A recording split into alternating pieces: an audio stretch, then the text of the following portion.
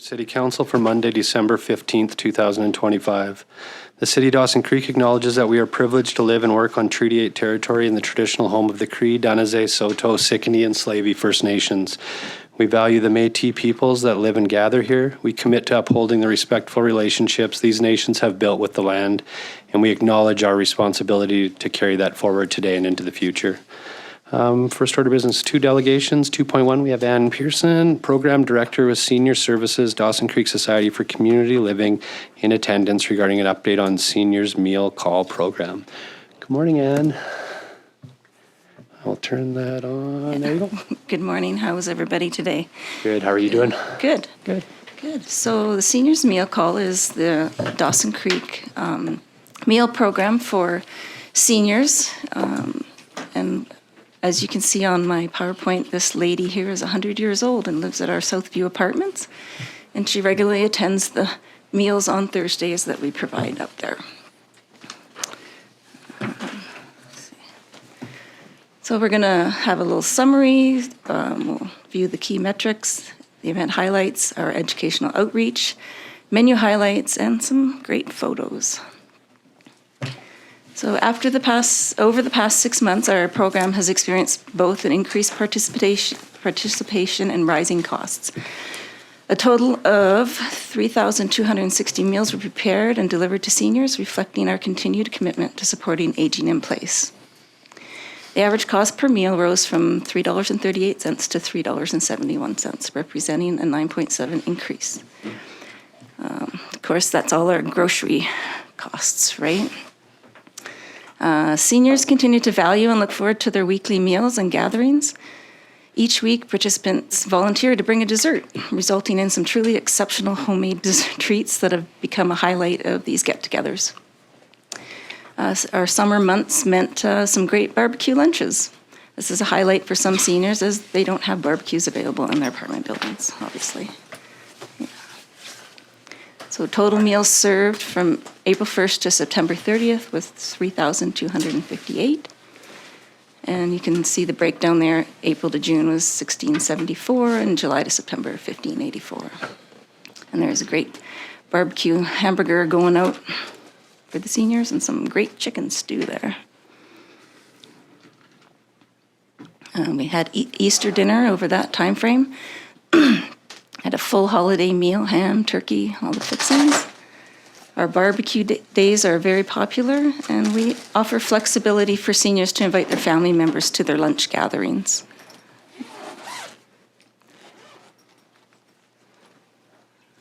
So our educational outreach, so April to June, I gave out handouts on quitting smoking, alcohol and aging, stress management, fraud awareness, and emergency preparedness.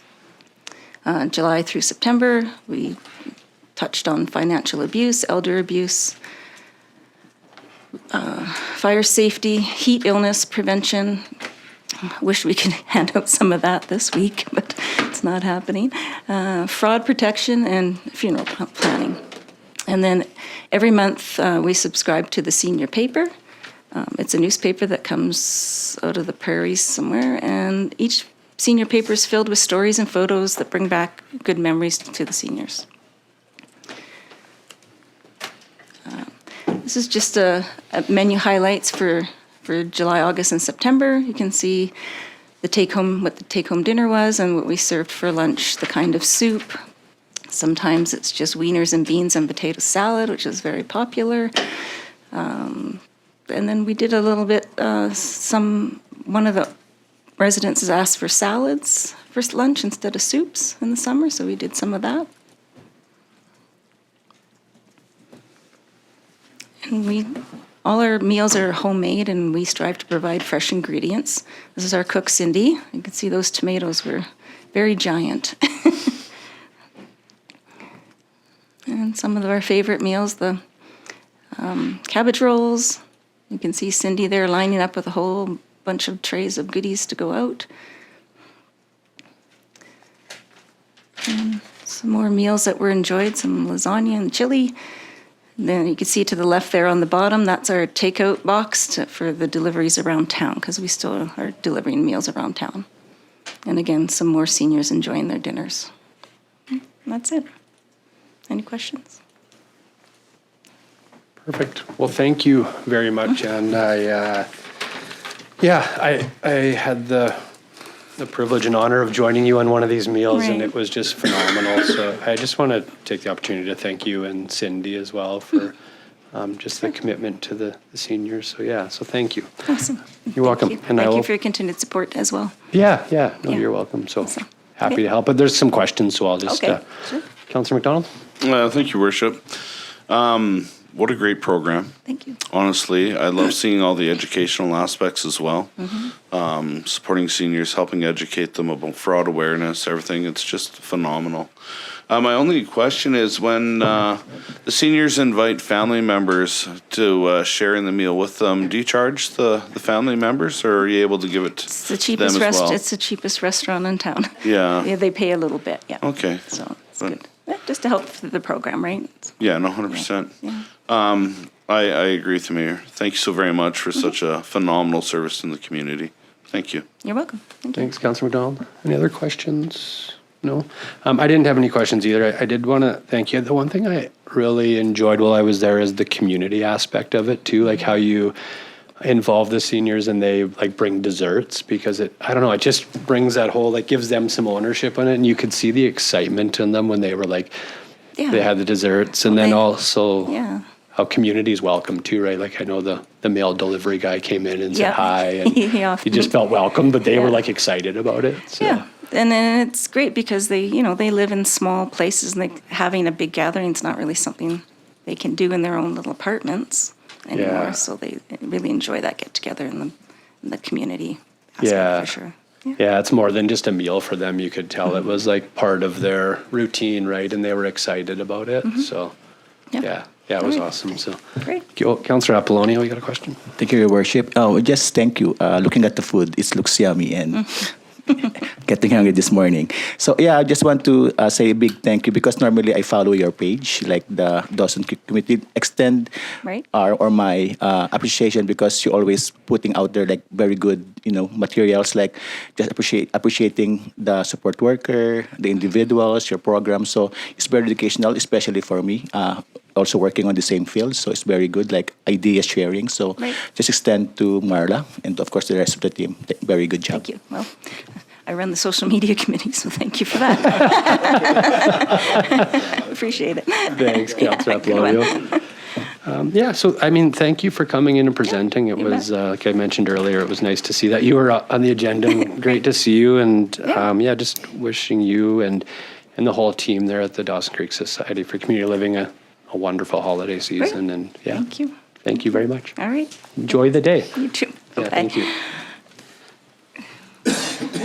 All right, I just got to vary the agenda to number 4, late items. So I'm just going to motion to accept a late item from the KFC Old Posts. Second, Councillor Sudnick. I'll call that to vote.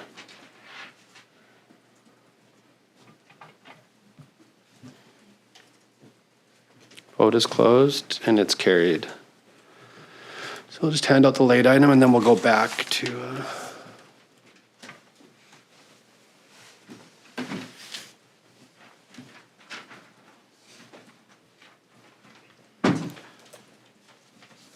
Thank you.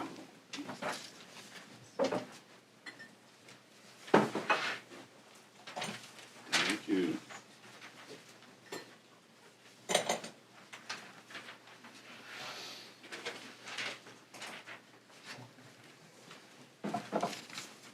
All right, so I'll go back to item 2.2. We have Aman Sandhu with KFC Old Posts in attendance regarding the request for sponsorship for a tournament January 9th to the 11th, 2026. Good morning, Aman. Good morning, everybody. So I'm here today representing the KFC Old Posts Hockey Club. I'm a member. I've been a member for 17 years. Well, 15 years, 17 years with the club, 15 years as a member. The KFC Old Posts Hockey Club is in its 37th season in Dawson Creek. So great history, great heritage in the community. The big part of our hockey club is we aren't just, we love hockey and everything obviously is for the love of hockey, but our club is a lot more. really based on family values and giving back to the community. One thing when I describe our club, I always say that it's a place where we can gather and the egos are left at the door, and there's a lot of love and support within our room. And as members retire and new members come in, the biggest thing that we always hear is that they've joined a new family and there's a lot of support. So it's a wonderful place to be, and it's a big part of my life. We like to donate to local causes, and the way we're able to do that is to fundraise. We do different fundraising, but we do have a major fundraiser every year, which is our hockey tournament we hold in July. So that's what I'm here to ask for a sponsorship for. We do donate to a lot of youth sports, but we also do have discussions to support other causes in town. An example being, we did a few years back, we did a significant donation to the Baltras House. Anything that we feel like, or a member brings up that they feel like they would like to support in the community, we do keep it local. We like to use our funds for local causes. But this is how we go about it. Basically, we bring it up on our agendas and in our meetings, and come up with ways to give back to the community as far as monetary goes. Beyond that, our club members are really, really involved in community. We have, and it does say that in our sponsorship letter. The reason I handed out the sponsorship letter is it has details for who we are and what we are, and maybe some things that I'll forget to mention. But our members are very active in the community, very active in youth sports. I think currently out of our 35 person membership, we have 8 that are coaching minor hockey. We have a member who's very, very dedicated to female hockey and has been a big part of promoting female hockey in Dawson Creek for the last 12, 13 years. His daughter has excelled and is now playing university hockey at the university in Syracuse, New York. So, and he still, out of the goodness of his heart and for the love of hockey, to this day still dedicates time to female hockey and coaches women and young women that want to play hockey. So, like I said, a lot of love, and a lot of love for community, a lot of love for the game, and that's kind of what makes our club so special, I feel. And I feel like the members on our club, we have just a great cross-section of people, businessmen, farmers, firefighters, oil and gas workers, just the real fabric of the community. And everybody on the club really, really takes it seriously to be great ambassadors for Dawson Creek. We love Dawson Creek, and KFC Old Posts we feel like is a big part of it. Our tournament has become a tradition. We've held the tournament every January for 12 years. It's gained a lot of momentum. We host 16 teams, so it's a great economic driver for the community for the weekend. We do have people that spend the night. We have lots of people eating out and spending money in Dawson Creek.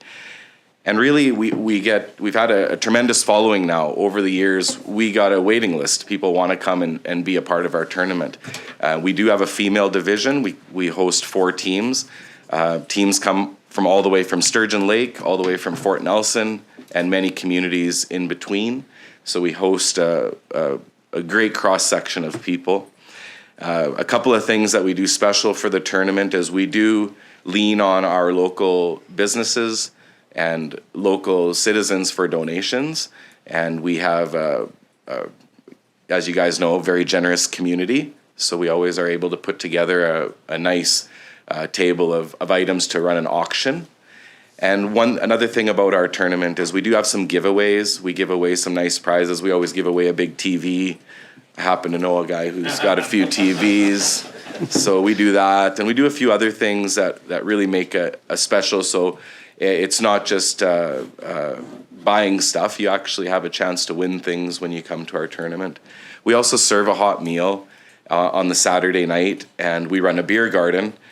And so the social aspect of the tournament is tremendous. Everybody has a great time.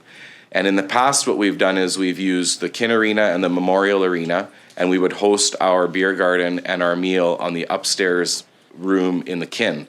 which is a very, very cozy, intimate place. Maybe a lot of you guys know that room, but it just works so well for our tournament. I feel like it's a big part of the culture of our tournament. It's like you're hosting it in your own barn and everybody stays there all day. It's a really nice atmosphere. With this year being the ice out of the kin and the ice over at the Ovintiv, in order to keep our tournament at 16 teams, we do have to use both sheets of ice. So it creates a bit of, where we are a little concerned with having two different venues. Are we going to be able to keep the people in the building? Are we going to be able to have the same atmosphere? So this is one of our challenges. Monetarily, the challenge we're running into is hosting in the Ovintiv. We're not able to sell beer and we're not able to have a beer garden. We have to, Ovintiv has their policy and they'll be selling the beer and making the money off of it. And the other part is the cost of the meal. We don't want to not offer the meal, but with hosting at the Ovintiv Center, we will be buying the meal from Ovintiv Center. So in the past, we've cooked and we come up with the groceries and it kind of doesn't cost us very much money, but now we are paying per plate. So we still feel like with our membership going out there and doing really well to get items and to get our auction to be good, we're still going to be all right. We'll probably still put a few bucks in the bank account, but we do feel like there's probably going to be a shortfall of about $3,000. And so it's a pretty significant chunk that we're taking a hit on, but we feel so strongly about our tournament. It's such a great tradition, and like I said, we still feel like we can keep it in the black. So that's why we are continuing with the format to run in the Ovintiv Center as well, and to use that facility. We're going to be running our beer garden on the mezzanine at the very far end. So Dustin and Alicia have been very, very accommodating at the Ovintiv Center. They've worked with us to create a space where we can have and host people. We're scheduling games where we can have more out-of-town teams playing at the Ovintiv Center, so we can try to keep them in the building there and not worry about trying to get them over from the memorial over there. So we are strategically trying to do a few things. So that's why we're asking for a sponsorship. We do feel like it's a great event for the city. It brings a lot of people to the city for a cold January weekend, which probably usually would be pretty quiet around here. And so the ask is for $2,500. Doesn't have to be cash. We are a significant ice user. Every year we start our season when the ice goes in. So this year we were skating at the end of August, and we skate right until April, right until they pull the ice out of the rink. So we are a steady customer for the city, and we're renting ice all the time, minimum twice a week. So yeah, that's what we're looking for. I don't know if that's a possibility to give us an ice credit or however you guys can come up with it. But yeah, that's our ask, and yeah, hoping that the city can support us in our tournament. Perfect. Yeah, well, thanks, Aman. Thank you for coming in and just educating all of us on what the KFC Old Posts is about and what you do in the community. It's much appreciated, so thank you. Thank you.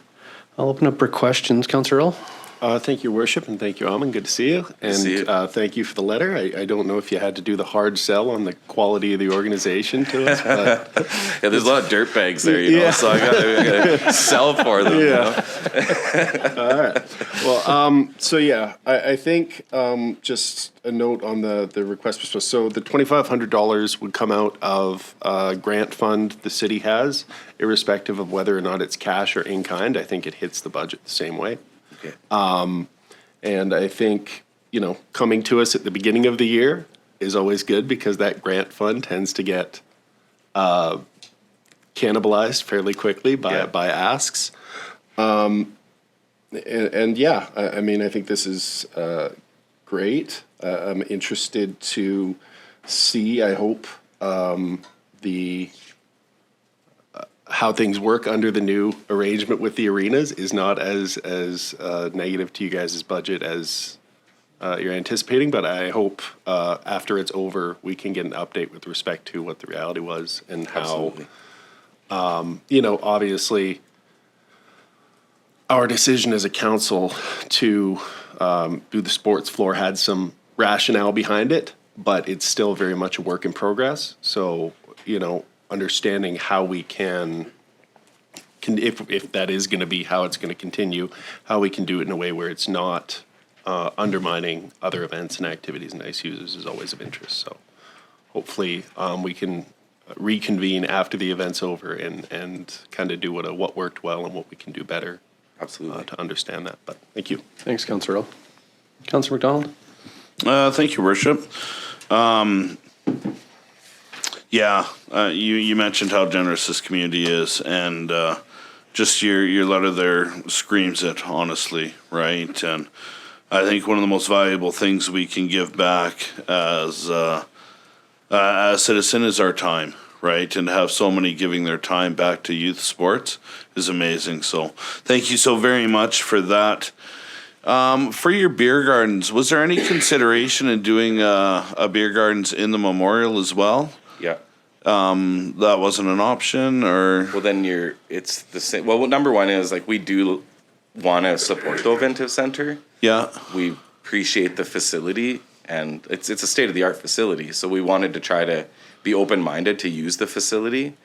And we do feel like for comfort, it would be more comfortable for our patrons. Whereas at the memorial, the rink stays pretty cold. And the alumni room was offered to us as a place to stay warm. But to serve a meal and to have a nice setting, it's just a little bit tight. And it just doesn't quite make sense. We could make it work, but we felt like it just wouldn't be to the level of what we're used to. The kin worked really good. It gets packed in there, but it worked really good because we could line up a lot of tables and we could stay within the capacity. And it's warm, so people stay longer. Cold beer in a cold drink kind of gets old after a while. Some guys will persevere, but it's nice to have comfortable. And we do go into the evening, like we're usually there till around midnight. So it's nice to have a place that's comfortable. At the Oventive, we felt like at the far end there, first of all, the climate in the Oventive is more comfortable for somebody who's just sitting around. And then the space, because that mezzanine area is a good size space. It'll work for us. We can set up a proper bar and everything there. So that was the reason behind the decision. The main thing in our meeting did come up, though, that this is what we're facing. It's a change, and we should embrace it. Like, we should use the facility. We want to use the facility. Thank you. Right? Thank you. So that's why we made the decision to keep the tournament going that way. Otherwise, there was talk of shrinking the tournament and just running it out of the one arena, but we don't want to do that. We feel like our tournament is really special for a lot of people. Like I said, like we get calls from like the women team in Sturgeon Lake, they're dying to get up here and they're on our waiting list, and it's like, so when you're turning people away, it's kind of like, no, we have to keep this a 16-team. Have something special, for sure. Absolutely. And then as far as hospitality goes, I really commend our members. They're very hospitable guys. They're a lot of good time guys, a lot of people that like to host. And so if we're going to put something on, we want to put on something nice, something that we're proud of. Absolutely. So did OVG offer you any donation or relief on pricing there? Or? I did negotiate hard. I am a negotiator. I did get a bit of a discount because we do offer a free drink ticket to each person who enters the tournament. So a part of the team's package, when they get their tournament package, they'll get a drink ticket for each member of their club. Well, that's 240 tickets, so it adds up. It's a few grand, according to the Oventive price, right? Whereas for us, it was like we buy the beer ourselves, so it's less than half the money, right? So I did get a 50-cent reduction on beer price for the giveaway beer, and they're going to do it on a ticket basis so that they'll charge us on the tickets on the bar. So it's not like they'll charge us a flat fee for all the tickets we buy, only for the tickets that are used. So I felt that was a decent concession. So yeah, they did a little bit, but I understand, it's expensive to run the place. So it costs money and they got to make theirs, right? So beautiful. Well, wish you the best of luck and thank you for embracing the change and supporting the center. Absolutely. Thank you very much. Thanks, Councillor McDonald. Any other questions? No. I also too I want to echo that. And I know we talked earlier on, and there was some changes. So it's just nice to hear, you and the organization embracing and being open-minded to work with it and make the best of it. So grateful for that. Also grateful for the Old Posts and what you guys do in the community when you're talking about what your members do for youth sport and hockey. And it's not just hockey, like that you have some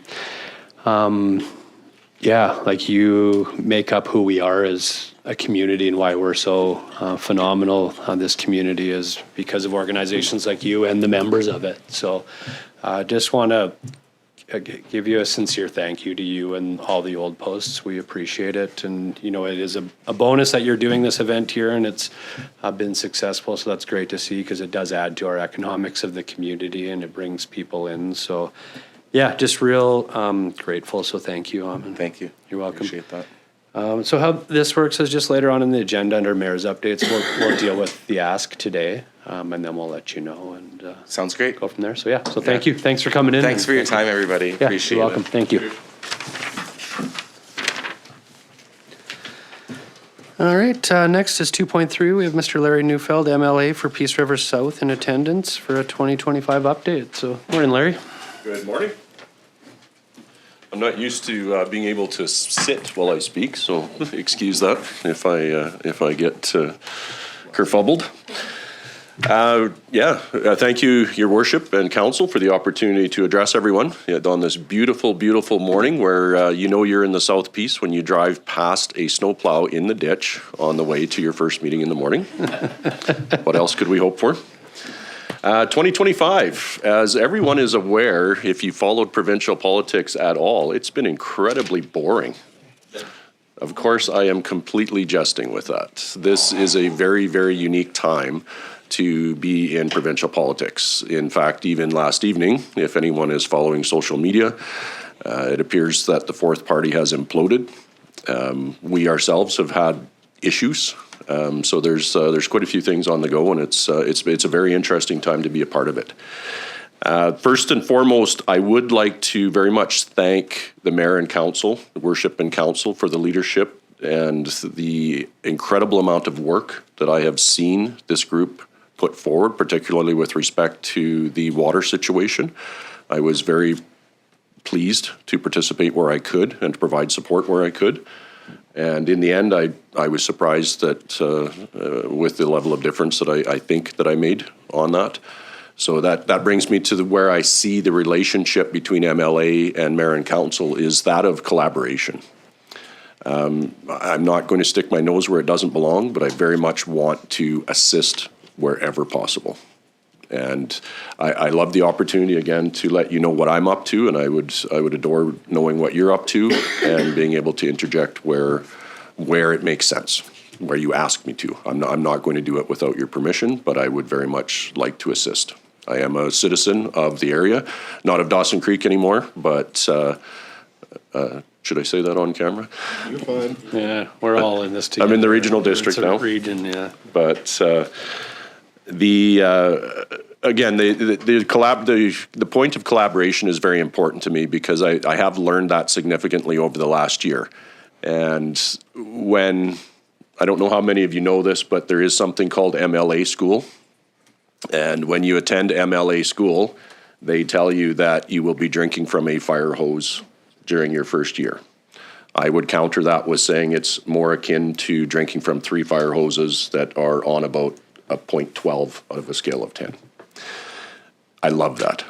I adore it. The amount that I've learned in the last year, the amount that I've been able to understand through process and being able to make things happen is something that I'm very much enjoying. That being said, I've really focused over the last year on trying to bring attention to the South Peace. And I think the reality is down south, not a big surprise to anyone in this room or anyone that would be listening, that we are not seen by the rest of the province as the economic engine that we actually are, or being seen as the incredibly hardworking, diligent, amazing people that we are. And I'll give 2 references of why I'm saying that. Coal. Believe it or not, last year, coal was our #1 resource, our economic revenue of a natural resource, and most of that is coming out of the South Peace.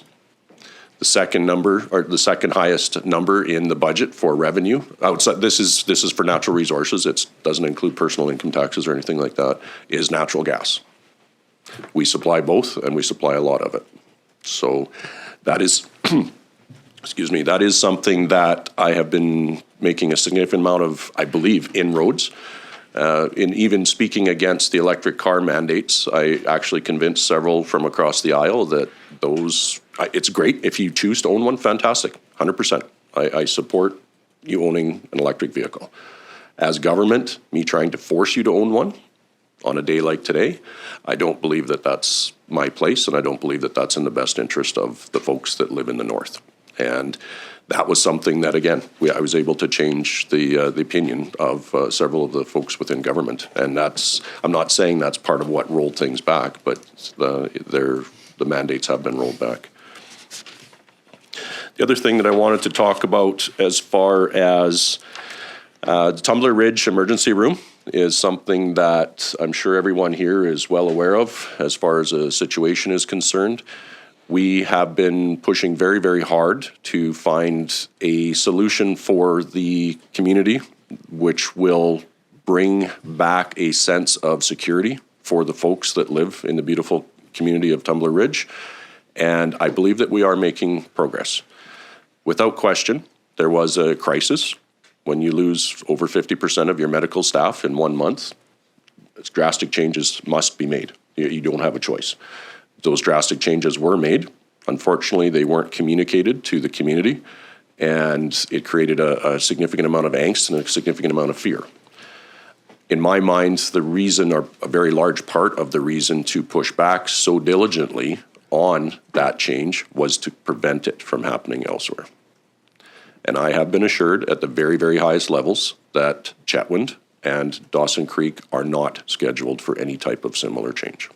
So that's something I felt was necessary to bring forward and let everyone know. That access, the direct access to the Minister of Health has, I believe, played a pretty large ability for me to get involved in that file. And the other one that I wanted to focus on, and I'm not ready to speak of extensively publicly yet, as it's still in its early stages, but I believe that we've made good progress on the advocacy for the Taylor Bridge. And the reason I say that is, I guess I'll back up. I realize I still have 3 minutes, and I appreciate the clock. I live on a clock when I'm down south, so... Or is that including questions? You don't get ejected out of the chair. You don't get it, okay. Just to pre-warn you. It's button spring, yeah. No questions are after that. Most folks that are bored enough to watch us in the legislature would think that we act toward each other the way that we do in question period. I go out of my way to explain to everyone who will listen that that is the furthest thing from the truth. We actually get along very cordially. We get along quite well. And as a member of opposition, I don't have the power to execute on these files. I need those personal relationships with the Minister of Health, Minister of Transportation, Minister of Energy, and I have those. That's something that I've worked very hard to achieve. And one of those, the Minister of Transportation, I would tease him in the hallway each day after question period in front of all the press as, "You owe me a bridge. Mike, you owe me a bridge." Of course, I shouldn't be using his first name here, but and it just became a ha ha ha until the press started asking about it. Which bridge? What is this about? And I was actually invited to his office for a scotch. Should I admit that? I'm very aware of whom I'm speaking with and why. But again, he has the budget and he has the ability. And he actually said to me that that's now a high priority for him. Money, budget is the issue. So I've made some inroads federally to try to find some additional funding, and we'll see where that goes. So again, that's the approach that I've taken, and where I see the future of Peace River South is where I've spent a considerable amount of my time over the last year. I've been up to the port, I've been to Kitimat, I've been to any of the places where, been to Calgary, for the simple fact that coming from the background of oil and gas and from a natural resource area, I'm also very aware that the natural gas that is under the feet of the citizens of this province, particularly South and North Peace, represents a minimum of $1 trillion to the value of this provincial economy. That's with a T, not a B. And I can tell you for a fact, I did reservoir engineering when I was significantly younger, and that one is very likely to be a 6 or a 10. And regardless of of a person's opinion with respect to what effect exploiting that resource would have on long-term climate change, the financial condition of the province right now is dire. It's dire. We are in trouble financially. And without exploiting that precious natural resource that the world is demanding and screaming for, I'm not sure that we're doing the best justice to the generations that come after us. So with 9 seconds left, I will open it up for questions. Thank you. Or sorry, I don't know if that was my... Oh, yeah, all good. No, thank you, Larry, for joining us today. So I'll open up for questions here. Councillor Parslow. Yeah, thank you, Larry. There's a lot of issues to talk about, but I'm just focused on ones that I think we all can collaborate on. I've been somewhat appalled by some of the letters that the city has received concerning the need for a connection to the Peace River for water. It seems to me that we need to paint a picture of a desired future for this region, because I think my colleagues here all agree that water is essential for the city, but also having a vibrant economy is also important. We also know that food security is a major issue for this province, which doesn't seem to get too much ventilation from the point of view of talking about. We know that California is reaching the point that it will not be able to supply food as it's always done. So I see a great potential in this region with climate change, to have this to be not just the breadbasket, that's an important thing, but also the horticultural center for the province, with natural gas, lots of sunlight, expansive land, but it all requires water. And I think we need to join forces with other political entities and local governments, and with yourself, with our MP, to really get a vision of why we need to, with this new pipeline, which is essential, but also to think to the future and think about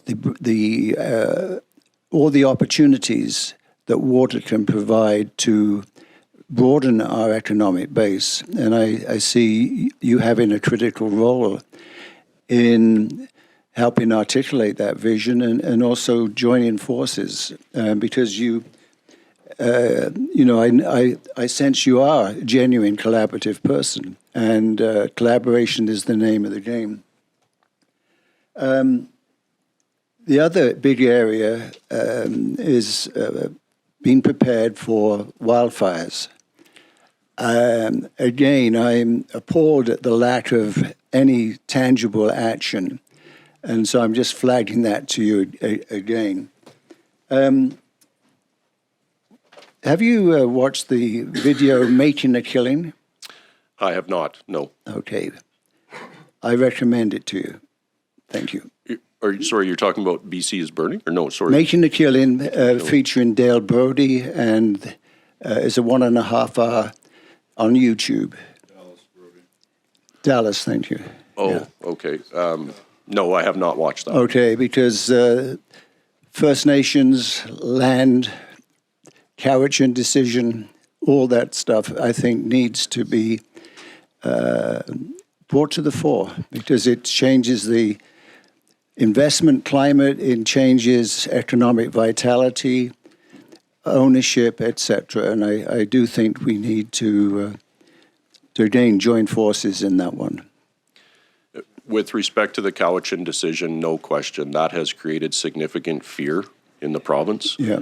And the Premier is consistently saying that he's going to address it. We caught him on an untruth in the House where they had filed an appeal and they have not. That is, as a business owner, and not even just, as a landowner, to anyone that has fee simple title, that should be of concern. And it is of incredible concern to myself and to others. It needs to be sorted out. And the reasonable and only rational way to permanently sort it out is to reopen the Constitution, unfortunately. That being said, the province and the Premier can and must reenact or make changes to DRIPA and other legislation to ensure that there is that consistency and that the courts are properly implementing law as was designed by the legislature. Yeah. That's not what's happening right now. Right. No, I commend the video to you to see it. I haven't seen it. Yeah. Thanks, Councillor Parslow. Councillor Earl? Thank you, Your Worship, and thank you, M.L.A. Neufeld, for coming in today, and also for your presence in the various meetings we had with ministries during UBCM. Councillor Parslow has touched on a couple things, and you know, for us, we've got our slate of ongoing issues that we're constantly bringing up with the province, usually healthcare. In recent years, crime and justice has taken center stage, in addition to obviously the water as a result of this, and now emergency management is an ongoing challenge. I think they've gotten, to their credit, better at it over the last year than they did in previous years, and we seem to be making some meaningful headway on that. But one, I guess, overarching area that I really want to emphasize while I've got the opportunity is the concept of downloading, because you said that we as a province are in a bad state financially. And that's not news to municipalities, but the reality is municipalities, and ourselves are no different, have been struggling for decades now under the weight of, and it happens, everyone when they're in opposition is against downloading, but once they get into government, well, if you think about it, it makes sense. Like that, those phrases come out, and whether we're talking about healthcare and the fact that we're now providing housing for locums, going out of pocket for recruitment initiatives, which, you know, if it doesn't happen, the community goes without, and we as frontline representatives feel obligated to do what we can, but we don't have a line item in our budget for healthcare. Whether we're talking about teacher recruitment, whether we're talking about early childhood education, whether we're talking about emergency management, right? That's position we now have to staff, and expertise we now have to cultivate, and we have to apply for one-off grants to fund that expansion of services. And just that doesn't include the massive capital infrastructure deficit most municipalities are running. We're responsible for over half the infrastructure in the country, and municipalities account for approximately 12% of taxes collected. So, while I've got you here, and while you're still in M.L.A. school mode, well, that was a year ago. I appreciate you take it to heart that we're really, you know, as a front line of a community, we have a very hard time saying no sometimes, and that's on us. But we also need partners who are going to respect the distinction and not run on or bring forward policies or be okay with policies that, you know, give you a political victory, but at the expense of our bottom line, because we're kind of tapped out. So, yep, heard. That's my 2 cents. Heard. As a student of politics, it's I was very aware of how Jean Chrétien prevented a credit downgrade federally in the first time around, and that was downloading. And I saw the effects that it had on airports. I saw the effects that it had on municipalities, and that's something I would advocate against. I will be honest, even once we are in government, I'm one voice of 55 or however many we end up being. It is something that I would very much advocate against, for the simple fact that my vision for moving the province forward successfully is to boost the economy. And that boosts the tax revenue.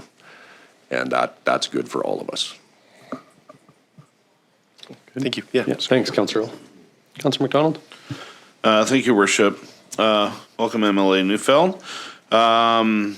Just wanted to share the same statements as my fellow councillors here. And thank you for your efforts with the Tumbler ER closures.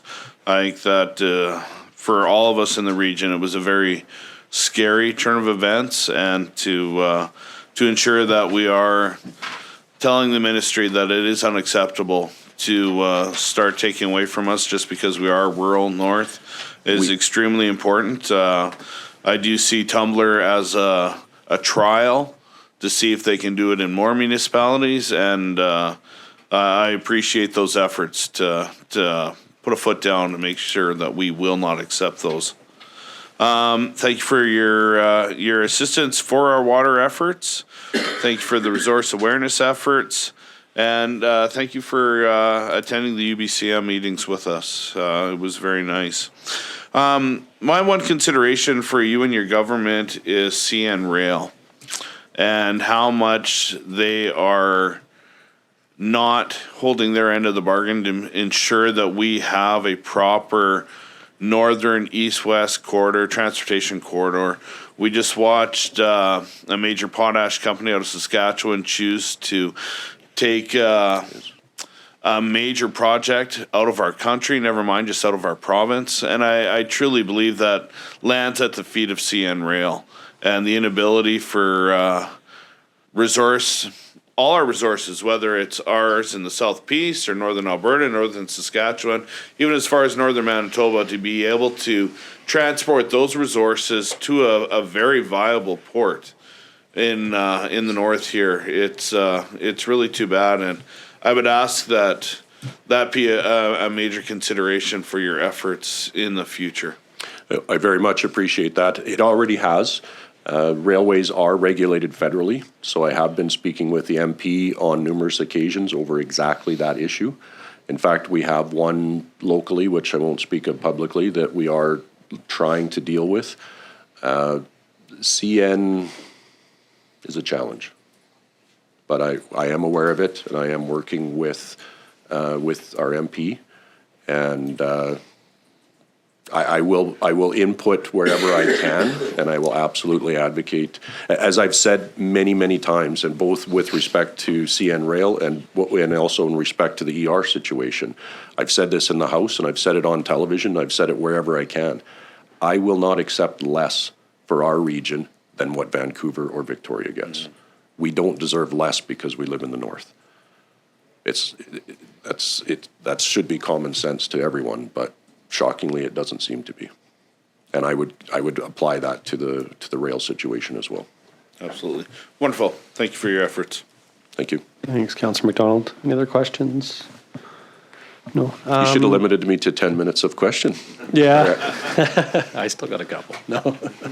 I guess first, I just want to apologize for not addressing you as M.L.A. Neufeld. I know, but yeah, I just wanted to thank you for your commitment to the region and our relationship. I know we've dealt with a lot of things together over the last bit, and you've helped in a lot of ways, connecting us with Minister Osborne and Walrus and emergency management, so that's helped a lot. Currently, we're still pushing hard to get a meeting with the Premier, so we seem to be taking every avenue we can, and we're not getting too much successes, but we're still pushing along. We're also with the federal Minister Robertson on infrastructure. We've been trying to connect there too. We've had some dialogue, but yeah, I'll keep you posted on those and how we keep progressing. And hopefully we can get some meetings.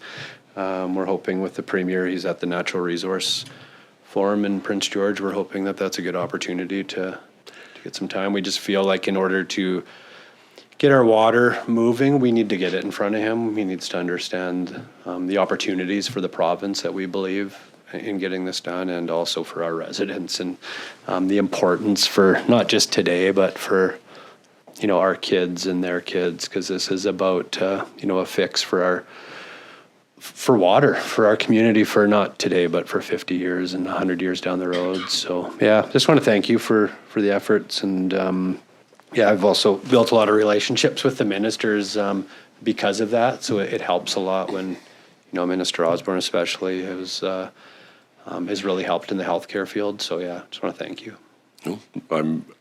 That's why I took the job. Yeah. I want to help. Yeah. Wherever I can. Yeah. So no, thank you. And I don't have a lot of questions. I mean, we talk often on all these things. So I appreciate you coming in here and in front of council and the city team just to give an update. And so thank you for your time. And So I will admit I didn't spend a bunch of our tax dollars on a fancy slide presentation, and that is the excuse I will stick with. So thank you very much for your time. Yeah, you're welcome. Thanks, Larry. Happy holidays to you and your family. To everyone here as well. Yeah, you bet. Thank you. Oh, did I call you Larry? Sorry, M.L.A. Neufeld. Have a wonderful day. You know what? I will say this on camera.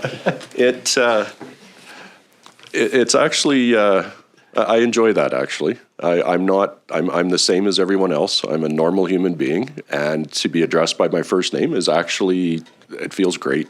It does. So please don't apologize. Yeah, I feel you on that too. I'm similar, so thank you. All right, I'm just going to take a few minute break and then we'll come back. 16th back to order. Next order of business is 2.4. Under delegations, we have Devon Aaroe, General Manager of Major Infrastructure and Development, and Bill Darnbrough, Development Service Manager of the City of Dawson Creek, in attendance regarding the development cost charge bylaw update. So, morning, gentlemen. Thank you. Just got to push your button there. I'll turn it on. There you go. Yeah. Good morning and welcome. Thank you. Good morning, Mayor, Council, members of the public. We're here today, October 14th, Committee of the Whole meeting. Our Development Services Department presented a Dev Services 101 presentation, and we lightly touched on development cost charges in that presentation. We also mentioned we'd be coming back to a future council meeting to discuss work that we've done on the DCC bylaw. So here we are. Basically the intent of today's presentation is to update council with the work done to date and kind of discuss and determine a municipal assist factor. So we're going to go over project overview and timeline today. We're going to recap on development cost charges, how they're developed, how they're approved, how they're applied. Some proposed rates, we're going to explain those, and also explain under other considerations municipal assist factors. All right, thank you. Yeah, I guess I should move that over. So project timeline, here's what we've done to date. This project started 4 years ago, essentially. It was UBCM funded. We had part of it was a local government development approvals process grant. Covered most of the cost of this, of updating our DCCs. You'll notice here, we started December 17th. We did come in the middle of that schedule, February 17th of this year, to developers and contractors. We had a presentation at the KPAC. It was a hybrid, virtual and in person. We had no comments from either of the two consultations that we show here. And those were largely information engagement, as the fees, as you'll see, as you learn through the DCCs, they're highly structured. There's not much room for consultation past information. So the purpose of today, we're going to provide you some context and outline next steps, as well as provide some comparisons to neighboring municipalities. I think that's a big one. There's been a lot of questions from council on where we stand and how we do and what our cost developers are, and I think it'll help provide some context and some big picture for you guys moving forward. The current status of DCCs in Dawson Creek. I'll let you read what's up on the slide there, but something I wanted to point out is this is considered a major development cost charge bylaw update. The current DCC charges are outdated and they don't reflect growth projections, and the capital projects need to be updated as well.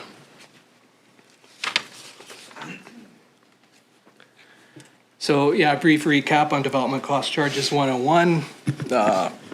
DCCs help communities recover the cost of off-site capital projects done by the municipality, and they're really needed to support growth. So the principle is that growth pays for growth, and it's not entirely burdened by the tax base.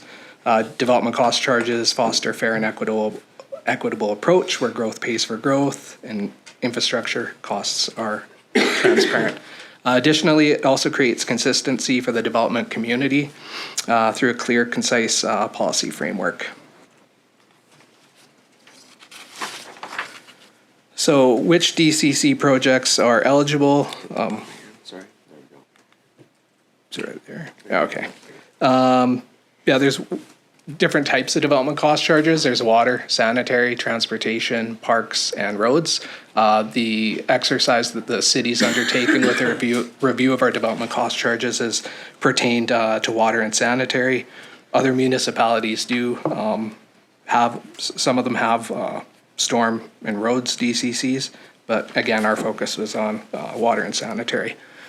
So the question always comes about who pays for DCCs. The reality is the end user, the purchaser of the property or development will pay, but during subdivision, it's applied to the developer. If it's residential, it's collected at that time. If it's not collected, if it's not a residential property, if it's industrial, commercial, institutional, it's applied for during building permit. It's also collected it's collected during building permit. Development cost charges, if they're not collected for residential properties, they're also collected at that building permit stage as well. So how do we calculate development cost charges? We look at our population growth through different factors. We estimate growth. We look at our building permit data, like how many building permits have we had to date. We'll look at some of our master plans, strategic plans, and capital plans to determine offsite capital costs and timing. And then we'll determine benefit factors. As mentioned before, development cost charges are sheerly determined based on growth. It's not based on like replacement of assets. So yeah, that's part of that process as well.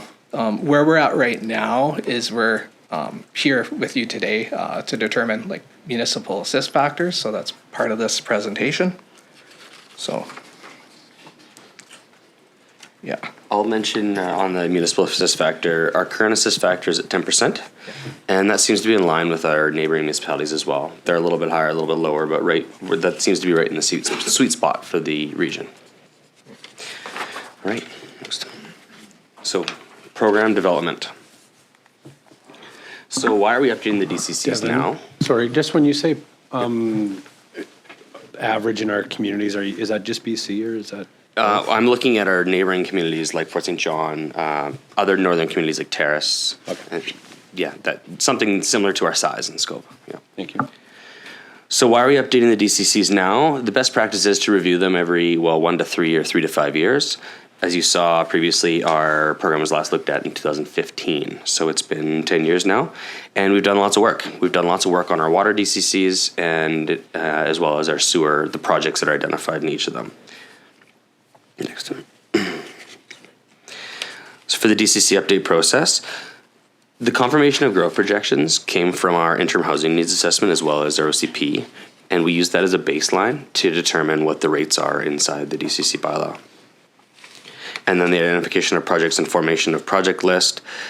I will note that since we started this project 3 years ago, we have a project that is completed on here actually this has been ongoing for 3 years, and one of the projects has been ongoing for a while as well.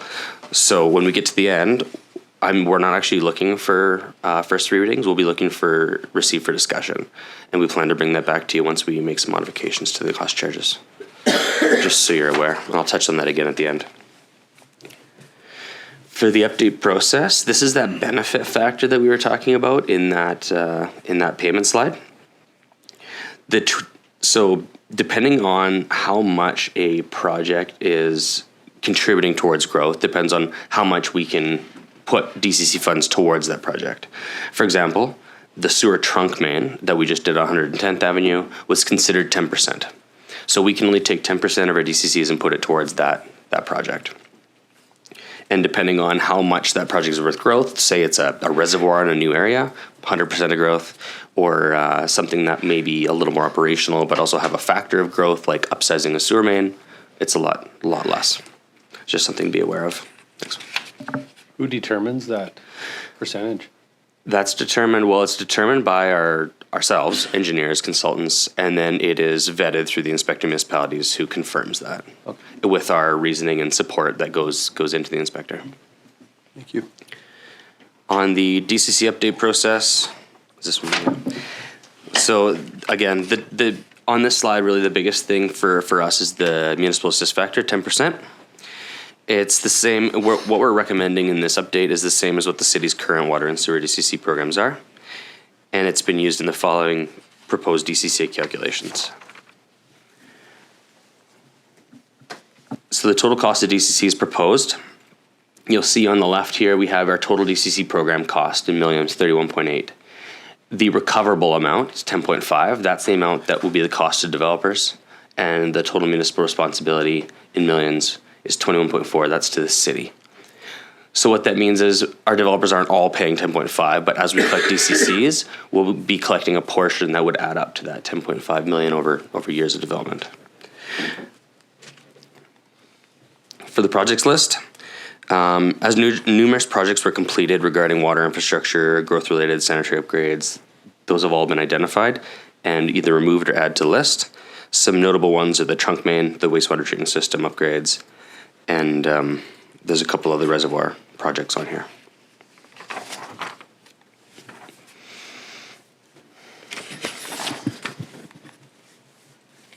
So we'll just recap what our current rates are for development cost charges. So if you look in the blue on the right hand of the screen, that's combined water and sanitary development cost charges.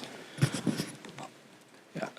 So we've come up with our draft development cost charge rates. So there's a very slight increase to residential, of roughly 423 to 425 per unit, with a decrease in gross floor area for commercial, industrial, and institutional.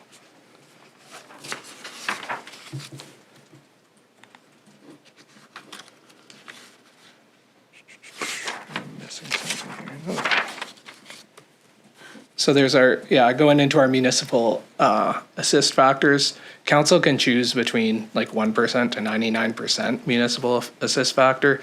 Staff are recommending the 10%, which is what we currently have. What it does is it sends a message to the development community that we're there to support. In the same breath, it also does collect a development cost charge to help pay for those growth-related projects.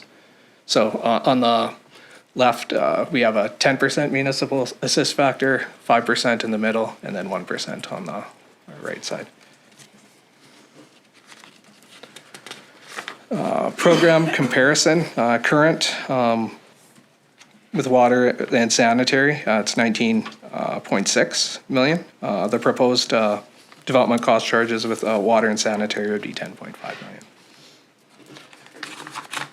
As Devon, go ahead, Devon, this is yours. Perfect. Yeah, no worries. Thank you. So the benchmark community comparison, here's the big numbers that you guys were all interested in. I know Mayor and Council were interested in this and have asked many questions throughout the years.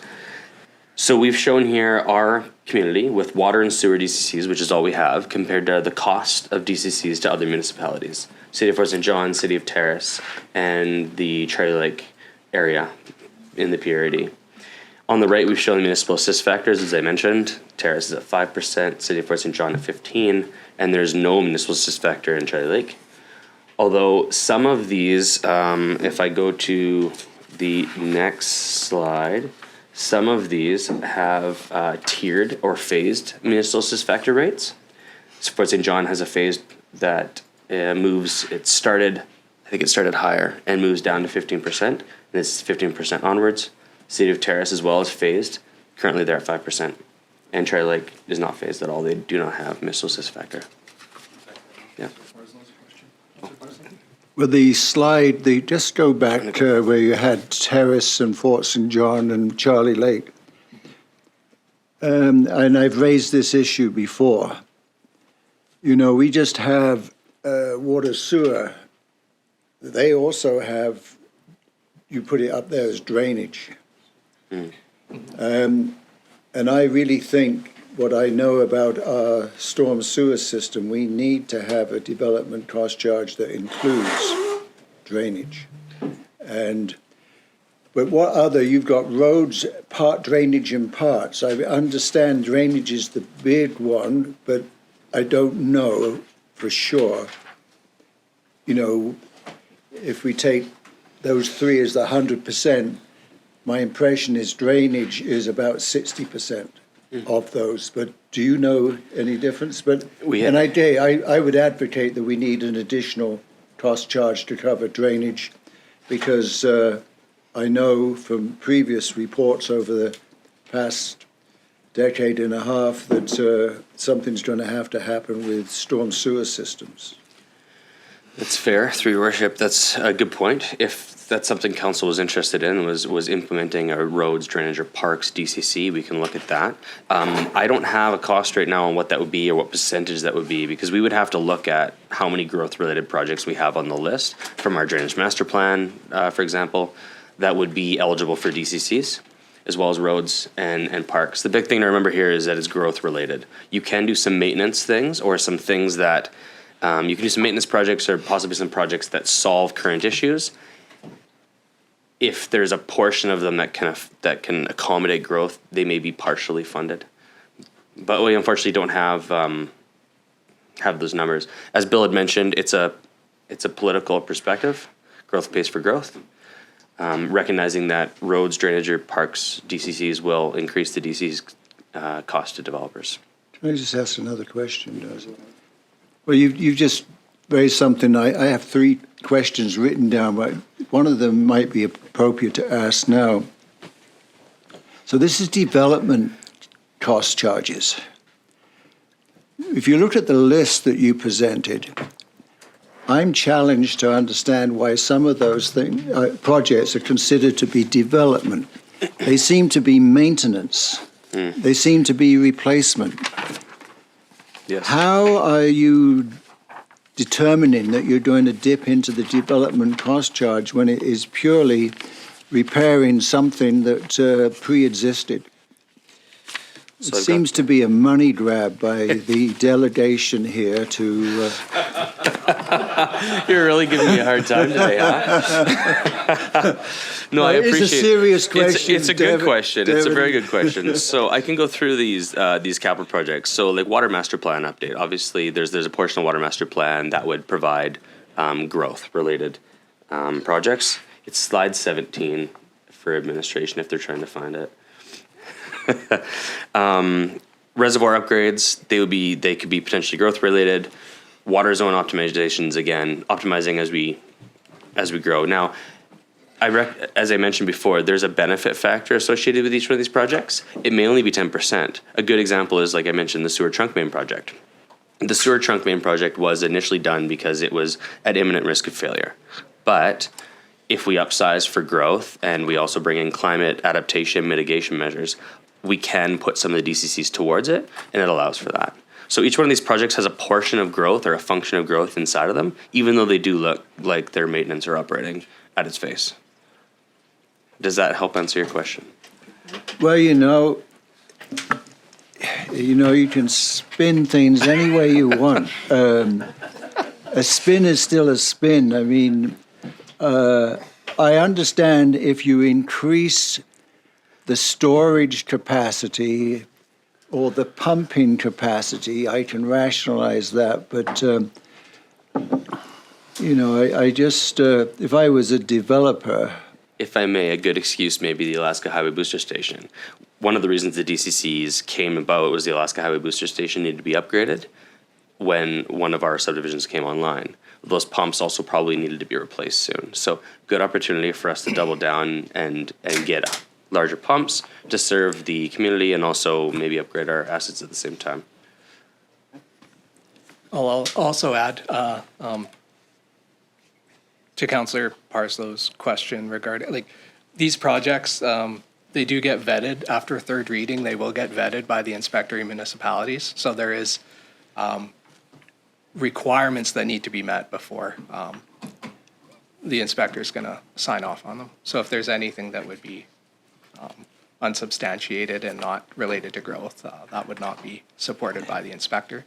And staff wouldn't bring projects forward that aren't growth related as well. So someone based in Victoria in his office is going to be able to have the insight that I could bring to these matters, having first-hand knowledge. That is the process. That's the process, yes. That is the process. Anyway, I just raised that as an issue because I think it's a judgment call sometimes, but sometimes maybe not. Something's going to be replaced, it's not improving capacity, right? It's just and some of those listing things smack of that to me. That's fair. Thanks, Councillor Parslow. Just trying to get to our current slide, just bear with me.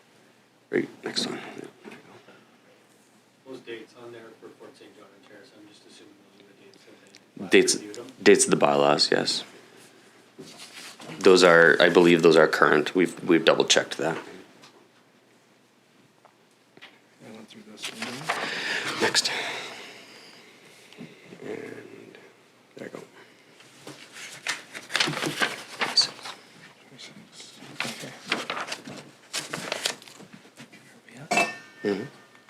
Sorry. There we go. So yeah, development cost charge exemptions, there are things that the municipality can't charge for. Buildings of public worship, building permits under $50,000 in value. Value is considered your cost of construction, which is your labor and your materials. Residential units under 29 square meters in size. And then fewer than 4 residential units. Council can include these units for charge within the DCC bylaw, which we propose to do. And this is something that, this slide is things we cannot charge on through legislation. There are waivers and reductions that are discretionary that council can waive through a supporting development cost charge waiver bylaw, which staff are looking to bring forward in early 2026. So under legislation, there can be waivers. It's really to encourage and incentive more complete development in compact communities. So those waivers can apply to non-for-profit rental housing, including supportive housing, for-profit affordable rental housing, small lot subdivisions, and development design to result in a low environmental impact. Okay, next steps, and it's important to recognize that those items that Bill just identified are the only items that we can waive on. There's nothing else that can be waived through legislation. Right, so next steps, bylaw adoption process. Like I mentioned before, we're at the end of the presentation, so I just want to reiterate, we're just asking for this to be received for discussion, not to go to first 3 readings, because we have some changes to those projects. As you mentioned, Councillor Parslow, we want to make sure they are absolutely top notch. Then we will be coming back for first 3 readings at a future council. Next few councils, you should see that. Once you get first 3 readings, this will go to approval from the inspector municipalities, and then it'll come back to yourselves, council, for adoption. Staff are also going to be looking at bringing a separate DCC waiver bylaw, as Bill mentioned, for a future council date for consideration. That'll allow you to, say, have a supportive housing development or something that comes to council, allow you to have the ability to waive it. Because in our current DCC bylaw, we can't waive it. So we must give a grant in lieu, which is what we've looked to do in the past. All right. Do you have any further questions for us? Thank you, Devon and Bill. Councillor Parslow, you already asked. Councillor Parslow. I have 2 questions. One relates to the proposed urban reserve. I'm pleased that we have that seemingly coming down the pipeline. They will not be paying taxes. They'll be giving us grants in lieu. Will they be subject to the development cost charges? And how will that be handled? administratively. Interesting. Do you know that answer? Yeah, I believe through your worship to Councillor Parslow, I believe that would be included in a municipal. It'd be during the creation of the municipal servicing agreement with that First Nation. Okay. The second, one of the best, from my many years of studying and having proposals around economic development, one feature that has been a ground, if you like, a foundational piece for economic development has been the development of industrial parks on spec by the council, because we've been told that if you have some subdivision zone for commercial industrial and you have various sizes of lots, that is quite the incentive for somebody to come in. Would such a speculative, let's take an example where the John Deere outfit is now, on the way to the landfill, that remained vacant for years. It was done at the initiative, I believe, of council, so that there would be vacant land properly zoned for industrial commercial. Could such a speculative project be, how would a development service charge work in that instance? It would be null and void, but could the city collect in lieu after the fact? In other words, they've developed the property, they are now selling it. Where does that option lie, right? If you get my rather fuzzy question.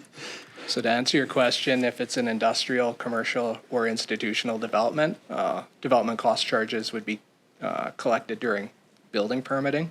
So for those ICI or industrial, commercial, institutional properties, it's based on the aggregate square meter floor area. So if you had a two-story, 100 square meter building, it'd be 200 square meters because 100 square meters per each floor, and that would be collected during building permit. So, Through your worship, we could develop a vacant lot, you could sell that lot, and then we would collect the DCCs from the person who purchased when they went to build the building. Right, if that thank you. helps. Yeah. Thanks, Councillor Parslow. Councillor Earl? Thank you, Worship. Thank you both. I think I understand the distinction you made between replacing and enhancing, and how the enhancements might be eligible for DCCs. So I guess my question is, or my interest kind of revolves around the idea that, okay, we're reassessing the DCC charges in 2025, and that is essentially a snapshot of this year that will become out of date every subsequent years, and the last time we did it was 10 years ago. So what goes into, it says like growth projections. We talk growth projections. Are that information that we're gathering in-house? Is that something that's coming from the prod? Is that based on our housing needs assessment, Yes. which we had various issues with? Or the existing growth and assessment? I think so. It is baselined off the interim housing needs report, which is a 20-year growth projection. I know we had some concerns around the population growth projection that was there when it originally came to us, and we were looking at it at the OCP. I think we found the sweet spot on the growth projection as well for the baseline, simply because if the growth projection is too low, it will increase your development cost charges. Because the idea is you won't have as much growth, you need to collect more from every developer that comes through. We've used that growth projection with a few other growth projections that are in the area that we use for the OCP as well, to kind of find a high, medium, and low. Because the interim housing needs report, as you remember, only has one. It doesn't have high, medium, low. It just has one single growth projection. We created those to create the baseline. Again, this will go to the inspector of municipalities, so it'll be vetted by a person in Victoria who knows how to look at these things to make sure that we're being accurate on what we're providing. But the big message I want to put across, I guess, is that while we've used it as a baseline, we've increased the growth projection to make sure the costs stay reasonable for our development community. Okay. Yeah, no, it's one of those things where, if we look at the last time it was set would have been 2015, where prior to October of 2015, growth projections for the community were probably fairly rosy. And then the interim, the 8 years that followed that, we saw little to no growth.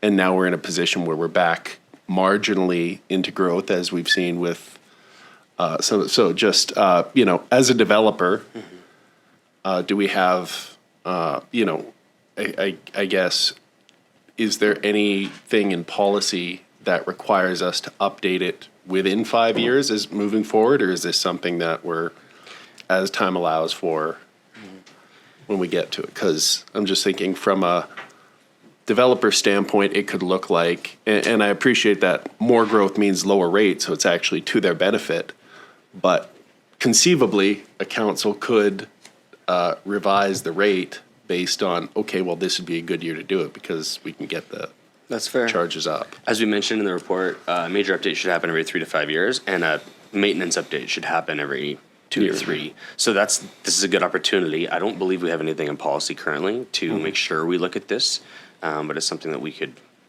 absolutely consider. And similar, so I'm just riffing on this, sorry, but similar to, I guess, some of the obligations for information that we get from the province around, we provide financials, we do housing needs assessment, we do various things we are compelled by legislation to provide to them in order to be in compliance with their needs.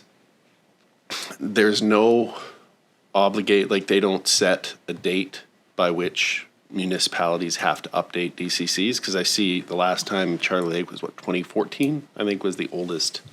Yeah, I don't believe so. The detriment to a community for not updating the DCCs is, as we mentioned in ours, is you run out of projects. We can only fund the projects that are identified in the DCC bylaw. So if you let your DCC bylaw go for 10 or 15 years, you can't really access the funding. You would have to update your capital projects list so you could get access to that funding, which kind of lends itself to a natural cycle of every 5 years. There's the or so. incentive built in to keep it current. Okay. Exactly. Thank you for that. If that helps. Yeah. That's great. Thanks. Thanks, Councillor Earl. Any other questions? No? I just had a couple. I guess one, I just always, I appreciate you presenting all this information, because it's just an opportunity to get more educated on it. So so thank you for that. I still struggle a little bit on the DCCs and what it does to growth, and if it curbs it. But I think we've kind of captured that a little bit in our exemption, tax exemption bylaws. So I definitely want to see how that goes next year. But just a couple on this. What I thought I seen something that, currently DCC charges are charged at permitting. I thought there was something that came down, I want to say from legislation, that there's different ways to do that now, that it can be half up front and half at, do you know? Yeah, we have a summary of changes here. There's new regulation for payment of development finance charges. So we believe it's ACCs, amenity cost charges, as well as DCCs. Really, it's you still have to pay full, but what it allows is developers to delay that payment so that they can get their pro forma, they can build and start to build revenue, and then they can pay. So the timeline for payment, we have it here. Thank you, Bill, for printing this out. It's perfect. We need, municipalities require full payment within 2 years of subdivision. That was the old one. Now the new one is within 4 years after approval, or 15 business days after all the occupancy permits for a subdivision have been applied. Okay. Yeah. So that's something that you're looking at too. Okay. Yeah. Well, it's in legislation, so it's there. It's nothing in our bylaw that speaks to it. That's just straight to regulation. Okay. And then just on the 10% factor, so that, just so I understand that, that's kind of reducing it by 10%, is that? Yes. So why, if our neighbors are 15, how come we wouldn't go the same with that? Was there a reason why you went with 10, or was it just? We went with 10 because the previous bylaw was 10, and that was what the previous council had chosen. It's up to council whether they choose to increase or decrease it. Yeah. I mean, personally, I could see being equivalent to them, but that's just my thoughts. I wasn't sure. I was curious if there was a reason why you chose 10. We could also take a phased approach over multiple years. and start at 15, mark our way down to 10, or 15, work your way down to 1, whatever you want to do, higher, lower. There's ability there. There's flexibility in that municipal assist factor. Yeah, okay, thank you. Your worship, just on that, something to be noted of, whatever that municipal factor, assist factor is, we have to pay ourselves. So of that DCC amount, I forget it, if it's $6,000 and we got 10%, the city actually has to contribute that 10%, that $650 has to go into the reserve. It's not just, it doesn't disappear. So as that assist factor goes up, we need to put more money into that reserve. So there's still a cost to the city, which is fine. It's just so you understand. Yeah, no, thanks for clarifying. I thought it was a discount. So that makes complete sense. It's a discount to the developer, but not to the program. But it still comes out of our budget. It's a direct expense, not a. And does it come out of our water Yeah, it sewer comes from utility? the particular utility, whichever DCC is. Okay. Yeah, thank you for clarifying. Thank you. Councillor McDonald? Thank you, Worship. My thought pattern was on the same way with the municipal assist factors, right? Realizing that we do have to pay into that, but keeping ourselves as competitive as possible with Fort St. John. And my question was Grande Prairie. Does Alberta charge DCCs as well? Do they have a different way in Alberta, or what do they do for a municipal assist for their growth and development? Thanks, And and I can't believe it's freezing raining right now. through your worship to Councillor McDonald's question, I can't remember the name of the legislation. It's charged per hectare, and it's a substantial cost, way above and beyond anything we charge here. I'll get the number to you. Yeah, please, because I just think, as we're talking about being as competitive as we can as a community for encouraging growth, encouraging development, et cetera, keeping ourselves in line with our neighbors, our direct neighbors, being Fort St. John, Grande Prairie, et cetera. I like the idea of keeping ourselves matched to them with a 15% MAF and going from there, and wanting to know where we are in comparison to Grande Prairie as well. Yeah, we will get that information for you. When we come back with a report for the first readings, we can provide that then. Thank you. Thanks, Councillor McDonald. Councillor Earl? Thank you, Your Worship. And I guess just a note on the benchmark community comparisons, because, there's not really an apples to apples comparison in there, unfortunately. I mean, for me, looking at the MAF is wonderful, but it's one factor. You look at the overall dollar value, because we don't charge for sewer or parks. We charge specifically or we don't charge for storm sewer and parks, I should say. We specifically charge for sewer and water. Whereas the city of Fort St. John has a greater assist factor, but they're charging $3,100 for other amenities or utilities above and beyond just water and sewer. Similarly, the city at Terrace, and then Charlie Lake only charges for sewer and don't provide water, but they have no assist. So, I think looking at the overall dollar value is probably more valuable than looking at any one piece of the pie, because there's no apples to apples comparison in there. I would be interested to see what the overall dollar value is from our cohorts in Alberta, and maybe if there are any peer communities in BC that have a similar arrangement to us. I think that might be more valuable. But the percentage MF, especially knowing that the whatever percentage we exempt isn't effectively an exemption so much as it is us bearing that cost, because it's an obligation, is yeah. Anyway, that's my thought. Is I think the aggregate dollar value is more important than any single piece of the calculus. Yeah. So through your worship, that is kind of the uniqueness about DCCs, is that every community is different, because it all stems from what are your challenges when it comes to growth and what your infrastructure shortcomings may be in that regard. So every community is different. How are they built? What's their land like? If you've got hills, you need booster stations to get water up there.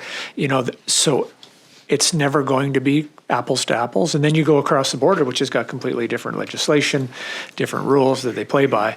Doesn't change the fact that there are competitors. And so I think you're right, is what it comes down to is somebody's going to develop, and honestly, a developer, they don't care about all the nuances. They care about what the dollar is coming out of their pocket when they go to build something.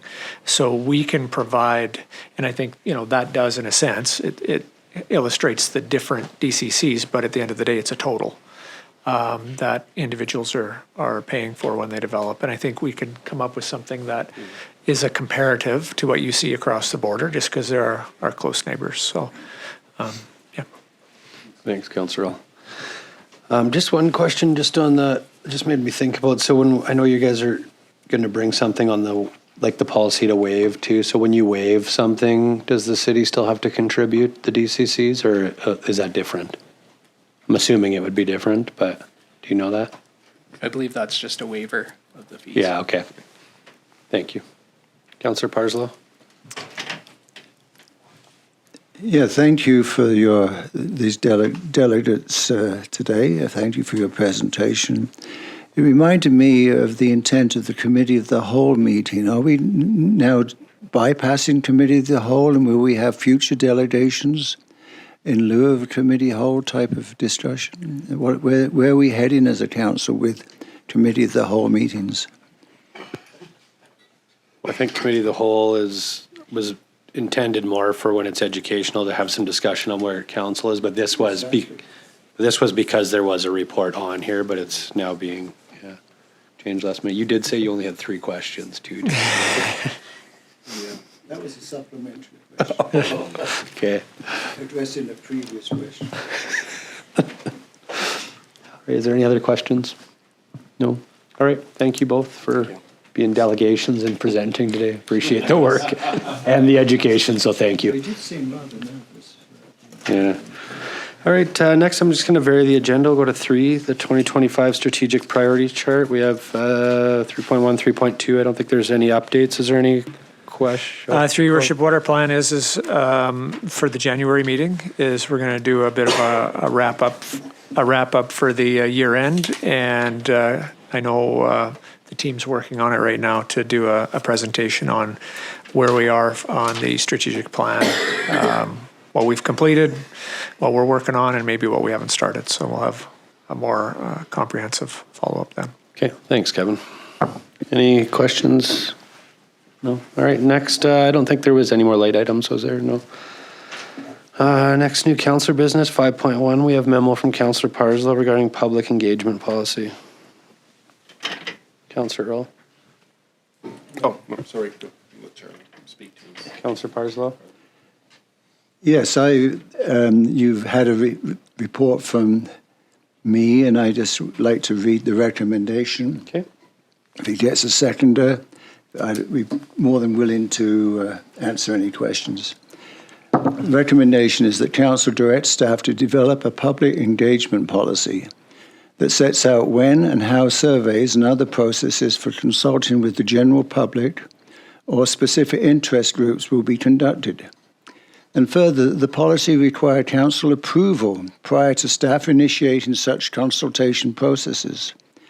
And further, that the policy identify a range of engagement methods, including the option of working with representatives appointed by relevant stakeholder groups.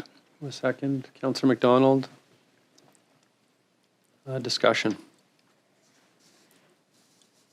I believe the reasons are self-explanatory, and I just do feel as a fundamental thing that a consultation with our constituents should be under the direction of council, not staff.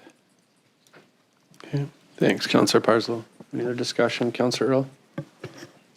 I guess first question through your worship to staff, do we currently have a public engagement policy or anything that could be described as a public engagement policy?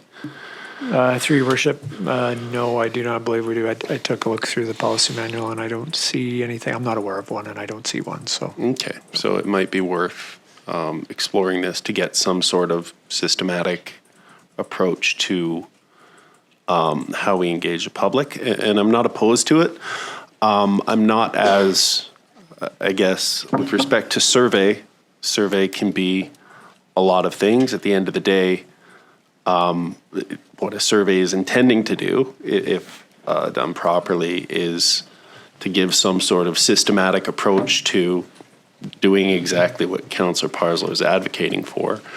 I especially reading some of the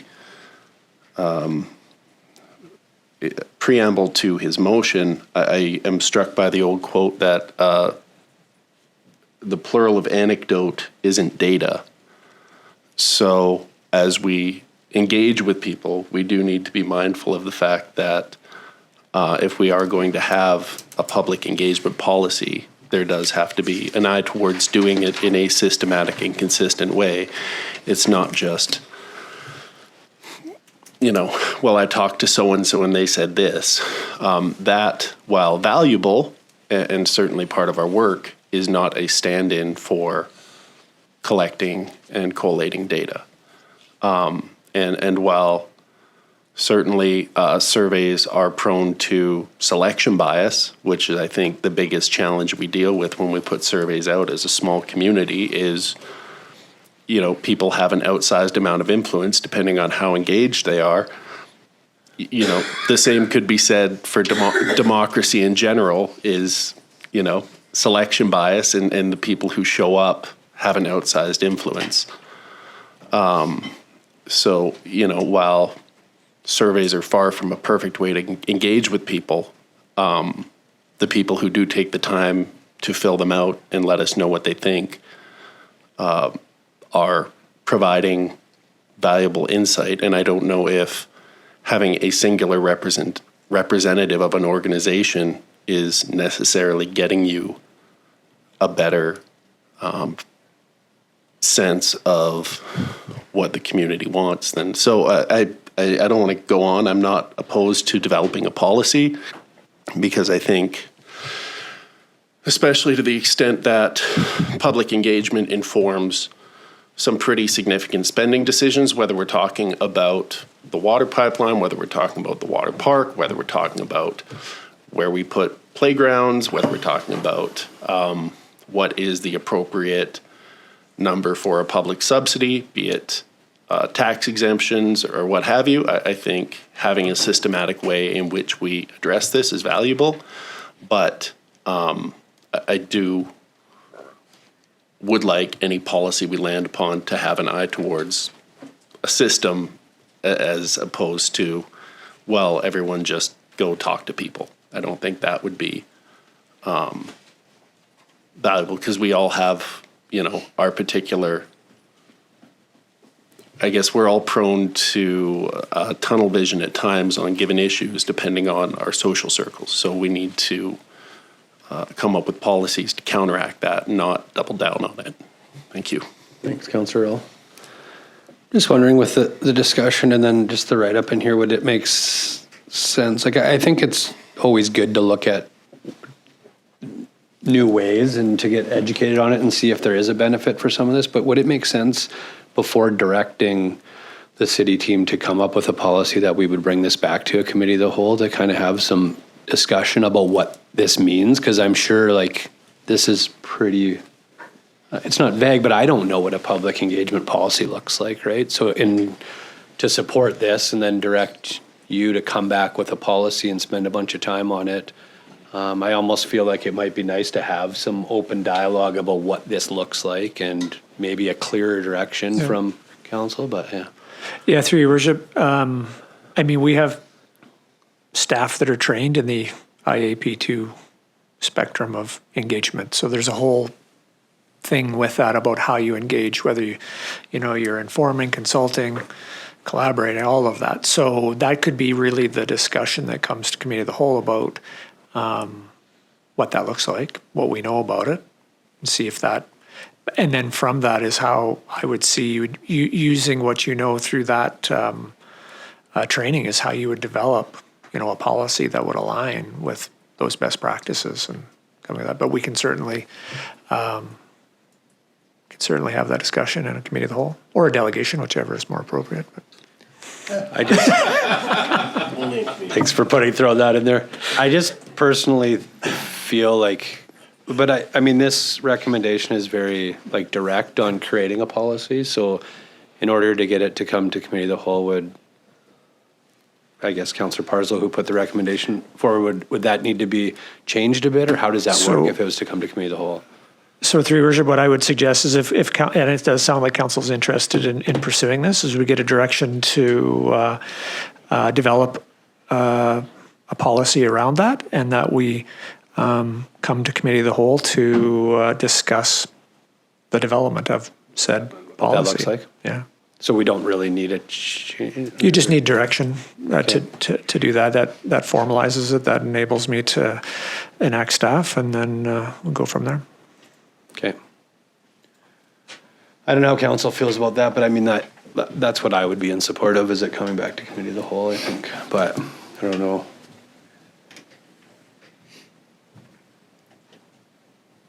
Councillor Parslow, how do you feel about that? Would the mover To be me, amenable it's, to it's quite specific. You gotta push your button, It's, Councillor Parslow.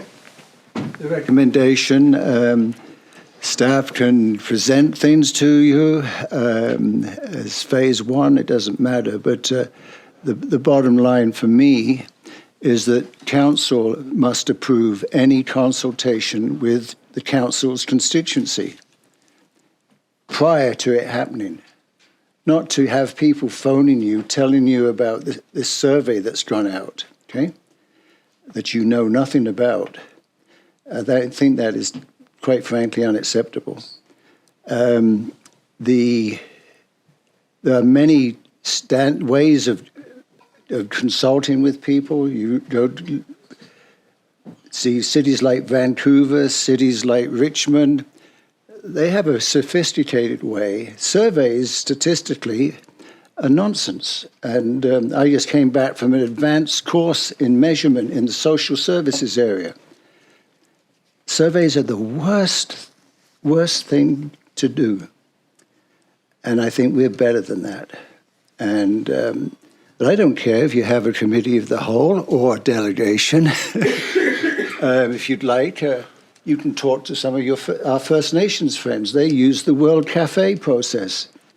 The RCMP, for some of you have been to some of their planning in the past, World Cafe. There are many ways of doing it, right?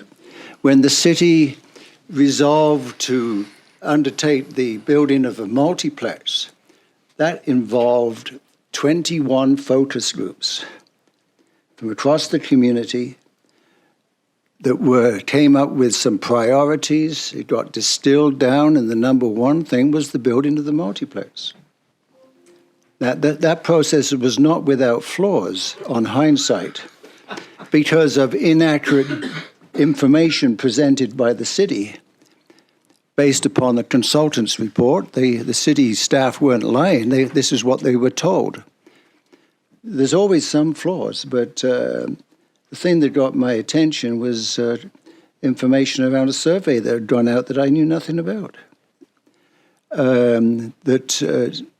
In my view, its timing was completely politically incorrect, and I do believe, as a matter of courtesy, council should give approval for whatever form of consultation. This is not intended to fetter staff from consulting with lawyers, architects, engineers. You know what I mean? It's just engaging with our constituency. Or if you want to consult with the mayor of Fort St. John, I mean, nothing like that. It's just dealing with our constituency. Yeah. Yeah, and I understand what you're saying, Yeah. and I'm not Yeah. like speaking against it at all. No. For me, I would like to understand it more, because when you say that 21 different organizations get together, like I think that's a great idea, but there would be They were all separate. Yeah, and then I they know. were brought together at the end. Yeah. But I would want to know what that means on the city side, what like the costs to do that, and that's why I just thought to have it at committee of the whole, then we can learn a bit more. Well, so. the cost to do that particular one was free because I did it. Yeah. So I guess, are you fine with this coming back to committee of the whole? I don't care. Okay. I really don't care. Okay. As long as it's dealt with. Okay. And everybody's. Do we need a friendly amendment then, or is staff? Janice? really need- It could be a friendly amendment just to add, and finally, that the draft policy come back to committee of the whole prior to adoption. I think it would be prior to.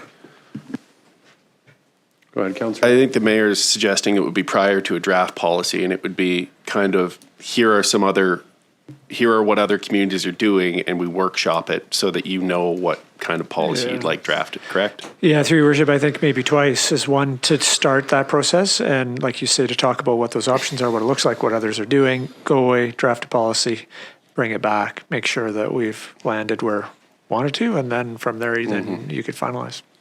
Okay. I think that makes sense to me, but then that changes the intent of this. So would we need just an amendment saying that we would like to first start by it coming to committee of the whole? Yes. Okay. Are you okay with that, Councillor Parslow? As long as we're not hiring consultants.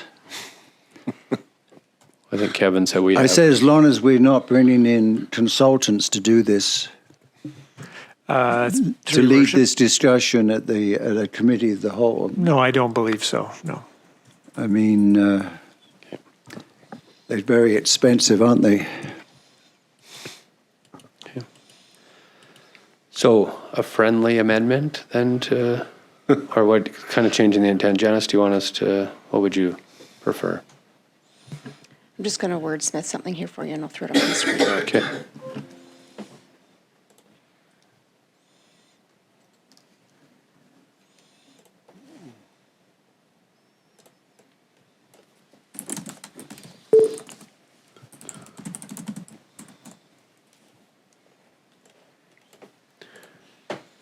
Councillor Parslow, would you like to just read that up there on the screen?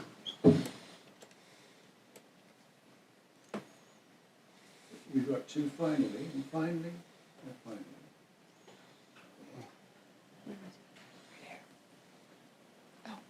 Or delegation to council.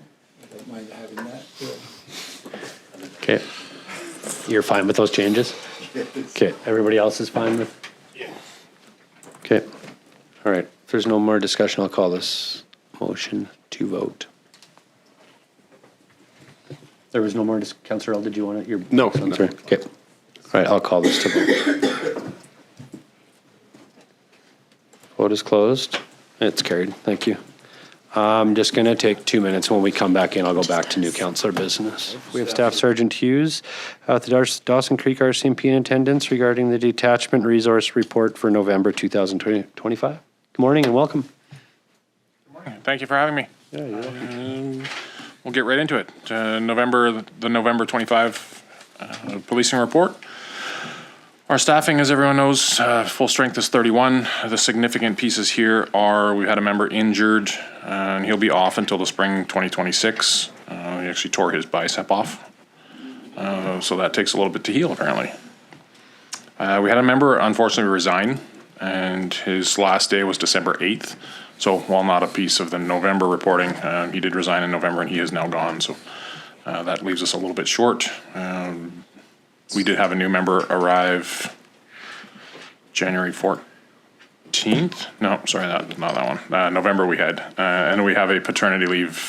One of our senior NCOs is coming back January 14th. We continue to be a priority, so a provincial priority. So what that means is under the current status, nobody's allowed to leave unless it's a promotion, but no laterals out. And we have the ability, if somebody wants to come here from another detachment within E Division, within British Columbia, we can take them.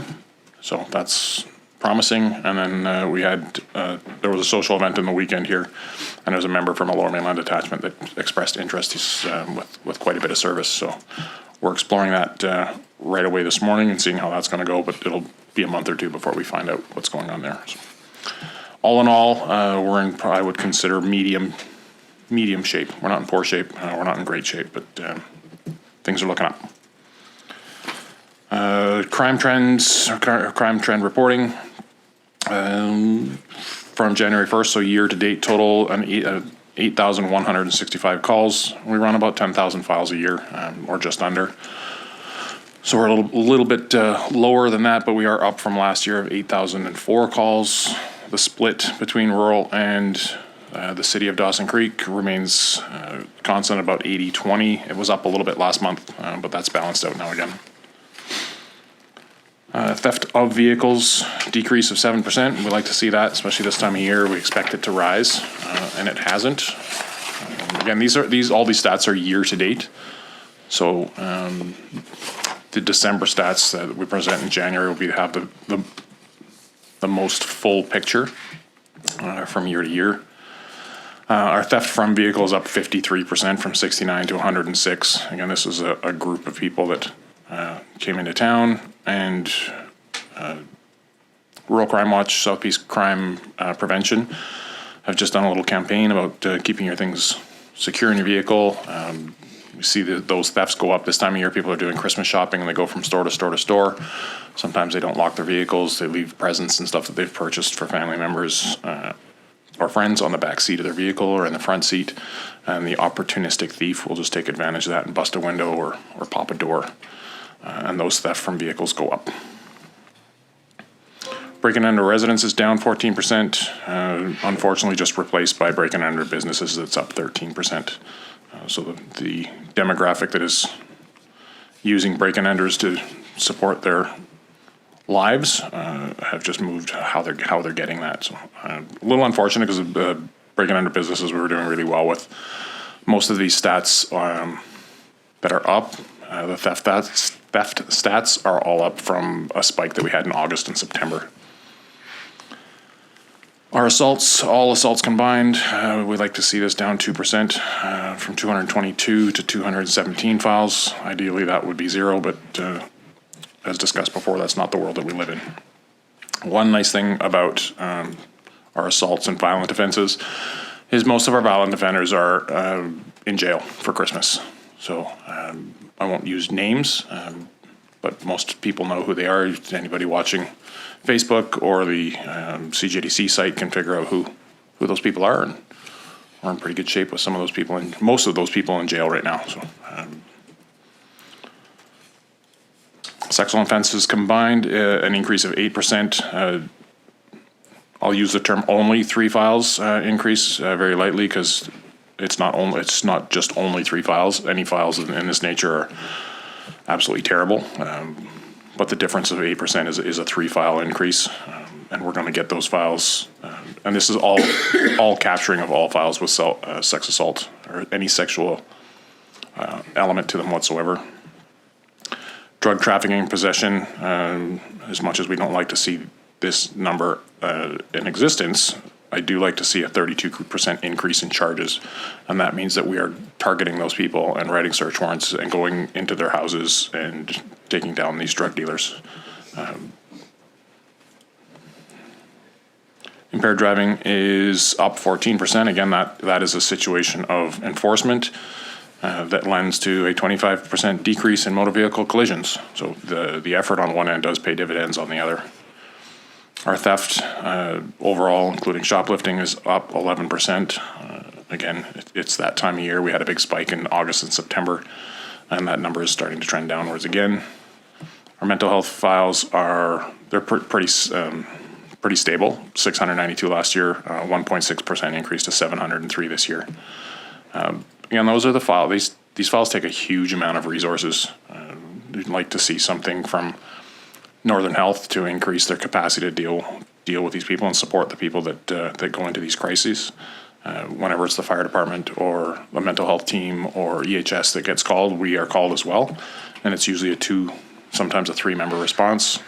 And then when we're at the hospital, if someone's apprehended under the Mental Health Act, we have to stay there until they're either certified or cleared by a physician, not a nurse. And sometimes those waits can be 5, 6, 7 hours. Using police resources, so I'd like to see that number drop, the amount that the police are responding to those, and our unspecified assistance is down 21%. So less people are calling with those type of files, and it's hard to say exactly why. Maybe there's less people moving around and generating those files, or perhaps, and I'm pretty confident that our citizens on patrol, Rural Crime Watch, CTA, those type of patrols that are happening are reducing the need for some of these files. So our partners in the community, whoever they may be, being out on patrol is acting as our eyes and ears. Reporting that stuff to the police is reducing some of these. So good work, and thanks to all those groups again.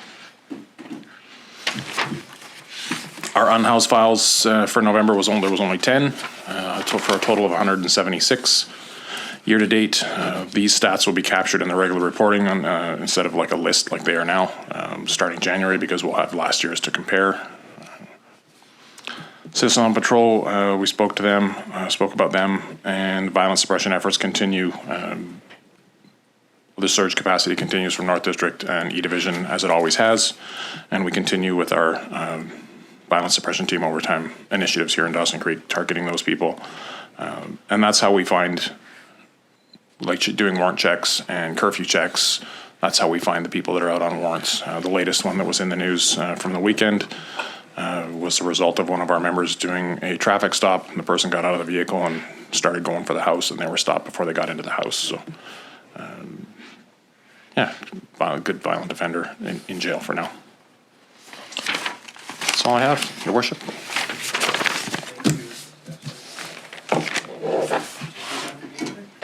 Thank you. Yeah, you raised the challenge again around use of RCMP resources with people taken to the hospital and waiting there many hours. And I know we talked about this once before, and I forget the outcome of that, but my recollection vaguely is that the provincial law requires a police officer to be chaperoning, if I can use that word, the mental health patient until a doctor comes in and the person is sort of taken care of by the health authority, right? It seems to me this is probably a provincial issue. I mean, it happens all over the place. It isn't just Dawson Creek. And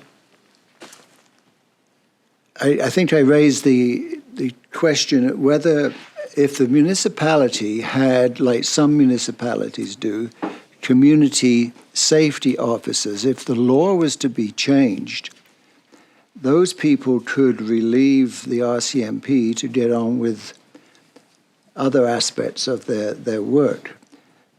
Am I correct in saying that's a provincial law change that would be required to enable that alternative to be available in any municipality? Is my recollection fairly accurate?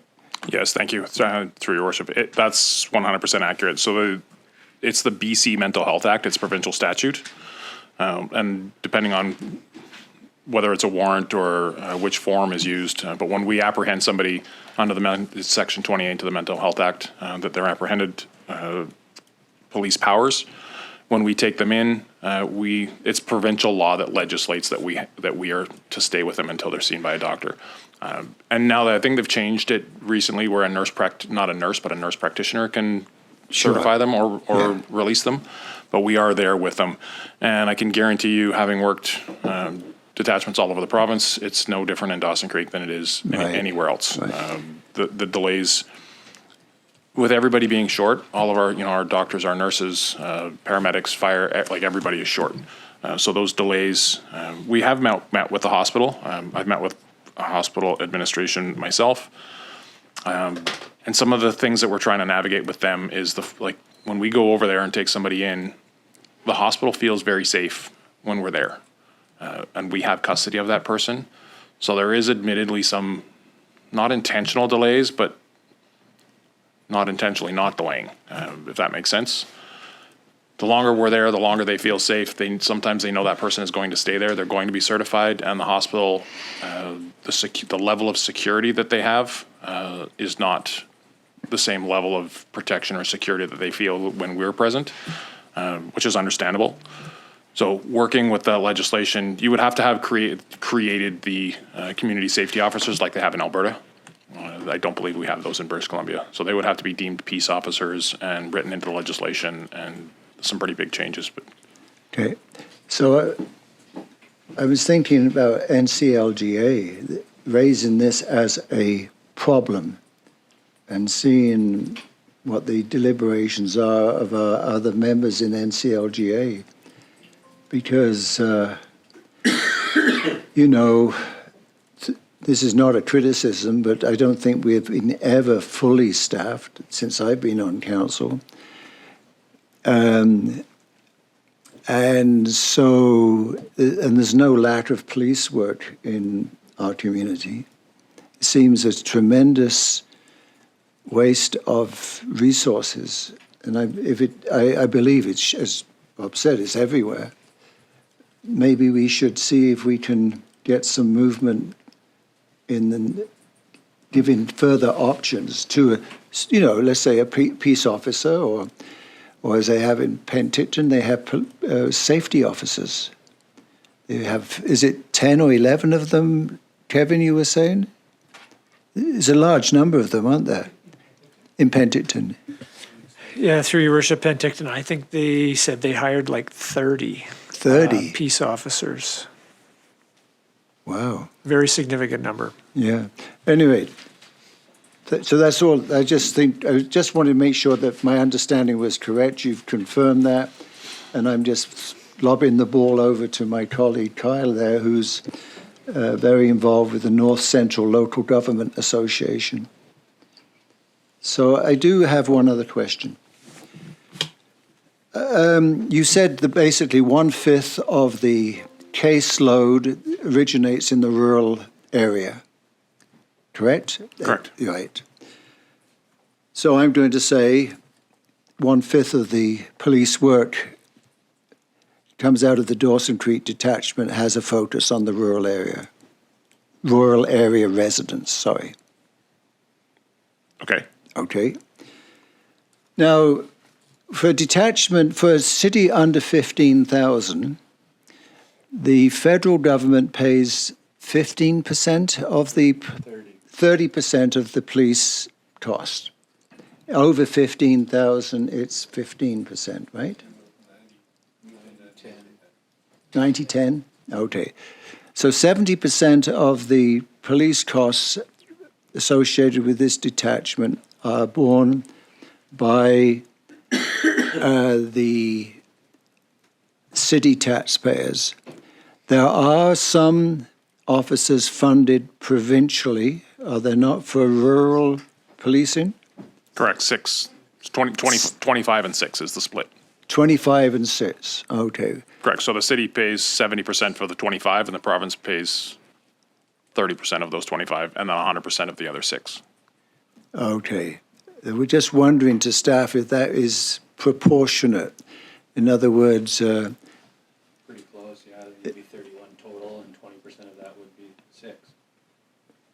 Yeah, I think it works out to 19% of the membership is provincially funded, outside of the 70-30 split. all right, so it's pretty close. So Thank it's fairly well balanced. you. Okay, good. That's all I wanted to explore for other reasons. No, I just said, and thank you. Oh, sorry. I've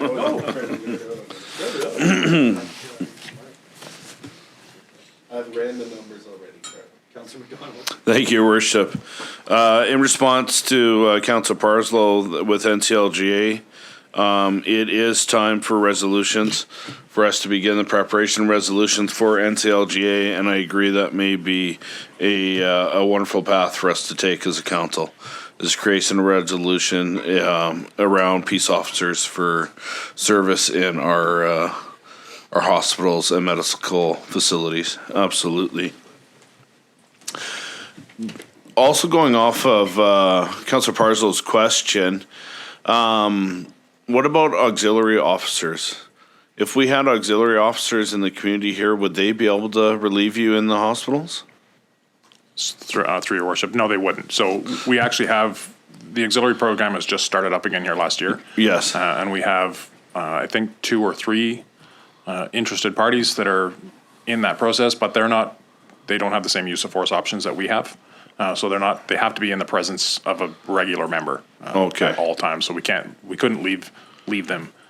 Where it would help is if it was a 2-member response required at the hospital for somebody, if the risk assessment asked for that, then we could send an auxiliary and a regular member.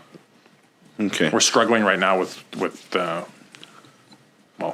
interest in the auxiliary program because it's volunteer, it's not paid. Right. And then there's security clearances and training and uniform and kit and a whole bunch of things that go around that. So as it stands right now, I know that there's 2, there may be 3. And they're not fully operational yet. Okay. But have we applied as a community to enroll into the auxiliary program? Sorry, through your worship, the auxiliary program is completely RCMP. Completely RCMP? Yeah, they're auxiliary RCMP members. Okay. The only reason I ask is I know Prince George is receiving information today at their council meeting in regards to enrolling their community into the auxiliary program and possible provincial funding. So I was curious, just have we started that process? Have we actually applied to enroll as well, or is it something that we should definitely look into? Because there's some funds there available for startup, et cetera. So, not that applies to you at all, so. I would have to, through your worship, I would have to look into that. It's my understanding that the auxiliary program would be provincially funded. I don't think it would be funded through the city. And maybe I'm wrong with that. Or maybe it's something different because of the size of Prince George. Yeah. But I will look into that and get back to you. Okay, thank you. Thanks, Councillor Bell. Any other questions? Just to build on the auxiliary, one of the issues in the past is the removal of their ability to carry a firearm. Is that still in place? They will not be able to carry a firearm? Yes, through your worship, that's correct. They would not be armed. They would have the other intervention options with baton, OC. I don't believe they're allowed to carry a taser, a conducted energy weapon. But definitely no firearm. Thanks, Councillor Parslow. Other questions? I don't have any. I just wanted to thank you for coming today and for the report, and also just to thank you yourself and the team over there for everything you do, but also I just wish you a happy holiday season from all of us on this side and the city team. Just have a safe and happy holiday seasons. Thank you for the work throughout the year. Thank you, Your Worship. I can say on myself and behalf of the detachment, like Mayor and Council and Dawson Creek are fantastic to work with and work for. It's I still love coming to work every day. I believe most people do most days over there. Some days are a little more challenging than others, but yeah, it's been a great place to work, and I'm glad we're moving in the right direction, I think, still. So 2026 we'll bring the next phase of that, hopefully. So thank you so much, and happy holidays to yourself and council. Yeah, thank you very much. Thank you.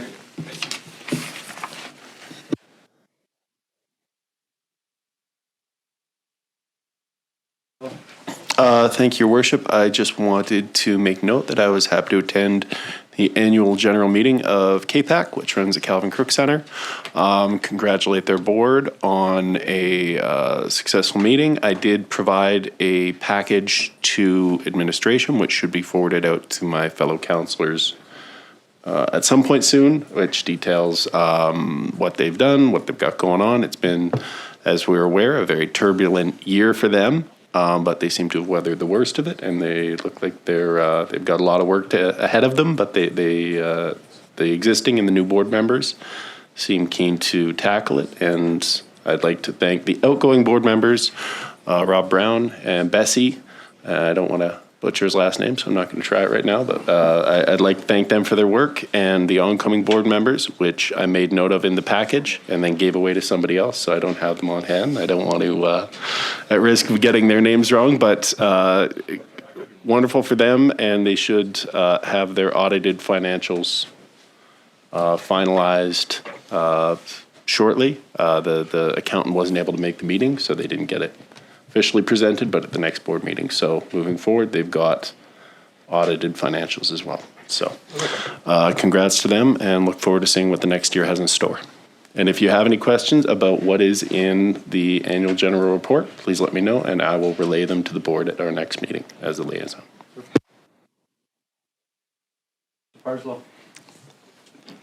Yes, just in response to that, do we know, have they repaid the $70,000 loan?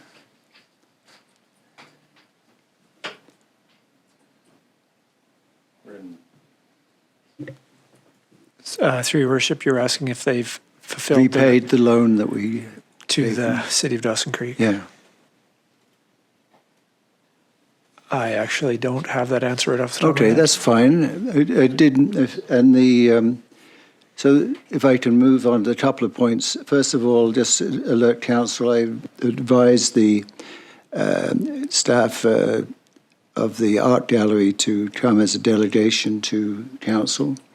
They have a significant deficit in their year end, and they need to come and talk to you about that and their future needs. So that's just an alert, and I encourage them to be here in January for that.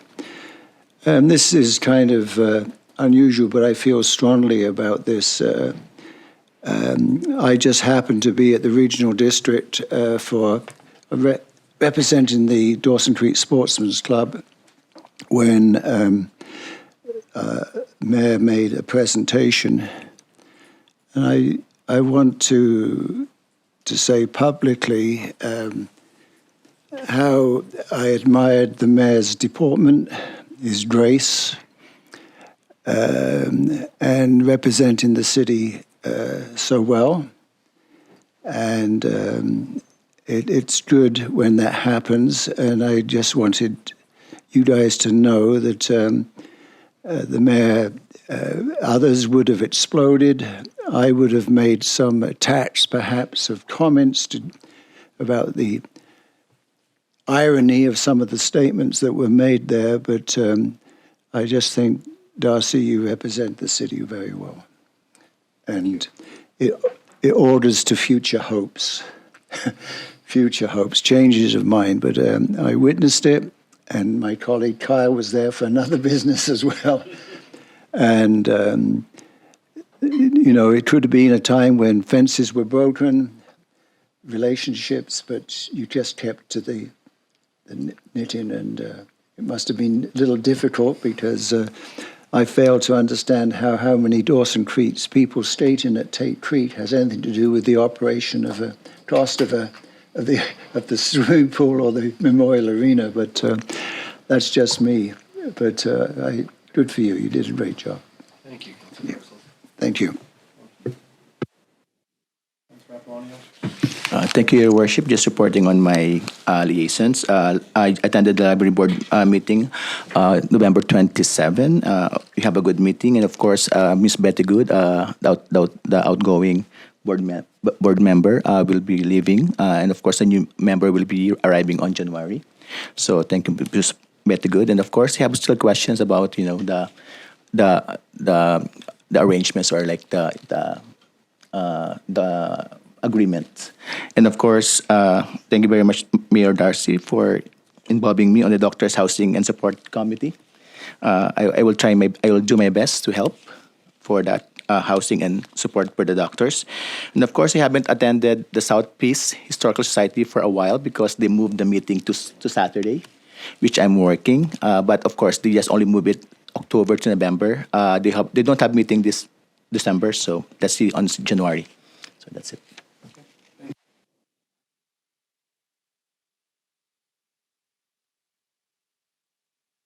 Oh, was my mic off? Oh, okay. Thanks, Councillor Earl. Thank you, Councillor Apollonio. Councillor McDonald? Thank you, Worship. I'd just like to report back to Council that I did attend the inaugural meeting as City Liaison with Step Up and Ride Association. It was a great first meeting. I was actually joined by city staff members Devon Aaroe and Kathy Tubb there, and just discussing our grant with them that we gave them this year and their ongoing needs, etc. It was a great conversation. We also had a very productive conversation about their willingness to collaborate and strategize a possible transit plan expansion of Step Up and Ride. Going to be some great dialogue, I think. Great opportunities there for the future of transit in this community, affordable transit in this community. Also, was able to present to the RBAC committee meeting at the PRD, on behalf of our Cenotaph Committee to support our application for grant funds to continue our initial community engagement and high-level design plans. Great presentation, great feedback from the directors there. It was a very good meeting. Much more pleasant than your own. And then had our NCLGA board meeting here last weekend. And just some highlights from that. I did pass out my propaganda, as Councillor Sudnick says, from the NCLGA. And just some highlights from that. The NCLGA board is committing to better communicate with our membership about ongoing NCLGA efforts. We do plan to boost our efforts in advocacy and ministerial communications, just to ensure that all past NCLGA resolutions are supported, not just those prioritized by the UBCM. And our webinars continue to be very popular, and I'd just like to recommend to all my fellow council members to think of attending our next one on January 14th, where the topic will be addressing the development of substance use and mental health services in a psychiatric hospital for Northern BC. Thank you. Excellent. Thanks, Councillor McDonald. Any other new councillor business? All right. Next order of business, adoption of minutes. 6.1 minutes of the regular meeting of council held on November 24th, 2025 for adoption.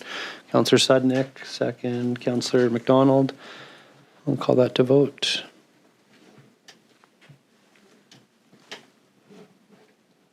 Vote is closed. It's carried. Any business arising? No. All right, next, 8 correspondence, 8.1, 2026-2027 membership invoice from the Federation of Canadian Municipalities.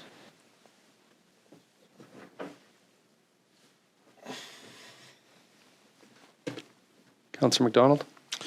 Thank you, Worship. I'd like to move that we pay said invoice to the FCM. Thank you, Councillor McDonald. Second, Councillor Apollonio. Discussion. All right, I'll call this motion to vote.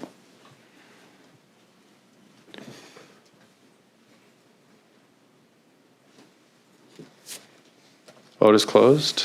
It's carried. Next, 8.2, we have a letter from Debbie Welwood, resident of Dawson Creek, received on December 2nd, 2025 regarding transit in Dawson Creek. Councillor McDonald. Thank you, Worship. I'd like to move that we receive said letter for information. Thank you, Councillor McDonald. Do I have a second? Councillor Sudnick, discussion on receiving for information. I'll call this motion to vote.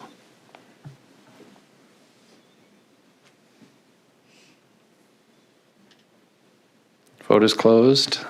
It's carried.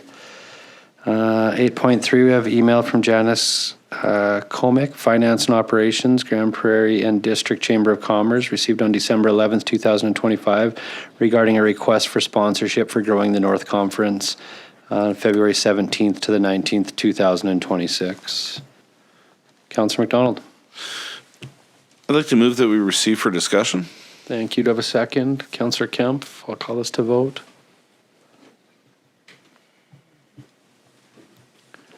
Vote is closed. It's carried.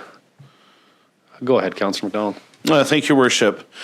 So, 2 questions to staff through your Worship. I believe we were a bronze sponsor last year. Has the cost gone up substantially compared to our sponsorship funds last year that we had to give? And then I would just question those that ran our booth at the Growing the North conference about the engagement they actually saw there, and they saw value of being there to represent the community. So through your worship, I think we were silver sponsor. I want to say it was about $2,500 last year. Oh, we were? That seems to ring a bell. Yeah, that's what I thought. It was silver too, and 2,500 is what So I was thinking. if that's the case, it's gone up $300.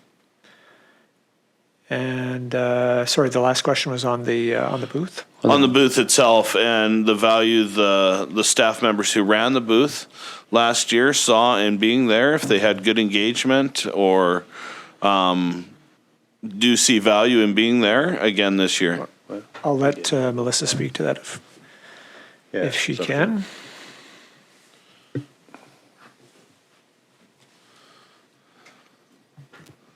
Good morning.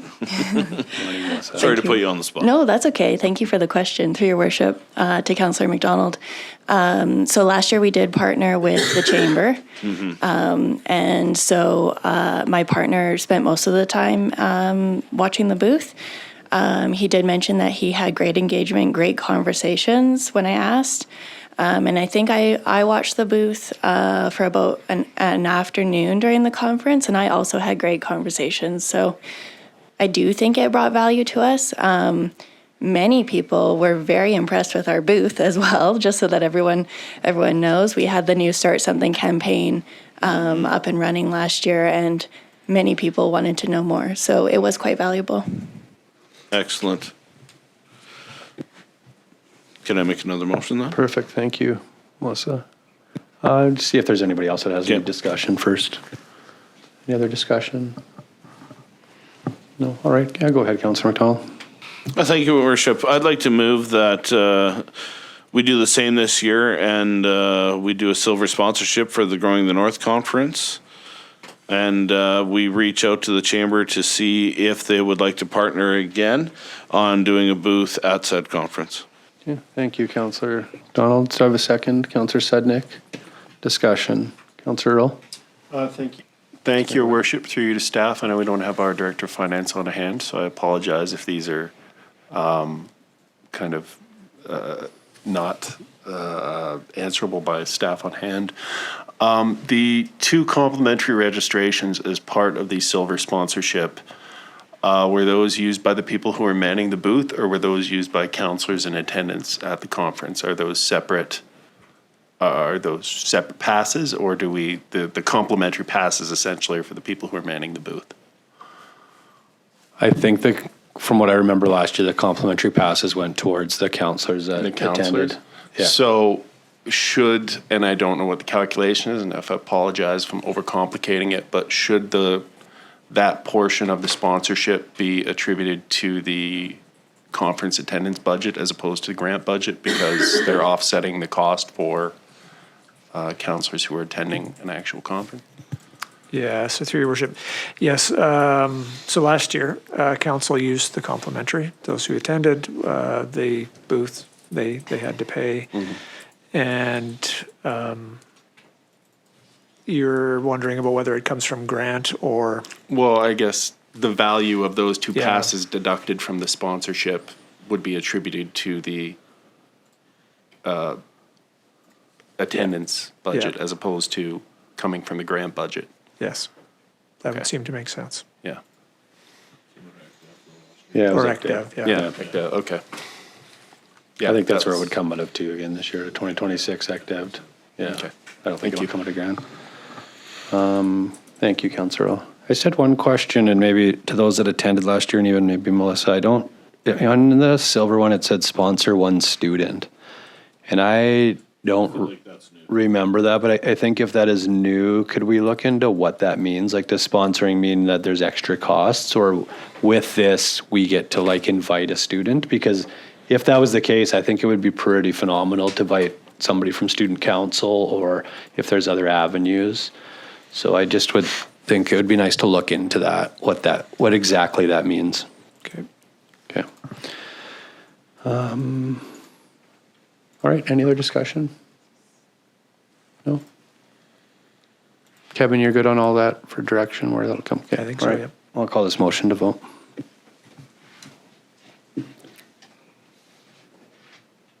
Oh, do I need to call it again?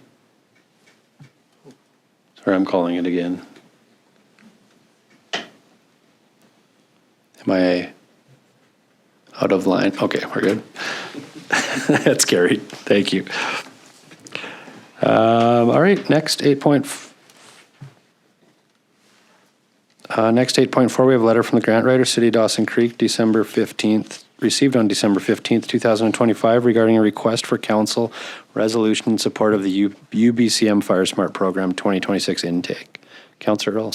Thank you, Your Worship. I will move the resolution requested as follows, that Council endorse the City of Dawson Creek's application to the Union of BC Municipalities FireSmart Program 2026 intake, requesting grant funding up to a maximum of $150,000 to prepare a community wildfire resiliency plan and implement community FireSmart activities. Further, that Council commit the City of Dawson Creek to providing overall grant management, and finally, contingent upon award of the grant, Council directs staff to lead the implementation of FireSmart program activities as outlined in the request for this resolution of support. Thank you, Councillor Olive. Second. Councillor Sudnick. Discussion? No. I mean, seems pretty straightforward. I do, I guess, make note on something I touched earlier when we were talking with the M.L.A. about, as we are compelled by circumstances and by our counterparts in the province and the federal government to continue building out our capacity for emergency management, specifically around wildfire. It would be wonderful if this funding was something stable that we could rely upon annually instead of one-off asks through grant funding. As much as I appreciate staff's work in getting this together for us, and I hope we're successful in our bid, I think if this is something that we're going to be expected to do on a continuing, ongoing basis, the province is duty-bound to create a framework by which we can secure this annually, as opposed to having to go hat in hand. I'm thinking of our neighboring communities who don't have a Chelsea on hand to do this work, or the capacity in-house. Are they going to be at a disadvantage that's ultimately going to impact their public safety because they can't comply with, or they can't put the information together to apply for these every year? So otherwise, though, thank you to staff for the work in getting this together. Thanks, Councillor Earl. I can speak a little bit to that just because of the regional district. This is something that they actually get annually there, and it's well used, and there's a real benefit to the neighboring region in the regional district. So yeah. All right. Any other discussion? We'll call this motion to vote.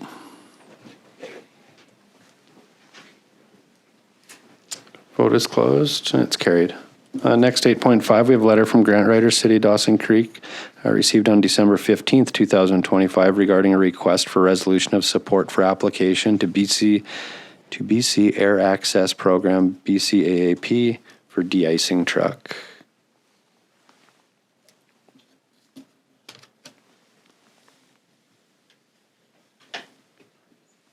Councillor Sudnick.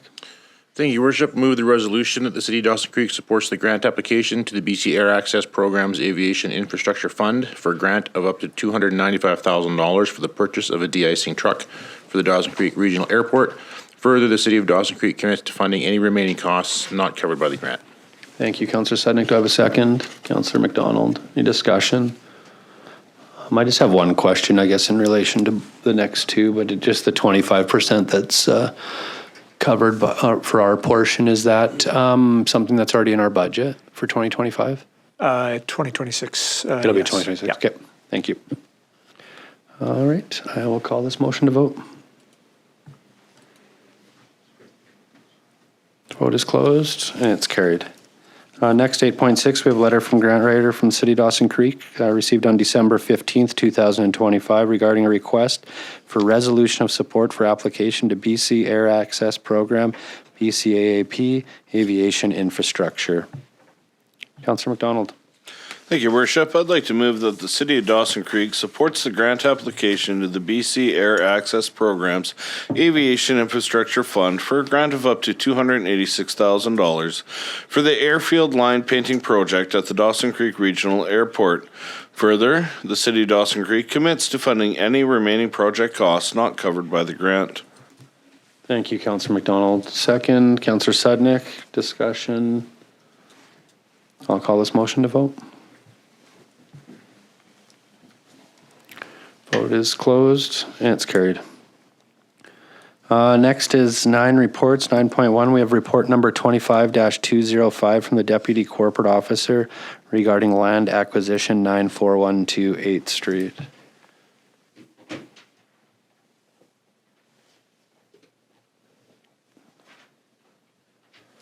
Kevin, before I ask somebody for the recommendation in here, I just had a question for you. If we go with the proposed recommendation in here, this puts it into the lot and we can put it out for sale, but is there an option? I know that there is an alternates in there where we could keep this. And then is that something that we could, if we were to maybe keep it, I mean, we could sell it later on and change it, but we could maybe use that for something with potentially with the college or like their building? Like, does that allow more of that? Like if we keep this, or how does that work? Yeah, so through your worship, if you go with the recommendation, we put it on the land sale list, and if somebody comes in next week and buys it, you know, we're advertising it for sale, it's gone.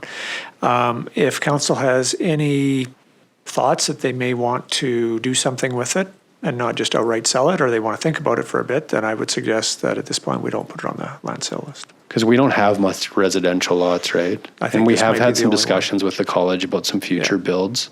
Yeah. So this could potentially be used for that. Yeah. No panic if you want to think about it, and just hold it off the list, and we can always change that at a later date. Okay. Thank you. Councillor McDonald? Thank you, Worship. I would like to move the alternative, the report number 25-205 from the Deputy Corporate Officer regarding land acquisition 9412 8th Street be received. Further, the council directs staff to retain the property for potential future use by the city. Thank you, Councillor McDonald. Second, Councillor Sednick. I had already been leaning that way, and then your point about the possible collaboration with the college in the future really rings true, and I think it would be a great piece of property for that purpose. Yeah. So I think that's a great idea, and yeah, we should keep it for that. Thanks, Councillor McDonald. Any other discussion? No? All right, I'll call this motion to vote.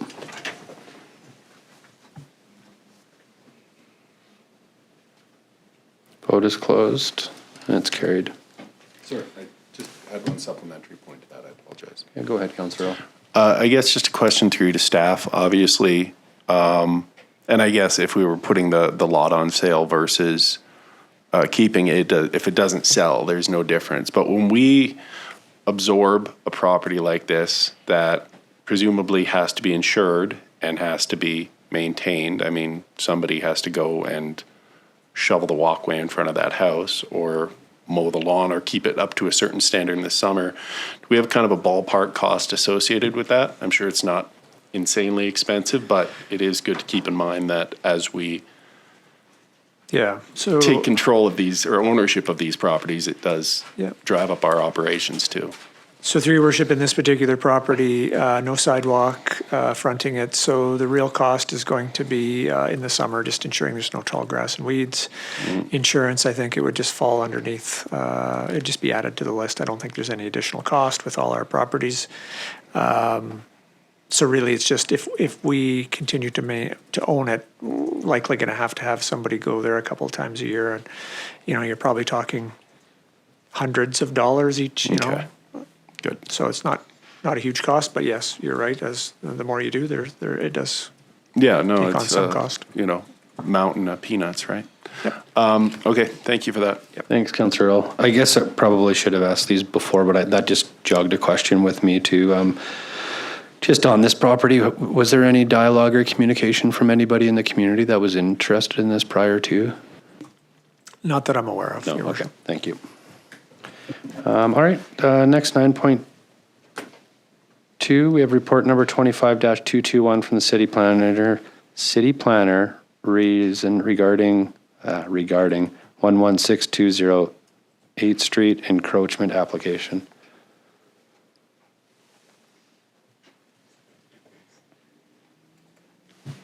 Councillor McDonald. Thank you, Worship. I'd like to move the report number 25-221 from the city planner regarding 11620 8th Street encroachment application be received.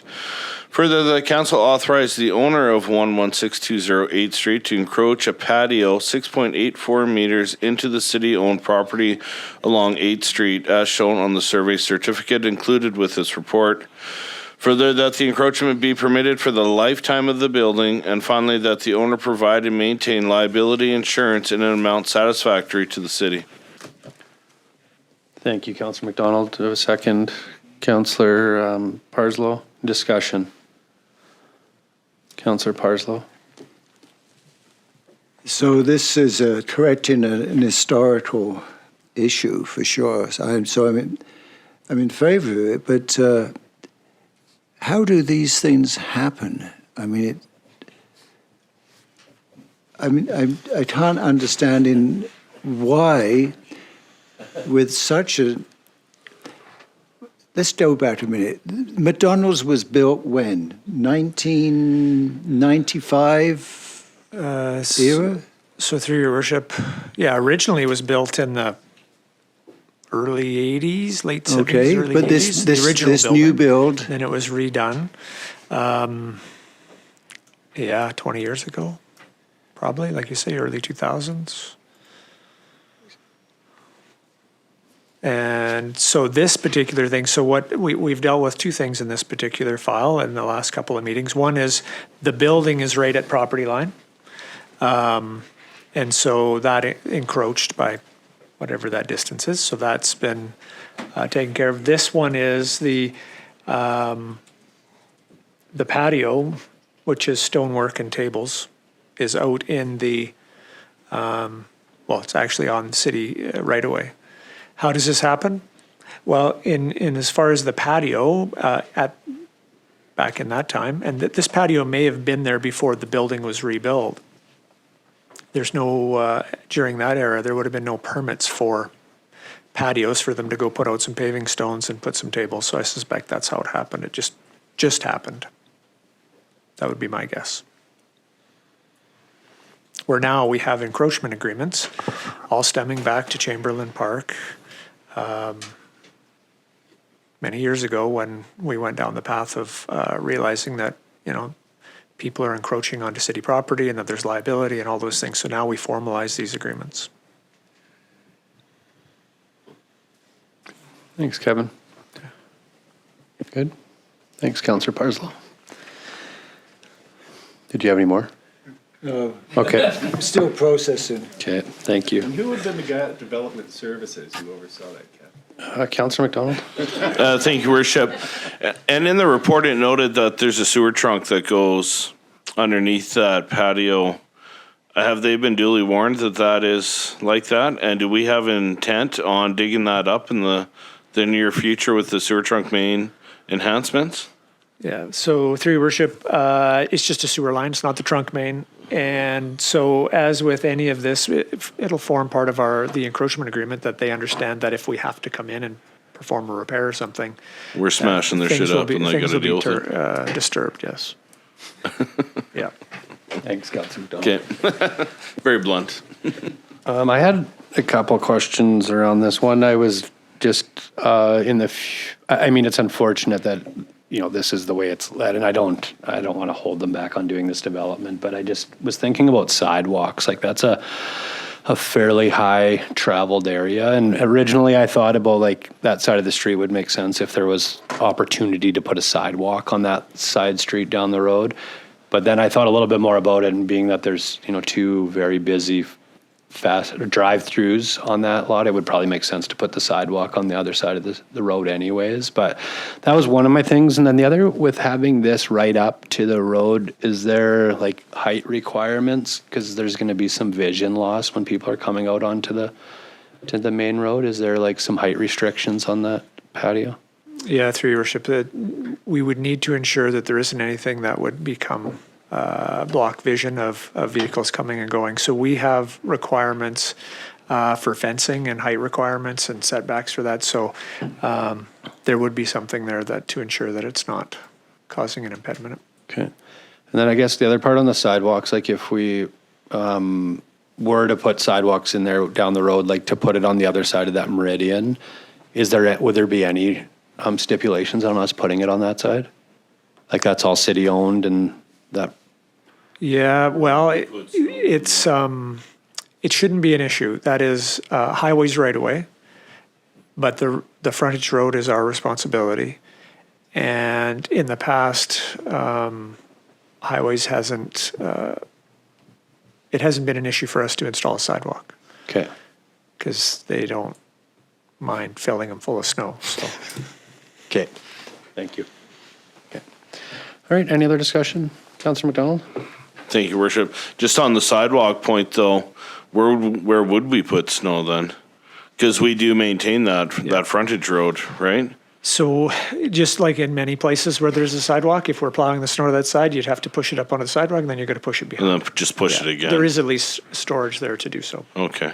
All right. All right, thank you. Any other discussion? No. Okay, I'll call this motion to vote.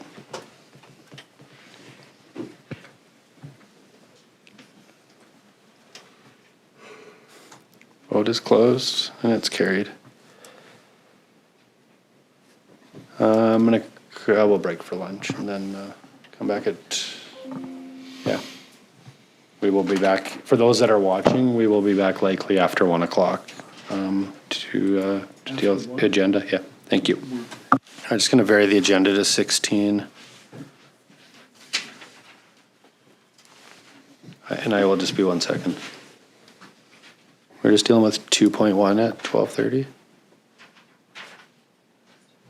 Just resolution to move into the meeting of council closed to the public for agenda item 2.1, section 91J, information that is prohibited or information that is, if it were presented in a document, would be prohibited from disclosure under section 21 of the Freedom of Information and Protection of Privacy Act.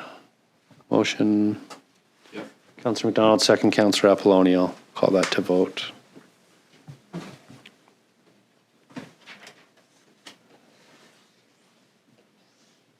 Vote is closed and it's carried. Sorry about throwing that Monday, December 15th back to order. Next order of business is 9.3, report number 25-222 from the Chief Administrative Officer regarding the Economic Development Function Delivery Model Options.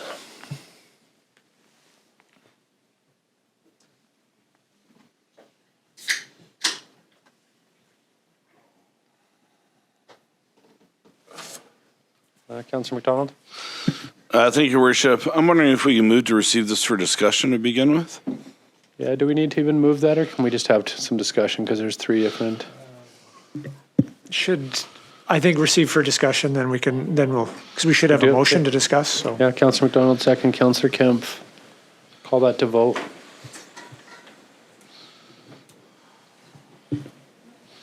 Vote is closed. It's carried. Go ahead, Councillor McDonald. Thank you, Worship. I really like this report. It's in depth. There's lots of information there. I really appreciate it. I do find myself leaning towards option 2 for us for a start, just considering budgetary considerations. But I wonder if a 2-year contract is enough, honestly. One, are you going to truly attract a good candidate to this role, only giving them 2 years to try and achieve any goals? I mean, for most, they'll spend the first year just getting the lay of the land and the surroundings, then a year trying to implement, and then, I feel like you'll be halfway to the finish line and your contract would be over. So I would wonder if this would be a better as a 3-year contract, at least. Just so that we're giving somebody a truly fair chance of achieving any kind of goals or achievements in this role. Yeah, through your worship. Obviously, more time would be better for the person that is going to be in that role, because when you get within a year of it expiring, they're going to be looking for a renewal or they're going to be looking for a different job. Yeah. So they're going to want to know where that sits. So, totally up to council what they want to do there. A longer term is going to certainly give you a better chance of securing somebody that isn't, they may be willing to leave, a different employment to do that. Shorter term, they're not. So you may limit yourself on who's available.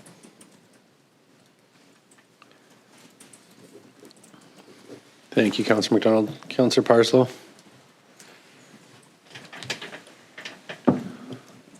When we had presentation that I believe it was urban systems again, wasn't it?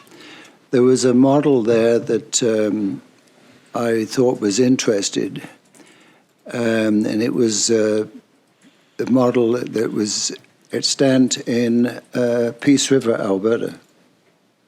And I thought it would be a good one to go and find out about. I have a lot of problems with this sort of thing. And where something that engages grassroots organizations within the community to harness energies of economic development, however we define that, has a lot of appeal to me. And so my inclination is to defer that until some of us have been there and had a look at it. My understanding of this, I need to get some clarity about what is intended here in this report. We do know that we receive $50,000 a year from NDIT in support of economic development. And my understanding has been that $50,000 is part of the budget administered by the mayor for economic development initiatives and activities.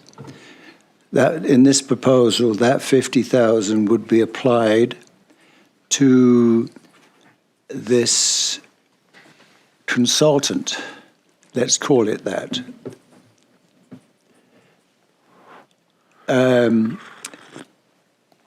And there would be an additional cost of $50,000, which would impact the proposed budget.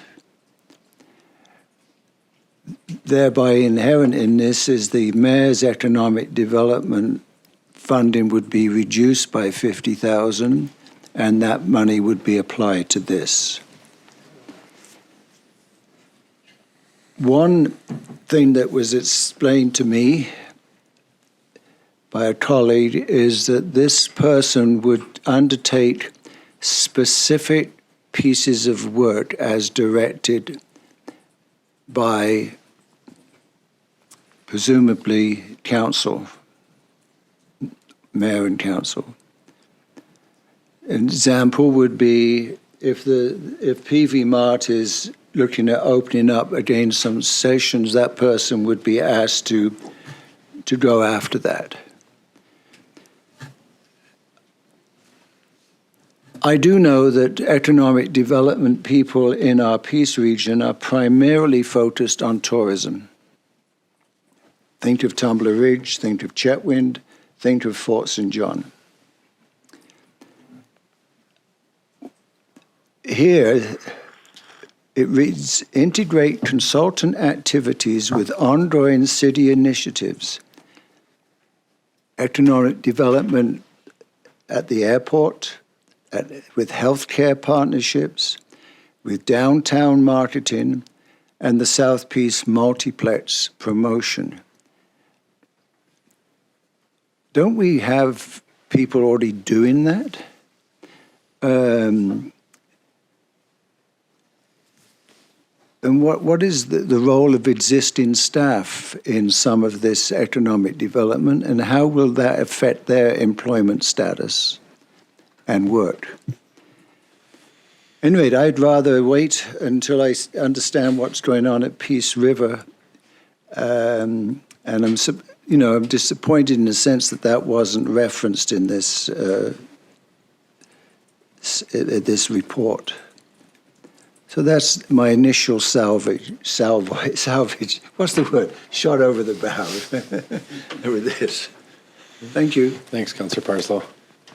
Councillor Earl. Thank you, Your Worship, and thank you to staff for the report. I appreciate, given the feedback you were provided and how wide-reaching it was at times, that you've tried to come back to us with something workable. My initial reservation about this is the same as it was, is I see the bullet points, establish clear deliverables and key performance indicators. And I think that is key to whether or not this position has merit. As I've noted, this has always, in my experience, been a nebulous job, which is it kind of becomes this Rorschach ink blot for economic development becomes whatever you need it to be. And that's, I think, how you see things like mission creep, where people are doing jobs they have no business doing because in service to this nebulous economic development function. And I always also, given some of the decisions in the budget, I do question whether now is a good time to add a new cost center, which, while it might start out as $150,000, the contractor is going to increase in tandem with, costs as they go up, as they do every year.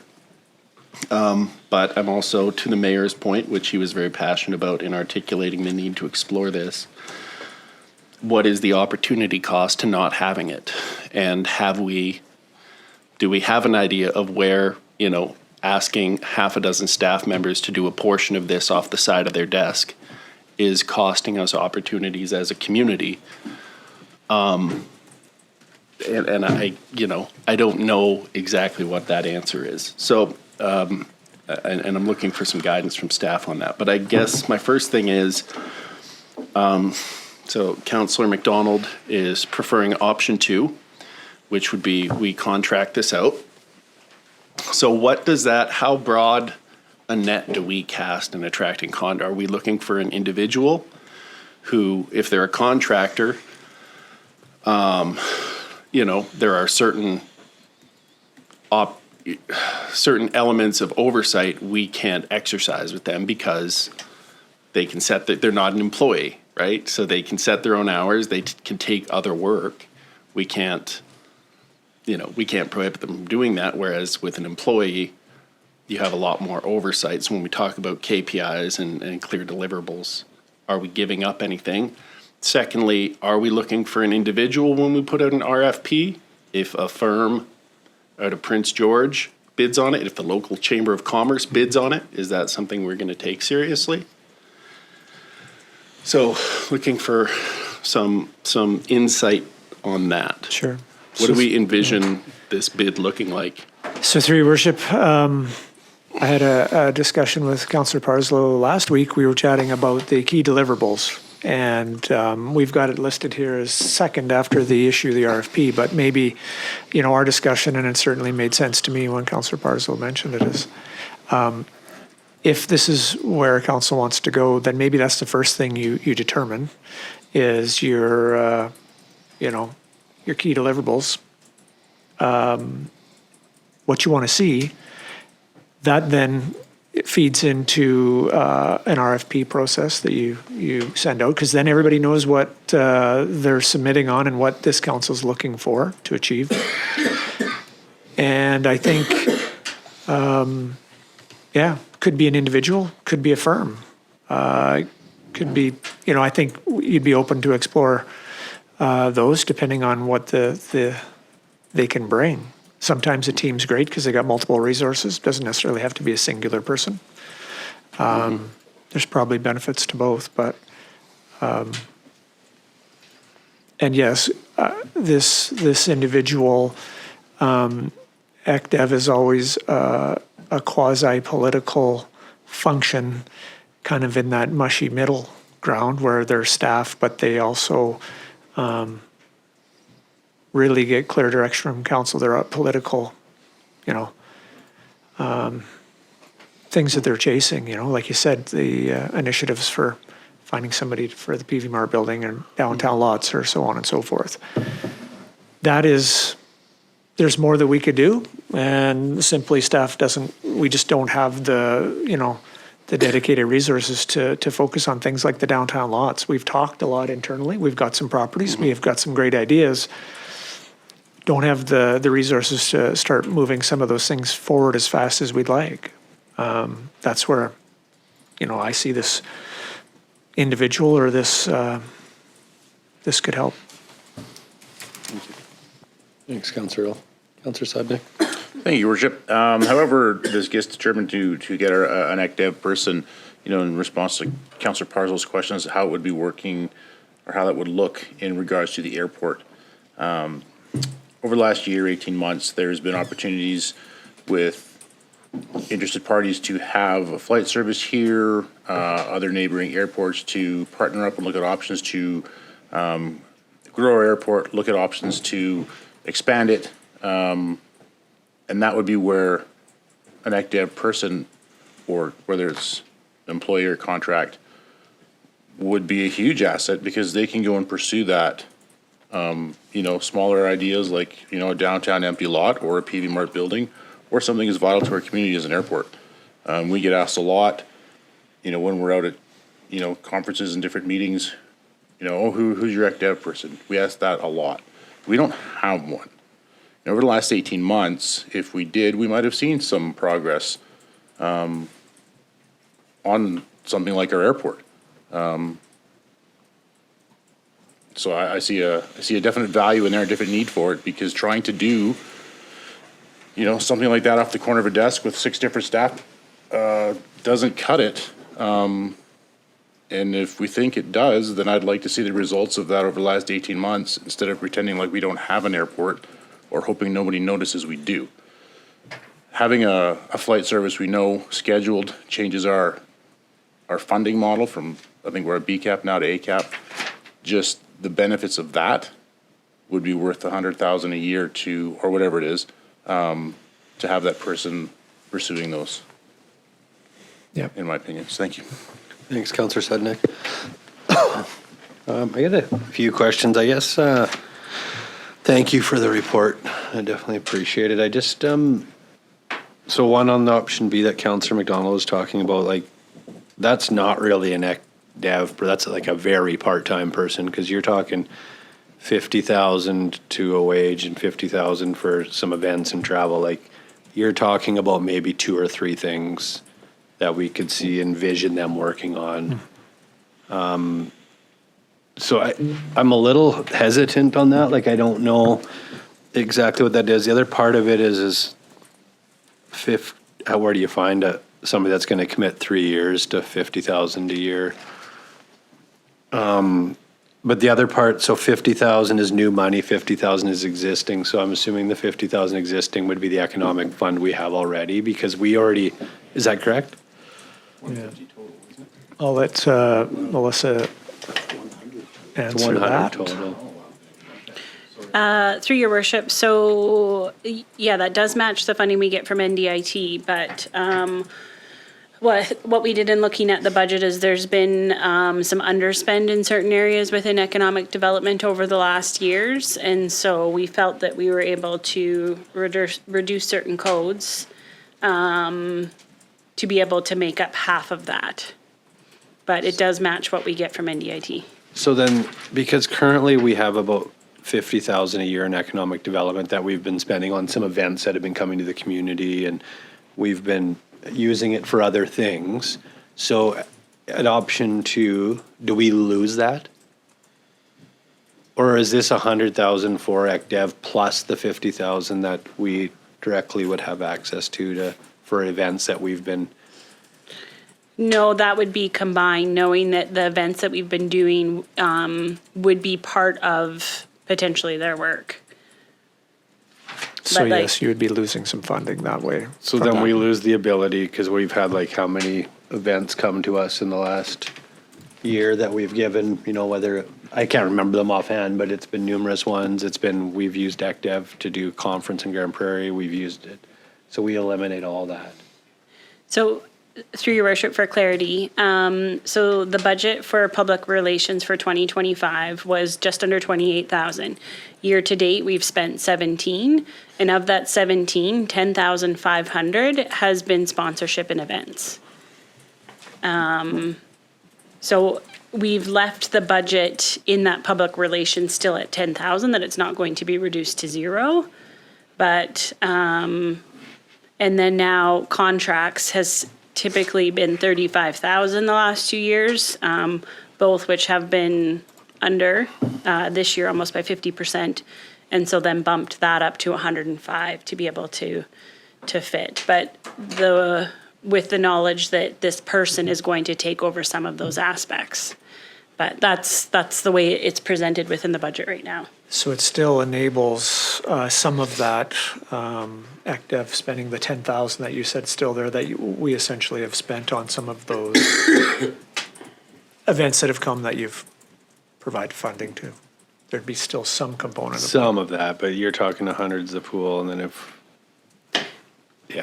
it definitely minimizes some of the things that we can do. Yeah, the intent or if we do, it comes out of that pool. The intent is to try and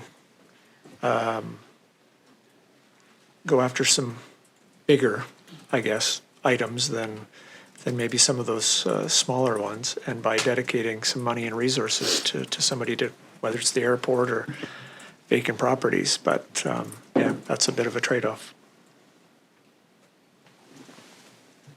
Councillor McDonald, thank you. Thank you, Worship.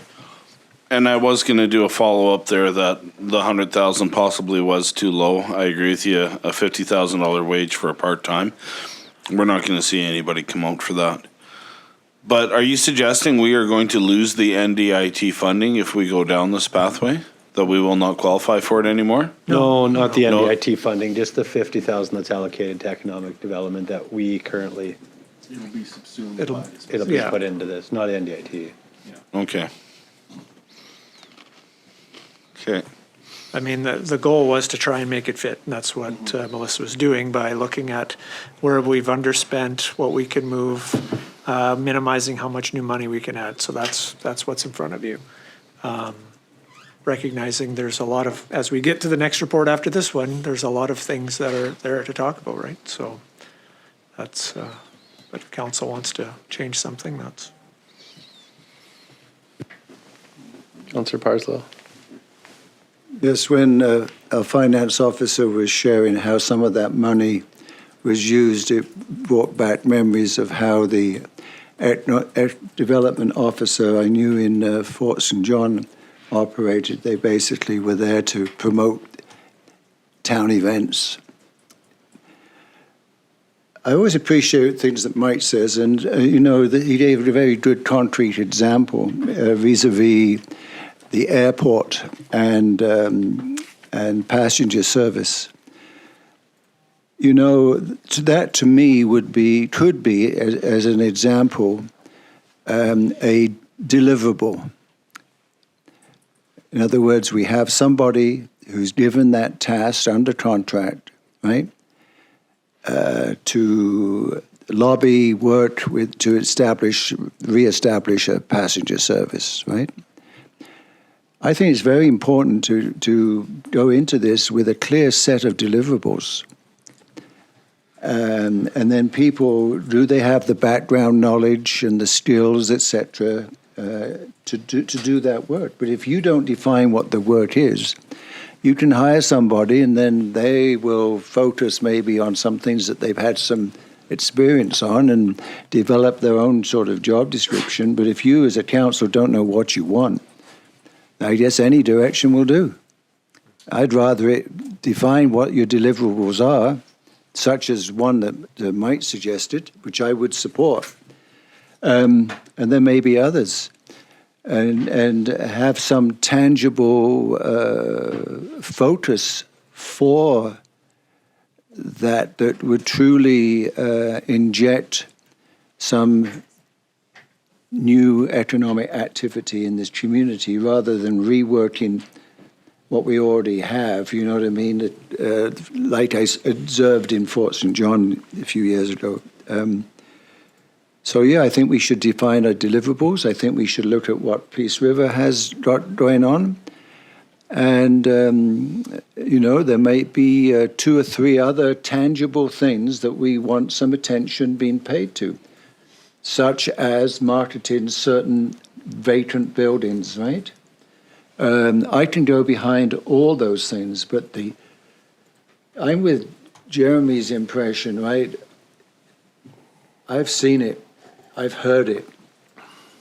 I can't support having an development officer because other places have it. I know what happens in our region with that development on the BC side, but I certainly could stand behind something, right, to get some things actioned that we say, yeah, these are the important deliverables. And then find somebody, you might find somebody who has particular expertise in the airport industry. They have a contract for that. For retail space marketing, there might be somebody else. There might be a series of small economic development contracts. But to have just a net development officer without a clear sense of what we want, I think we know a few topics that we want some activity on. And I would take Mike's example of the airport as one clear example of a deliverable that I think does require some expertise. They should know the air industry, right? And I know somebody who's just moved back to town who has all that background, but that's another story. Thank you. Thanks, Yeah, Councillor so Parslow. through your worship, I mean, and that may be an approach council wants to take is more of a project-based as opposed to a broad-based, is where you identify 1, 2, 3, 4, whatever they are. These are the key things we want you to work on, because that might fit within the budget you have to start with. And you're kind of dipping your toe into this, and then you kind of go from there and see if you're getting value. Because Councillor's right. If we're just going to have this very broad economic development kind of approach, we're not going to get anywhere, because we're going to have a part-time resource, whatever that looks like, being pulled in 20 directions. I think we're going to have to be very focused on a few things and try and do them well, as opposed to do a number of things that honestly we won't get any much traction on. That's kind of my. Well, I think that's where we're at too. Like, it's more like especially at 100,000, it's going to be limited to that, right? But I think a couple too. Like, if you had, like, those are good ideas, but like our tax exemption policy, like if you were, had the ability to attend conferences in Edmonton and Calgary on economic development and set up booths there and actually promote what we're doing and show that we're open, like that will help drive some economics to the community. So there's so many different areas, but I just feel like I also agree with Councillor Parslow, exploring. I remember the Peace River one that was brought up, that they have a community-based economic development that's working well. It would be kind of nice to look at that. And I guess too, out of these, we are dealing with this next too. So if we're not set on any of these right now, we could, in our next report is the budget. We could say yeah, we want to spend 100 or 150, and we can figure out what that looks like later. But because this is kind of making the decision on what that looks like now. Yeah. So we don't necessarily if it doesn't seem like we're sold on any of these, we could just still have the budget and then figure out what that looks like. But yeah, I don't know, just kind of rambling there. Councillor McDonald? Thank you, Worship. I agree with the project-based idea. I think that's very valid. I agree. The airport is a massive one that there's been opportunities in the past 18 months that we maybe weren't able to aggressively commit to as much as we would have liked. But I wonder about the what ifs. Councillor Sudnick's correct. When we're away at conferences, we had asked repeatedly about a NEC Dev officer, and I've got this crazy idea. I've got something that I'd like to bring to the Northeast, right? And without that NEC Dev officer that's committed to it, those are misses, because we have somebody who's committed to only work on an airport and vacant buildings here. Right? I just wonder about that too, right? We absolutely have ideas of what is right in front of us in the community, but what are we missing that could come to the community and be a big development, right? Without that ECDev person that is absolutely going to conferences in Alberta, maybe attending Penwar, all that stuff, right? Those opportunities that we just don't know about, right? Well, yeah, and I agree with you on that. And I guess like where I'm torn a little bit is we don't get that for 50,000 more. No, we don't. So we're just gonna, dabble in it a little bit, or are we gonna understand? Do we want to commit? Do we want to commit and go right at it? Yeah. And I don't know if that 250 a year is the commit and go right at it. Like, I don't know what that means too, right? And I guess one thing, Kevin, on the first one on the in-house, like, does that mean that we hire, that's a new department in the city and we got to create governance and bylaw and policy around how they operate? And so then we spend 250 just doing that, and we don't even really get to what and not like saying that in a negative way, but our vision on this side is to have somebody that's attending all these things and, promoting the city and driving some economics. So if we bring it in-house, does that really solve what we're wanting? My recommendation would be is if you don't think that's enough money, then I would up the money, but stay with the same model of a consultant. Because again, I think you're going to get specialized resources or a better chance of it without all the strings that come with having in-house staff. It's a lot easier to manage on our end, especially with the, as you're just getting into it. It could evolve into something down the road, but in the early stages, there's a lot of ease of having a contractor. So to do what we're not everybody, I guess, here, but what we're talking about a bit is option 2, but just more value. If you want to see more resourcing than what you think 50 is going to give you, then you could just alter the dollar amounts. Okay. And then that'll be a discussion in the next report with the budget, right, of just how we accommodate that. But that's really how you solve that problem. So I guess if we were to this was received for discussion, if we were to just leave that as is and then move on to the budget, does that, like, we can still go back to this? Yeah, Or the only thing Melissa reminded me of is the NDIT grant is due the end of January, and we have to specify in our application what we're doing, like specifically. Is it so-and-so doing it, or are we hiring a consultant, or what? In order to apply for the grant, we have to give them a plan of what we're doing. Okay, so we would need to have make some that clarity. decision. Okay. Thank you. Councillor Earl? Thank you, Your Worship. So you just kind of building off of Councillor Sudnick's suggestion that has been echoed by some of my colleagues. It would be nice to see, I guess in an RFP, you don't want to put the specific priorities in too much detail because those have a tendency to change, and then you end up in a position where you have to change a contract or alter a contract or what have you. But yeah, the nebulous nature of this work, but even going through the existing chart of strategic priorities, whether you're talking about the airport, there are some things suggested there, right? Gap analysis linked to increase of private investment. Look at past airport studies, develop plan for addressing barriers and report to council. Those are things which, broadly speaking, would fall under the purview of an economic development officer if we were to ask somebody to take on the airport as one of the pillars of an economic development plan or a strategy. Mm-hmm. So I think there's, we kind of have the raw information available to us of what we want to see and where our existing staff are maybe challenged in executing on some stuff because you don't have the time, it's off the side of your desk. So just wanted to kind of highlight that as maybe for those of us like myself who are having a hard time figuring out what exactly this position or function would look like, referring back to that might be a worthwhile exercise. Yeah, we've got the strategy. It's a little bit dated, but we still think it's relevant enough that it's a good starting point.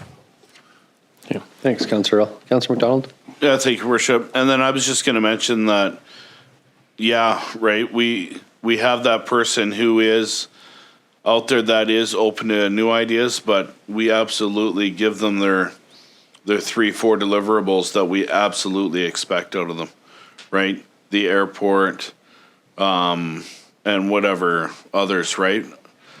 Just want to keep them open to opportunities, right? Yeah. Thank you. Kevin, I guess, so this number, did you talk to a potential consultant that does this stuff to have an idea what that gets?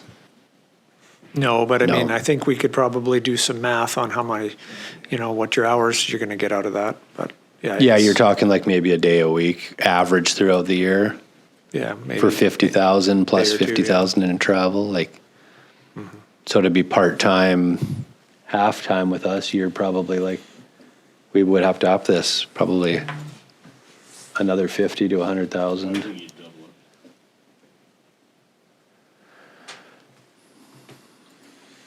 Yeah, it's just tough right now too, but I guess we kind of need to, 50 to 100 years. I guess if it was left as is and we increase the dollar value as is, it still allows us the ability to contract that out through ECDEV, and then it still allows us to apply for the NDIT because it's going to be as we're currently doing things, right? Because the way we're doing it through NDIT is it's some split staff that do some work for ECDEV, whether it be our EA or the mayor's role. Yeah. So we could just up the dollar value to that and then look at what the solution is afterwards to appease the NDIT grant. Well, I think through your worship it sounds like the plan is to go with a contract model. It's just really Dollar value. to the extent how Well, I many guess- hours we're going to put towards it, right? Yeah, and understand what we get for that, right? Like, what is it? And Would that be an RFQ? yeah, it would be through probably an RFP of putting out to see what value we could get for the budget we have to work with.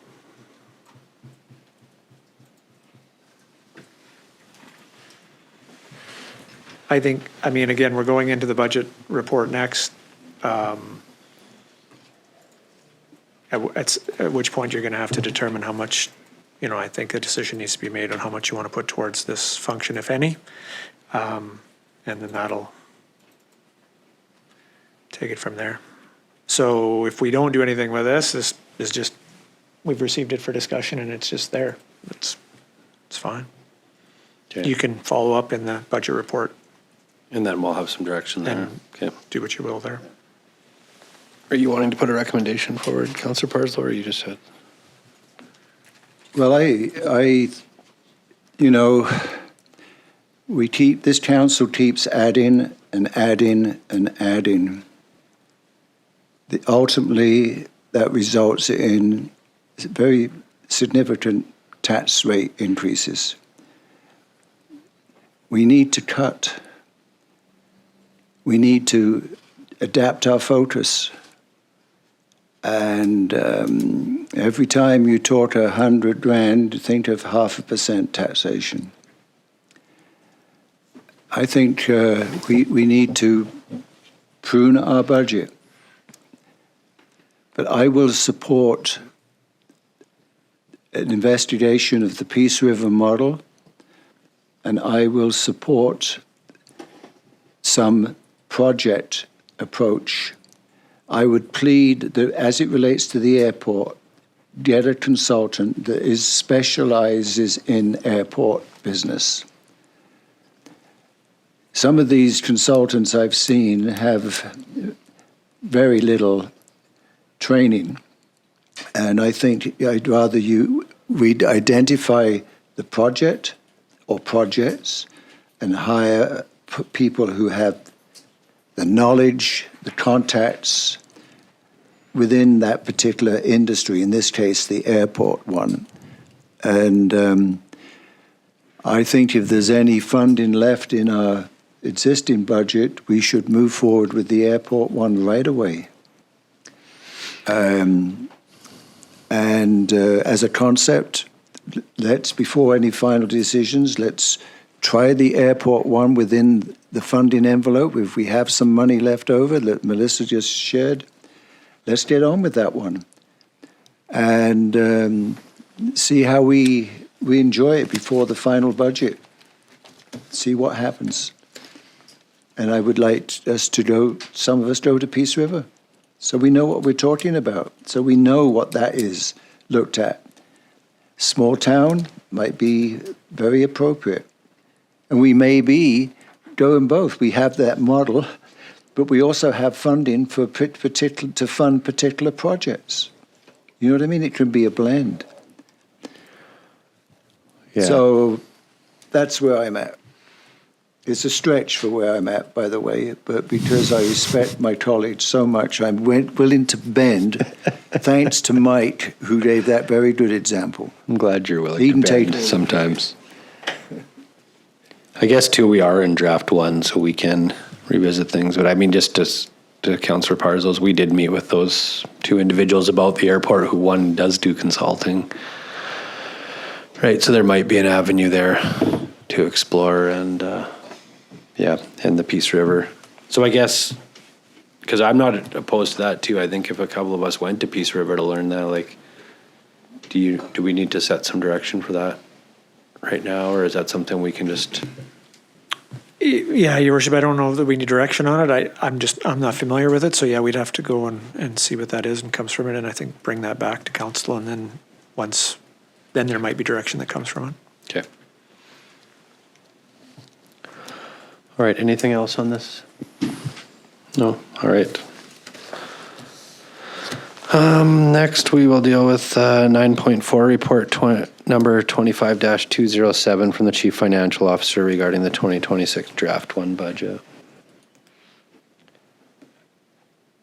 I guess just before I open up to council, I just want to thank you, Melissa, and your team for all the effort that went into this. It was there's a lot here, but I don't know. I just found it, for myself anyways, I found it really easy to go through and understand it all and just made sense of it. So I just wanted to thank you for the efforts into creating this for us. So thank you. Councillor Parslow. I concur with what you just said. I'd like to move recommendation number 1, that report number 25-207 from the CFO, the 2026 Draft 1 Budget Report, be received for discussion. Thank you. Councillor Parslow, second. Councillor Earl. Call that to vote.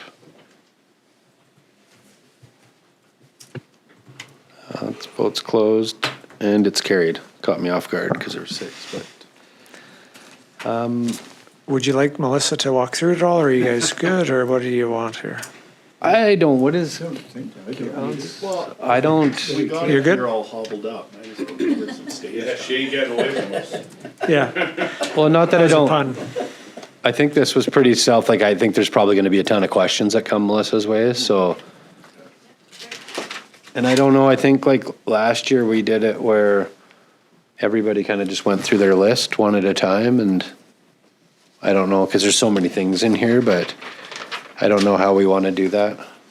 Well, I was going to partially deal with it by looking at each recommendation. You know what I mean? I've read it. There are some, but most of my issues are in the recommendations. You know what I mean? I'm not saying I'm against the recommendations, but the things she's flagged for recommendations cover off much of what I have, but So maybe would it make sense that if for in the discussion part, we discuss everything that's not in the recommendations, because we're going to be dealing with those recommendations one at a time when we go through? I don't know if everybody's good with that. Sure. Yeah? Okay. Councillor Parslow? no, I have nothing to say. Oh, I'm just going to focus on the recommendations. so there was nothing I'll wait outside? for you guys to do your whatever questions you guys have. And Okay. Any questions? I guess I will just start with, not on the recommendations, but on page 3 of 28, it's got, so the municipal property tax. So draft 1, 2026 is 25 million, just over. Our 2025 budget was just under 23 million. So we have a $1.5 million increase from the 6.5% that we've kind of set, which is to commit to our asset management 1% and 5.5 on our, to correct the PRA. So the assessment increase of $829,000 as well. So with the combined, we're going to be increasing taxes by 2.3 million, which is going to be close to, it will be 10% on average tax increase with assessment. So, you know, there's a lot of recommendations to go through, and these are now being able to be minused off because of the assessment increase. But yeah, it's just, yeah, I was going to have a tough time with this budget with just with increase alone. And I said that at the end of last year when we were dealing with this, but you know, we're talking about a 6.5 increase from our commitments, plus we're also increasing by 830. So it's going to be an average of a 10% increase. You know, some will be higher, some will be lower, but it's tough, right? Councillor Earl? Yeah, with respect to the increases, my understanding, because this formula, it was originally, I think, 4.5 plus the one for paving, and then we've added another one for infrastructure, long-term asset management, long-term. But that was in the aggregate, so that would have included increases to assessment in addition to rate increases. So as the assessment, be it market or non-market, comes in, that would be subtracted from the 5.5 or 6.5, however you want to calculate it, which is, I think, one of the options Melissa gives us towards the end of it. Now, obviously, that has, you know, a number of knock-along impacts when you do that, insofar as it elongates the timeline as far as getting reserves where they need to be to deal with long-term capital infrastructure. But, you know, in deference to the mayor's point around cost of living and increasing things, it's one thing to recognize, okay, our costs have gone up year over year, and in order to combat that, we set kind of a default 4.5, and that helps to address the fiscal gap. But to get back to a point where we do have assessment go up by 3%, and to then turn around and say, but we're also going to come for the 4.5 or 5.5 bump, is I don't, and I mean, I stand to be corrected if I'm misstating this by my colleagues, but I don't recall that being the conversation. I recall it being, you know, we were looking for an aggregate increase year over year of 4.5, later reassessed 5.5 in order to address the fiscal gap and stay ahead of the curve and not lose the ground we'd made up. But that was in total, not just through rate increases. Go ahead, Melissa. Through your worship to Councillor Earl. So for clarification, the 5-year financial plan as well as the budget assumptions report was built on a 1% planned increase in 2026. And that was done on a conservative measure. Normally we budget a 2% increase, and last year it was 2. I know when the preview roll came out, we were a little bit under, but then by the time the completed roll came up, it increased a bit that we hit our target. And so for any year subsequent to 2026, there is a 2% increase in assessment built in as well as the planned tax increases. Okay, thank you. Councillor Parslow? Yes, so the 6.5 was part of the 5-year financial plan. I'd just like to give you a little bit of history. As you know, for many years, a number of councils, had a 0% increase in their tax rate because the assessment was going up significantly. It is bad practice and bad policy to play with the assessment game because in the long run, that will mean assessments go up and assessments go down.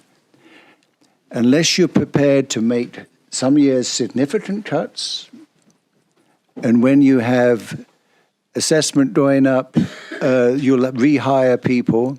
If that is bad for morale, it's bad for running the system.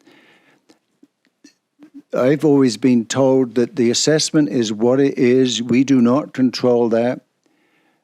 People's houses can go up in value, therefore they'll sell higher. Sometimes they'll drop in value, they sell lower. But your tax rate is the one thing that you control. And if you don't keep up with a reasonable increased levy, you're falling behind. Take, for example, the QP settlement was 3%. Plus, there were changes in the benefits regime. Inflation for supplies and so on. You're working at just to keep tread, you're working at a 5% elevation when you combine salary increases, benefits, and some inflation before we start. And then all the additional things that have been put in generate a requirement for a levy. And so I think it's, for many, I don't know, I'm guessing here, I'm going to say for nearly a decade, there was no tax increases in the tax level. It was all driven by assessment change.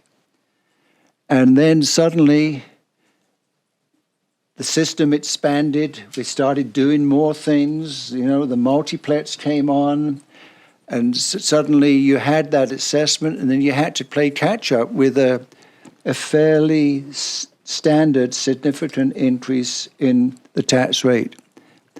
So I would caution about this seesaw between assessment and tax rates, because it's uncontrollable. Look at Richmond. What is it? The real estate's dropped 40% there. You know, it's a yo-yo for sure. And I think we keep to our financial plan. But if we've added things to the budget, that financial plan might need some extra help. Just to clarify, so, and I appreciate the education, Councillor Parslow, but so we're adding $830,000 in assessment growth this year. So that is allowing all these recommendations to be minused off. Without that, if that would have been flat, it would have been, we're going into this with 6.5, and to do all these recommendations, we would have been adding to that 6.5. So that has alleviated the pressure of us adding all these things on top of the 6.5. So am I misunderstanding that? Because the other thing too is if assessment lowered this year by $800,000, that we're getting less, it has nothing to do with our previous tax increases. We would then be looking at this like, okay, how do we cut or make up, right? So am I misunderstanding something?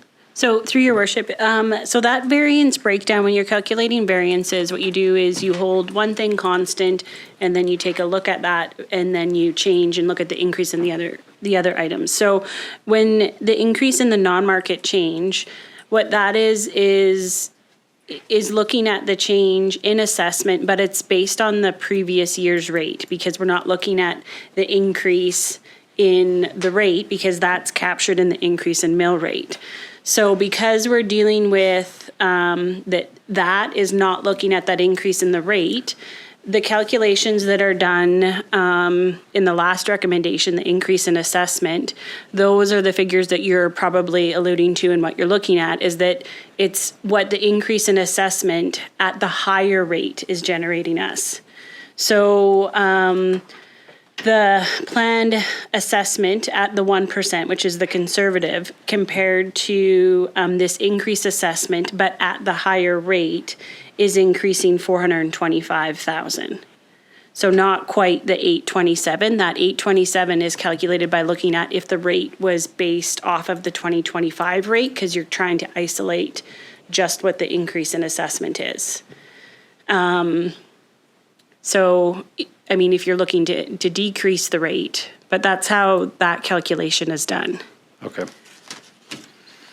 So it's going to be slightly less when you're looking, or the assessment, the increase in assessment is less if you're looking at the changes that are laid out in the increase in assessment, the two tables on page 23 of 28. I think that's what you're probably trying to more closely capture because it has the higher rate. Now, I know if you're looking to reduce that, that might change it slightly, but that top table there, it's our 2026 preview roll versus what it was with the 1% increase in assessment, and then the difference. And you'll see it is 425, but that's actually spread across municipal paving and asset management plan. So if you were looking at the impact on just the operating budget, you're going to want to focus on the municipal column, which would be 411.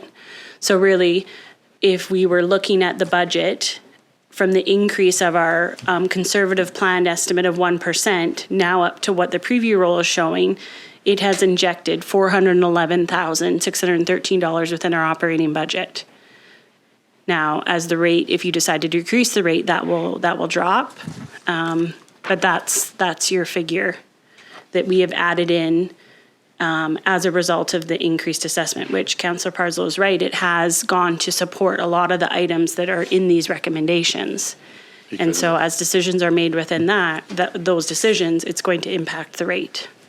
Okay, thank you. Well, page 7, Melissa, and I think I'm reading this, I just want some clarification. So on funding sources, it's got arena fees and recreation programs as a negative number, and then the event center as a positive. Did those just wash each other out because of the sport flooring? And that's just the way the fees were coming in? Through your worship, that would be correct. Okay. The ice fees are now flowing to Eventive, and I believe I might have made mention of it, or at least had a thought that once a final decision is made on the sports floor, I do see probably a shift in how we're showing things. Yeah. But for now, until a final decision is made, right now it is impacting those variances, and you'll see it impact on the expense side as well. Yeah, I noticed that a few times, so. Okay, and then on page 9, actually I just wanted to comment on the reclaimed water sales. So as of November 30th, that sales were 1.6 million. So I just a comment to the public, like that is a significant amount still. Wasn't what it was last year, but just still some good revenue for that utility. And to add further, your worship, since November 30th, there's been another 400,000 come in revenue in just November. So that has got us over the 2 million target for our budget. And potentially if the reclaimed water sales maintain as high in December as they were in November, we could see that exceed budget. But that was just an update that I just got today, but I thought was just because you brought it up. So then your estimate for the 2 million in 2026 is fairly, yeah, good. Thank you. No luck involved, right? I guess and I know there is explanations in here, Melissa, but on page 11, general administrative was up 7%. Just the protection service being up 675 or 6%. 630. Actually, never mind. Emergence.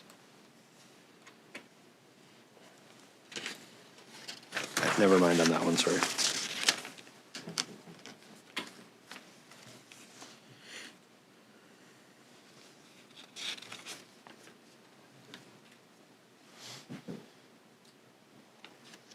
So I want to have on page 13, so just other reserves. So we had the 2025 capital paving program repayment, because we took 5 million out of there, right, to instead of borrowing. Was that what that one's? referring to? So through your worship, 2025 was the last year of the additional 5 million in paving. So that created a budget of 10 million for 2025. So consistent with what we did in 2025, when we repaid the expense in 2024, what you're seeing here in the 2026 budget is now, because that $5 million in paving out of the capital budget was done without borrowing, now we're repaying that out of the surplus that has been in operating. Last year, it wasn't quite 5 million of an operating surplus, but I believe it was still over 3 million.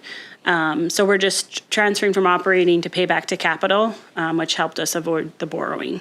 And so that's why you're seeing, if we look on page 17 of 28, the top table, that's why you're seeing the general operating surplus and a deficit of 4.7 million. So that's that little bit of surplus that we have there. If we had budgeted exactly to zero, I would have expected that deficit to be 5 million, because we're repaying it out of operating, we're reducing it, and now it's being transferred to capital. And then alternatively, you'll see the general operating surplus is 4.125.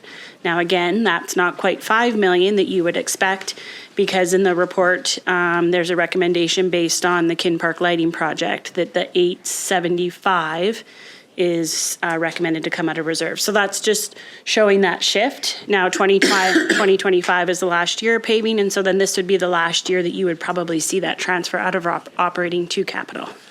So we've opted not to borrow each year for that 5 million, and then most years, like a majority of that was being able to put back into reserves from operating surplus. Sorry, can you say that again? So last year we took $5 million out of reserves instead of borrowing for the paving. And now at the end of this year, we're putting in back in out of that 5, we're putting 4.774 back into reserves. No, so we're kind of on a 1 year payment delay, because the expense comes out of capital, and so then we're repaying, because the motion really was made last year, was that because we were projecting a surplus towards the later end of the year, what council looked at is and decided is, if we're going to use the money out of capital, we want to put it back, whether it was by borrowing and doing it that way. But the surplus was growing within operating. So we in 2025, we repaid the expense in 2024. Now in 2026, we're repaying the budget within 2025. So it's coming out of your operating reserves. Yeah, I got which you. is why it's a negative, and being transferred to Back into capital, which is capital. why it's a surplus. Okay, thank you for clarifying. Yep. And then my last question was just on page 17. I just wanted to, I know that we face struggles, obviously, like any community, but it's pretty nice when you look at the accumulated surpluses and the reserves that are put away. So I just wanted to comment on that and really just say a good job because, out of all the pressures we have, to be in, this financial shape, it's a good place that we're in. So yeah, I just wanted to comment on that. It was nice to see, where we're sitting year to date and over the last 5 years. So yeah, just to comment on that. So yeah, thank you. All right, that's all I had on all of those, so I don't know if anybody else has. Councillor Parslow? Yes, well, your questions have raised something that I'm not quite understanding. So referring to, again, the paving program, the tax levy regime before council is 4.5, 1 for paving, right, and 1 for capital management plan? So is that right? The 1%, is there 1% for paving? So through your worship to Councillor Parslow, the way the paving levy works is it's 1.5% of the mill rate. So it's not, and as the mill rate increases, the paving levy is going to increase, but it's not 1% of the total 6.5. No. It's 1.5% of what that total rate is. So it doesn't. So what does that translate out to approximately? Well, for this year, for the 2026 budget, it's $377,000. So I mean, close it might. to 2%.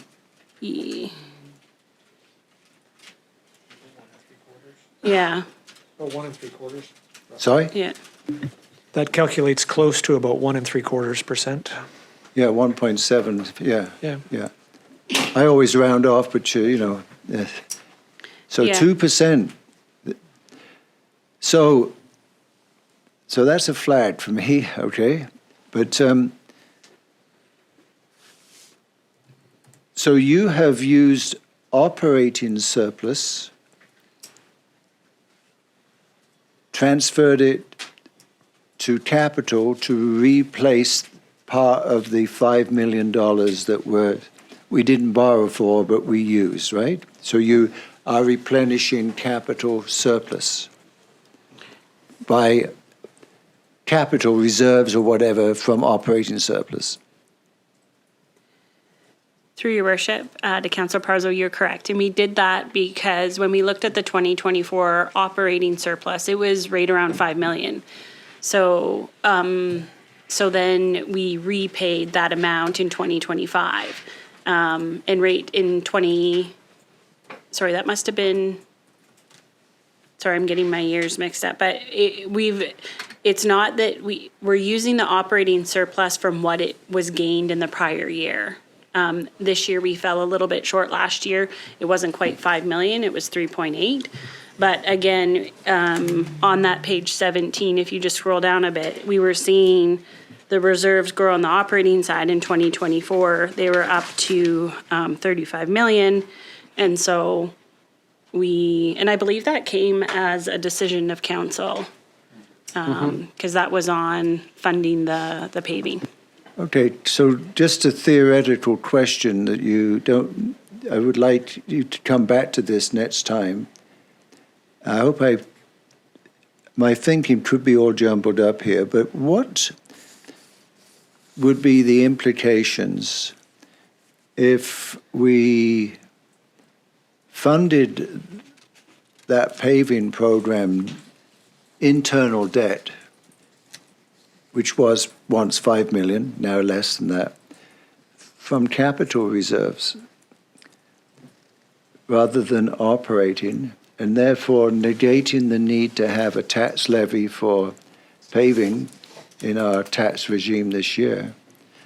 And wouldn't that also help with the move forward to the 70-30, because we're not using operating money to pay into capital? I would like to know the implications of repaying it from capital surplus funds rather than operating. So, because if there's a way of doing that, we give ourselves some relief in the tax rate. That's my thinking. So we get rid of that, whatever it is, and just do it internal through capital surpluses.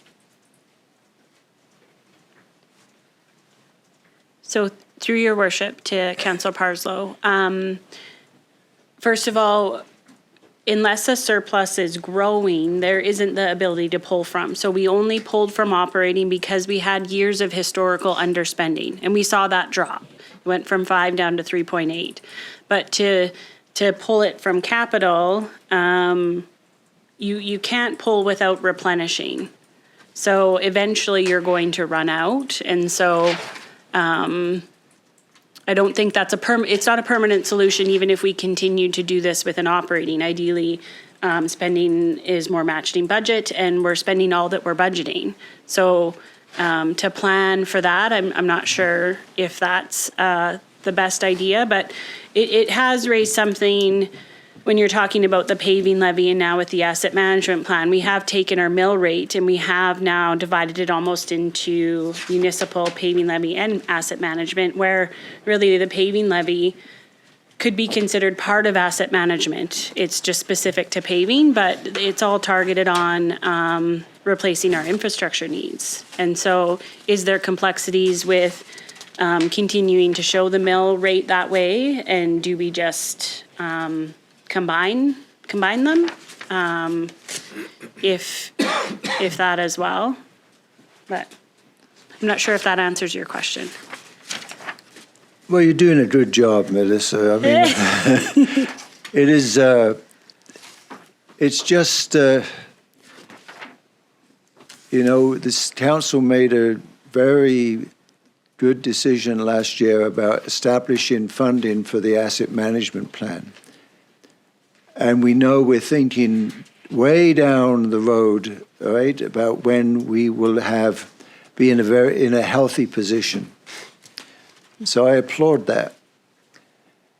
The paving initiative has certainly borne all sorts of fruit, right? I mean, the city, thanks to the good work of staff and the council's support of it, we've had some real improvements in our infrastructure, because anytime you do the road, you do the storm sewer upgrades and all that stuff, street lighting. There's lots. So I'm all for that as an initiative, but I'm just always trying to reflect the fact that if some are concerned about the tax increase, is there a better way of funding that internal debt? And I think we need to know the implications of that, and I would like to see us have some discussion about that budget too, you know what I mean? Just so we see the options and the ramifications, and we seek your advice. You're not thinking on the fly, as you know, because I've just asked you some questions. But so I don't want to belabor the point now. Just a thought. And through your worship to Councillor Parslow too, another thought that came into my mind too as well when you were speaking is that, just as a reminder, I believe the paving levy was implemented when the local area service was discontinued. And so just, I mean, there is that trade-off there as well, so. Thanks, Councillor Parslow. Councillor Earl. Yeah, no, thank you. A lot of the things touched on by Councillor Parslow and his worship were things I was curious about. And I'll try not to get into the things we've got to discuss in the upcoming recommendations. Just clarification. So our protective services expenditures are slated to go up 6%. Now, in previous years, as we had the conversation this morning with the staff sergeant, we budget for 25, the province allots us 6. We're currently 10 shy of that 31, so that gives us 21, well, 10 vacancies in total, soft and hard altogether. Yeah. But we're essentially operating on, and once an officer's on a soft vacancy, we're not paying for that officer. However, we do pay for the corresponding overtime to cover that officer that isn't on shift. So we're effectively paying for 15 officers, and the surplus that once upon a time would have been effectively forced savings, we were advised by the staff sergeant, isn't going to meaningfully materialize this year. And I see, based on the year-to-date on November 30th, there's about $1.6 million difference between the 2025 budget and the year-to-date at that time. I'm just wondering, with the RCMP contracts, we don't have a ton of room to negotiate with respect to those. They're essentially imposed on us before we take a vote. But, this is wildly frustrating, because we're in a position where we're budgeting based on the assumption of 25, as we've done every year since I've been here. Those 25 are not showing up, and as inconvenient as, that forced savings and the disparity between what we budget and what we get distorts a whole host of financial considerations around the tax rate, around what it actually costs to police this community and what people get for their money. But to be in a position where now we're effectively subsidizing the staffing issues with money that would otherwise be going into a surplus to cover the overtime for the officers we can't get to staff these positions is just wildly frustrating. And that's not a reflection on staff. That's just something, as I look through these reports, occurs to me is, and that's me assuming that those 6 positions are going to be fully paid for, irrespective of what the staffing levels are, that the province's end comes out of the budget first. And I don't know if that's true. I hope it is, or I assume it is. But that's just one thing as we talk about, having to increase taxes.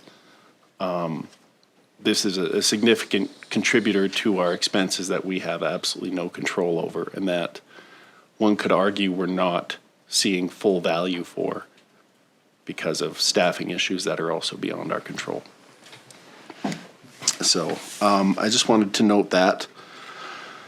And I've got some other thoughts, but I'll leave those for the motions we've got coming. Okay.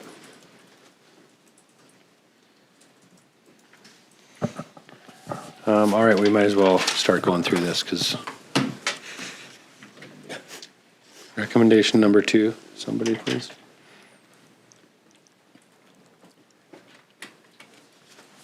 Sorry, Councillor Parslow.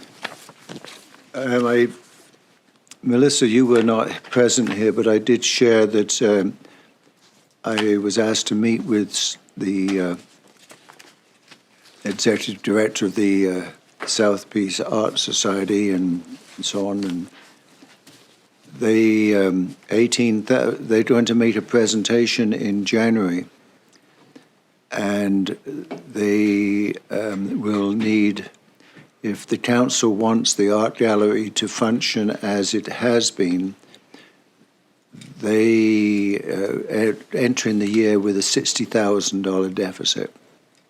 And so I think we maybe should, if possible, defer any decisions about recommendation 2 until after they've made their presentation. Want to just make a motion to defer this until after that then? Is that, if that's permissible? Can we do that? Because I don't think we can make a decision before we hear from them. Okay, I move that we defer recommendation 2 until the next budget meeting. Okay. Do I have a second? Councillor McDonald, any discussion on deferring it? I'll call that motion to vote.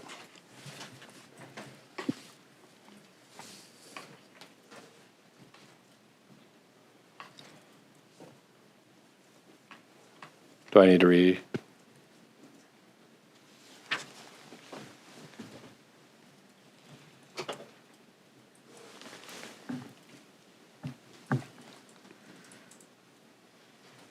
Everybody had to re-vote. Oh. Councillor Parslow, have you voted again? Yeah, I voted. Well, you have to re-vote. Is that everybody? Vote is closed. That's carried. Thank you. Recommendation 3, anyone? Councillor McDonald. Thank you, Worship. I'll move that council approve the additional support request for the Step Up and Ride Society for permanent annual funding of $165,000, funded within the current budget as presented. Further, that council directs staff to enter a fee-for-service contract with Step Up and Ride Society that includes accountability and value for taxpayers, defined deliverables, and performance standards. Thank you, Councillor McDonald. Do I have a second? Councillor Sudnick. Discussion on this. Councillor Earl. My concern around, I'm happy to entertain it and enter into an arrangement. I don't know what we're getting for $137,000, and I have a hard time making this commitment without an understanding. I know what the fee is, but I don't know what service level we're going to get for that, other than what we currently get and what accountabilities there are. I would ask, I guess, it was noted that our General Manager of Development Services was at the last board meeting, and I'm not sure, given it's an ongoing negotiation, potentially what you can share with us to help give us some insight as we look to vote on this. But it appears we're going to have to make some potentially divisive decisions today around transit and how we fund it and what gets funded. And while we can all sit here and jump up and down on BC Transit for what we feel we're getting versus what we're paying for, I'm not sure that the grass is necessarily greener on the other side. And I don't know what we get from BC Transit with respect, or what we get from Step Up and Ride. It feels like we're holding these two entities to a very, very different standard. And I don't know how comfortable I am with that. So any insight staff could provide on where we are with these negotiations that wouldn't betray confidences, I guess, would be appreciated. Yeah, through your worship. Councillor Aaroe, so negotiations, are you talking about Step Up and Ride or BC Transit? No, Step Up and Ride. I know the conversations are, I assume, in their early stages. Yeah, we had some initial conversation with them. I don't think there's anything confidential there. We explored their interest in taking on potentially more things, and they seemed genuinely curious and positive about the conversation. So Councillor McDonald was there as well. It was a good conversation, but it was precursory. Mm-hmm. There wasn't much substance there other than there's an interest to talk about what there might be, and we left it kind of at that for them to ponder on. I think probably subsequent to this discussion, whether they're going to receive the funds or not, there's lots of ways they can go. There's lots of things they can do.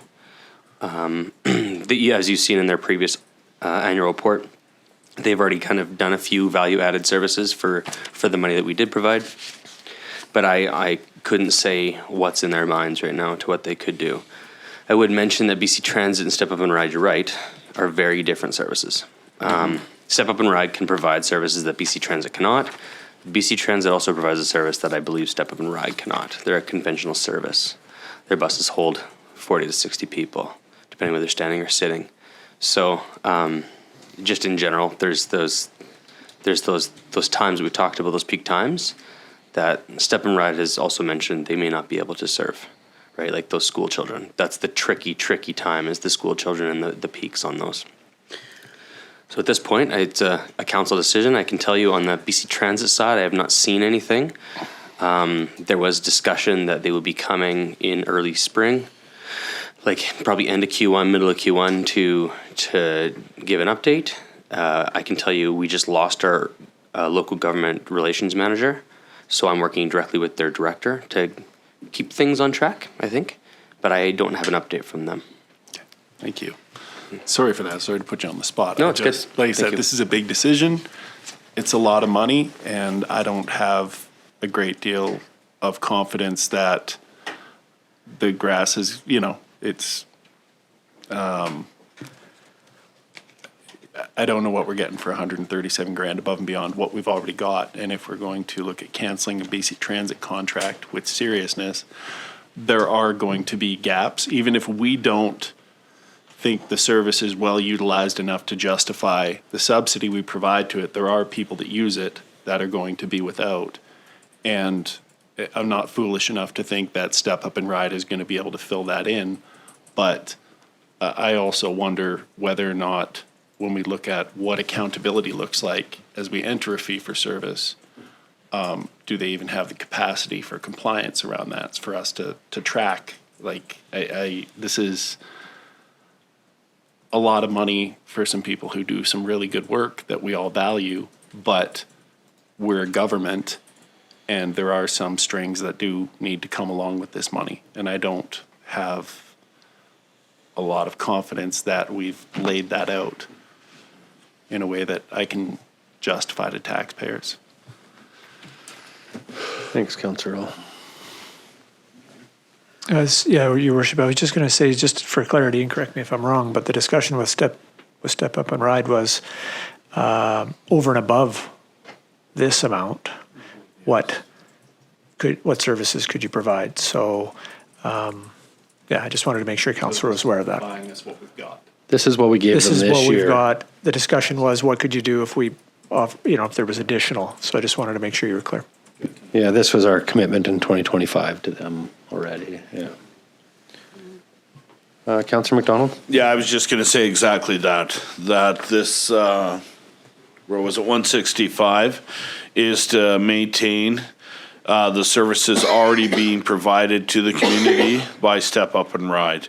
And when she was in here, when Mona was in here in November, in her report, it showed the expansion of one more bus they were operating due to the fact that we had given them the 135,000 and that they'd be able to maintain that extra bus that they've been having out there with another driver.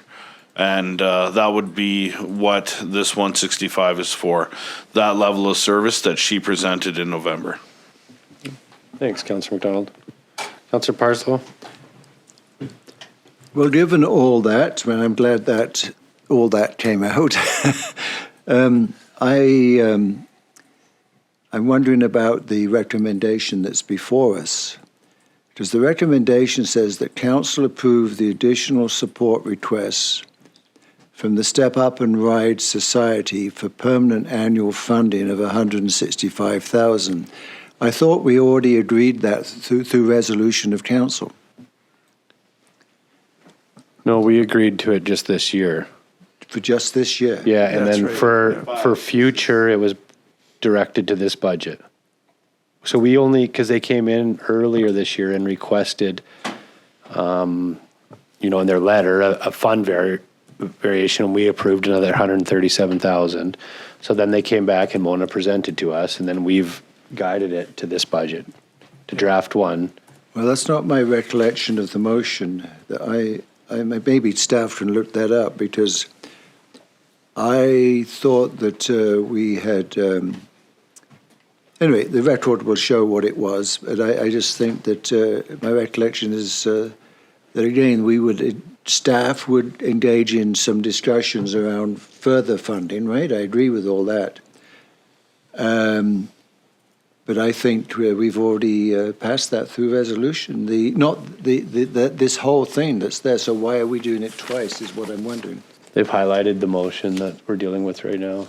That was the last direction they got. So authorize to be added. Yeah.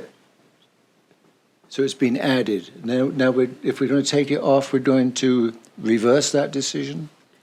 No, because that decision was only to direct the city team to add 165,000 to the budget. If we take it off the budget, it's off the budget. Mm-hmm. That was just direction. That wasn't deliberations. That wasn't committing to it. I see. Did I confuse you or did I clarify? Well, you usually confuse me. I'm not intentionally trying to. So what staff said was that the discussions are not about the 165. They're discussions about on top of that. Correct. Yeah, if there's a service to be offered above and beyond that. Right. Yep. So what is the fiscal year for Step Up and Ride?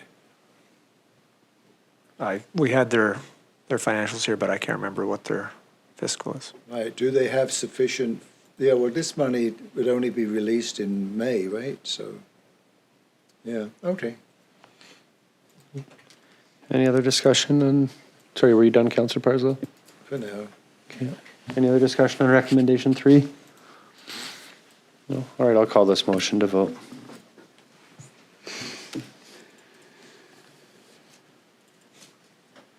Vote is closed. It's carried. 1 opposed, and I can't see who that is. Councillor Earl is opposed. Can we get that back up on the? All right. Councillor Earl was opposed. Recommendation 4.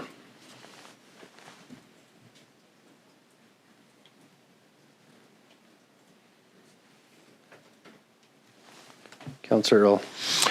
Thank you, Worship. I'll move option 1, that council approve the public library's request for an additional $82,000 in grant funding for 2026, resulting in a net budget impact of $35,000 in the 2026 draft 1 budget after accounting for transferred responsibilities. Thanks, Councillor Earl. Second, Councillor Kemp. Discussion.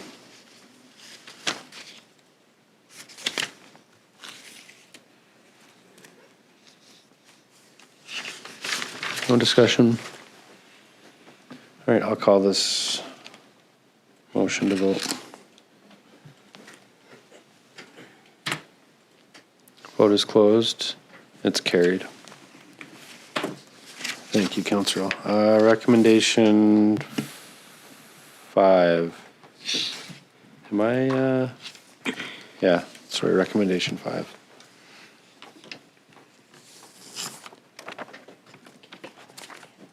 Council. I guess before this one, how many are actually, go ahead, Councillor Sudnick. I'm going to take that question back. Go ahead. Sure. Yeah. I'll move recommendation number 1, that council waive council policy regarding attendance of the 2026 FCM conference being held in Edmonton, Alberta, to allow the mayor and 6 councillors to attend, funded within the current budget as presented. Thank you, Councillor Sudnick. Second, Councillor McDonald. Any discussion on this? Go ahead, Janice. If we can just take a 5-minute break so we can get the voting screen to come back up. Okay. Do you want me to do that now or finish this one? We can finish this vote and then take. Councillor McDonald? Thank you, Worship. I was just curious where the $3,000 per councillor budget came from, because there wouldn't be any flights associated with going to Edmonton. Chances are we're going to carpool there like we do to Prince George and Grand Prairie. It seemed like it was a really steep amount per person to go. Through your worship, I'll pull up the agenda, but I believe the breakdown was given during the August 11th meeting. Yeah, I remember seeing that. So just give me one moment here.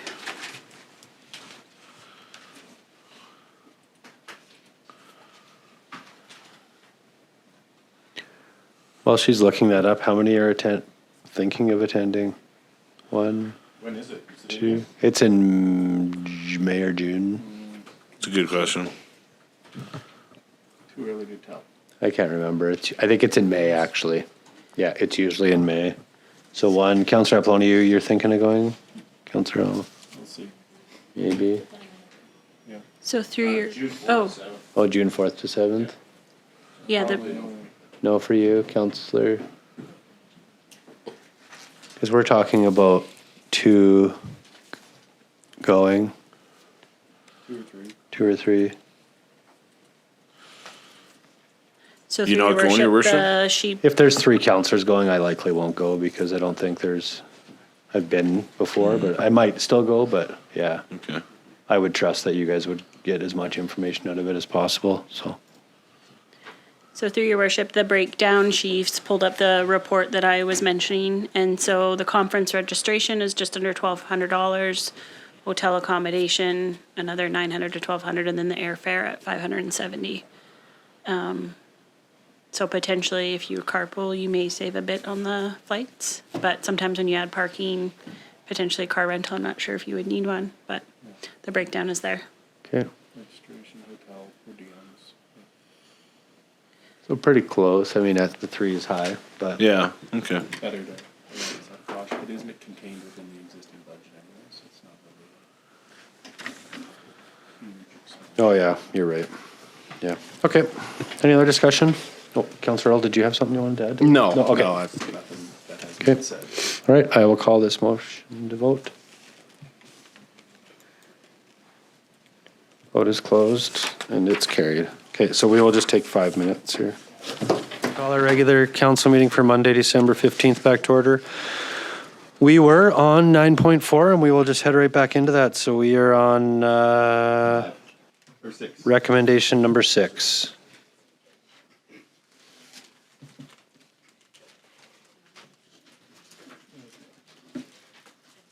Oh, there we go. Councillor Earl. Thank you, Your Worship. I will move option 1, that council approve the additional expense of $60,000 for 2025 health and safety gap analysis funded within the current budget as presented. Thank you, Councillor Earl. Second. Councillor Kemp, discussion. Councillor Parslow, did you have, or was that? No. You're good. Okay, all right, I'll call this motion to vote.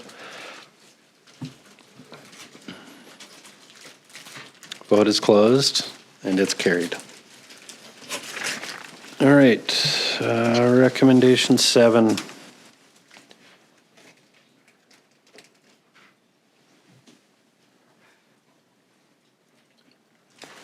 Councillor Parslow.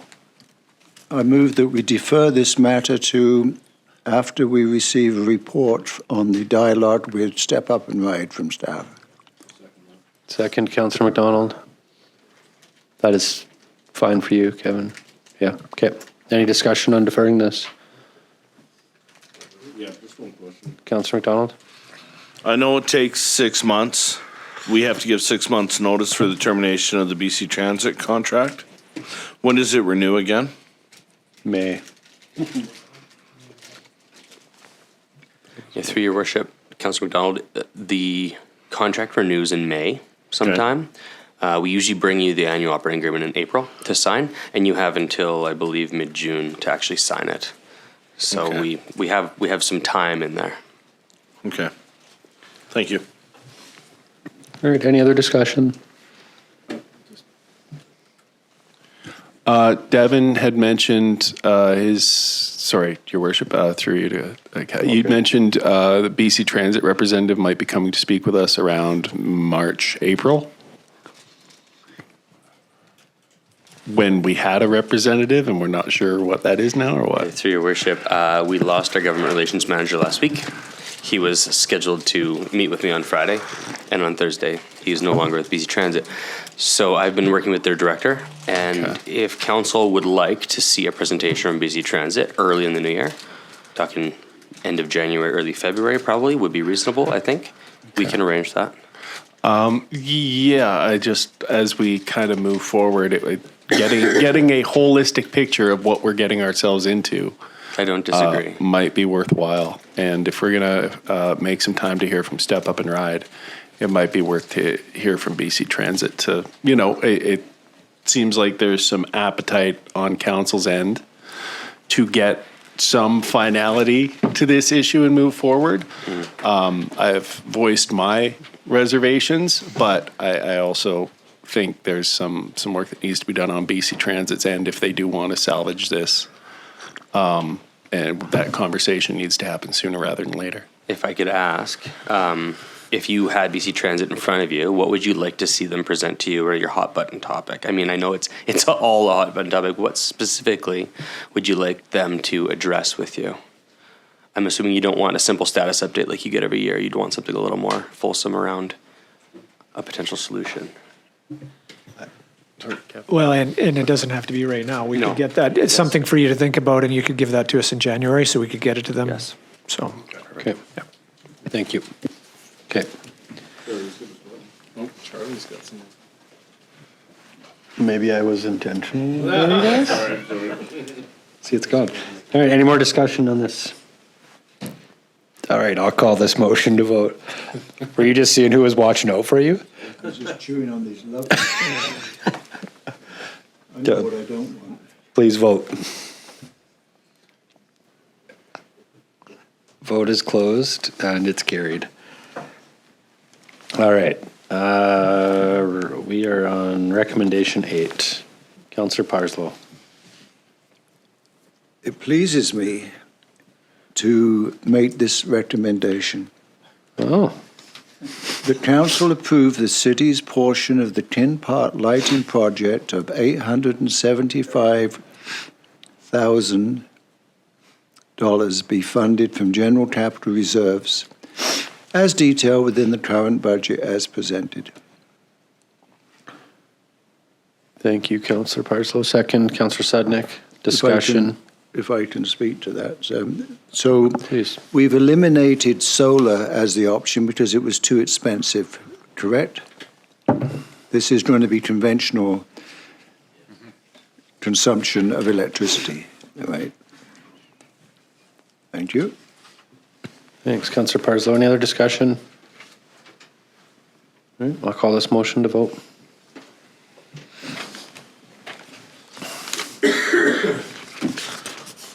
Sorry, vote is closed and it's carried. All right, recommendation 9.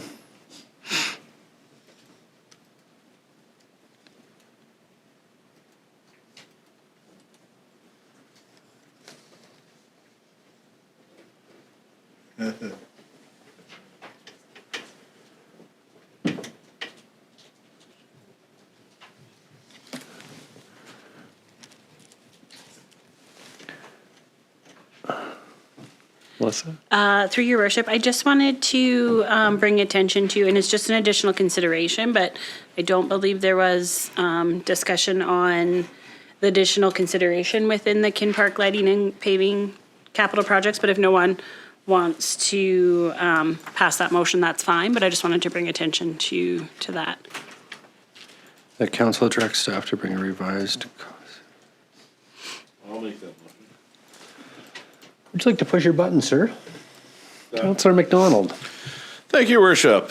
I'd like to move that council direct staff to bring a revised cost schedule with the draft 2 budget that will have actuals for 2025 for the potential expansion of the 2026 capital paving budget. I have a second. Councillor Kemp. Thank you, Melissa, for bringing that up. Thank you, Councillor McDonald. Any discussion on this?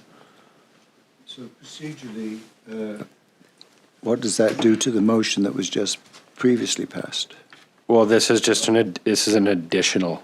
It's in addition to. So we could revise, okay? Right. I guess I'm not a corporate officer, but sorry for stealing your thunder over there. You're good?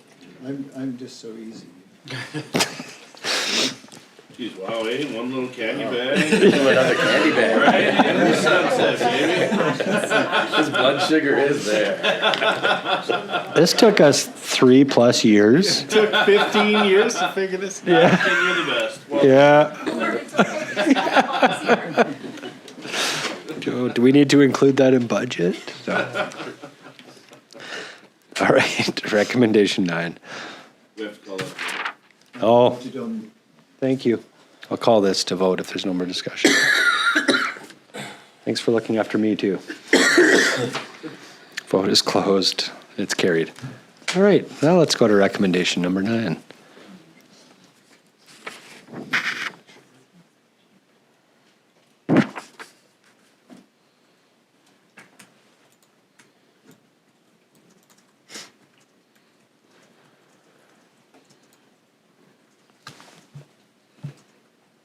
Councillor Parslow. I would move that council approve the tax rates within the current budget as presented. Second. Councillor McDonald. Discussion. Well, I haven't seen a list of, as you've been preparing for this council meeting, I haven't been presented with a list of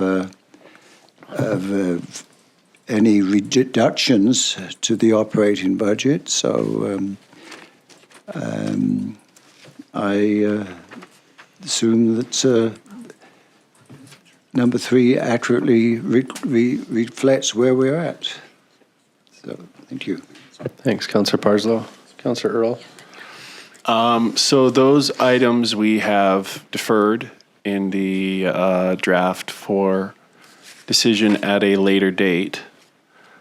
Should they end up not going forward with respect to the spend associated with them, would we then have the opportunity, I assume we'd have the opportunity at a later date to revise that tax increase downward to reflect the spending that isn't happening? Sorry Yes. if that Yes, sounded that would be, convoluted. It's been a long day.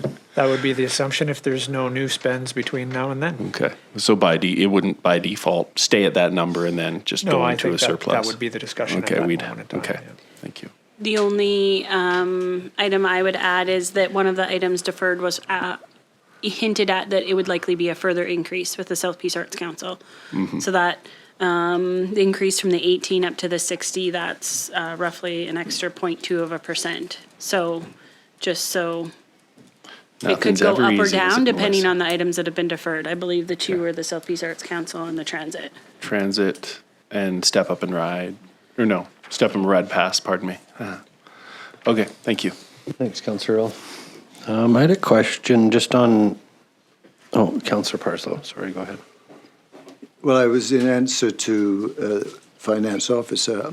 At the end here, I do have a proposed, if the Mayor will allow it, a proposed one item. I have some more for future meetings to cut, okay, which would more than take care of the increase that you've made, potential increase, but we'll wait for that at the end there. Okay. I don't even know what you're going to ask to know if I'm going to allow it. I guess one, just, I do understand a lot of the discussion we've had, but if number 2 here, the second option, can you just explain that to me, what that would mean? Just so I can just more so wrap my head around all of this. No problem. And just for clarification, is it the difference between 1 and 2 or even just 2 in general? Well, I think, I guess, no, not the difference between Okay. 2. Yeah, 2 in general. Okay, so through your worship, the increase in assessment from the plan 2% to what the preview, sorry?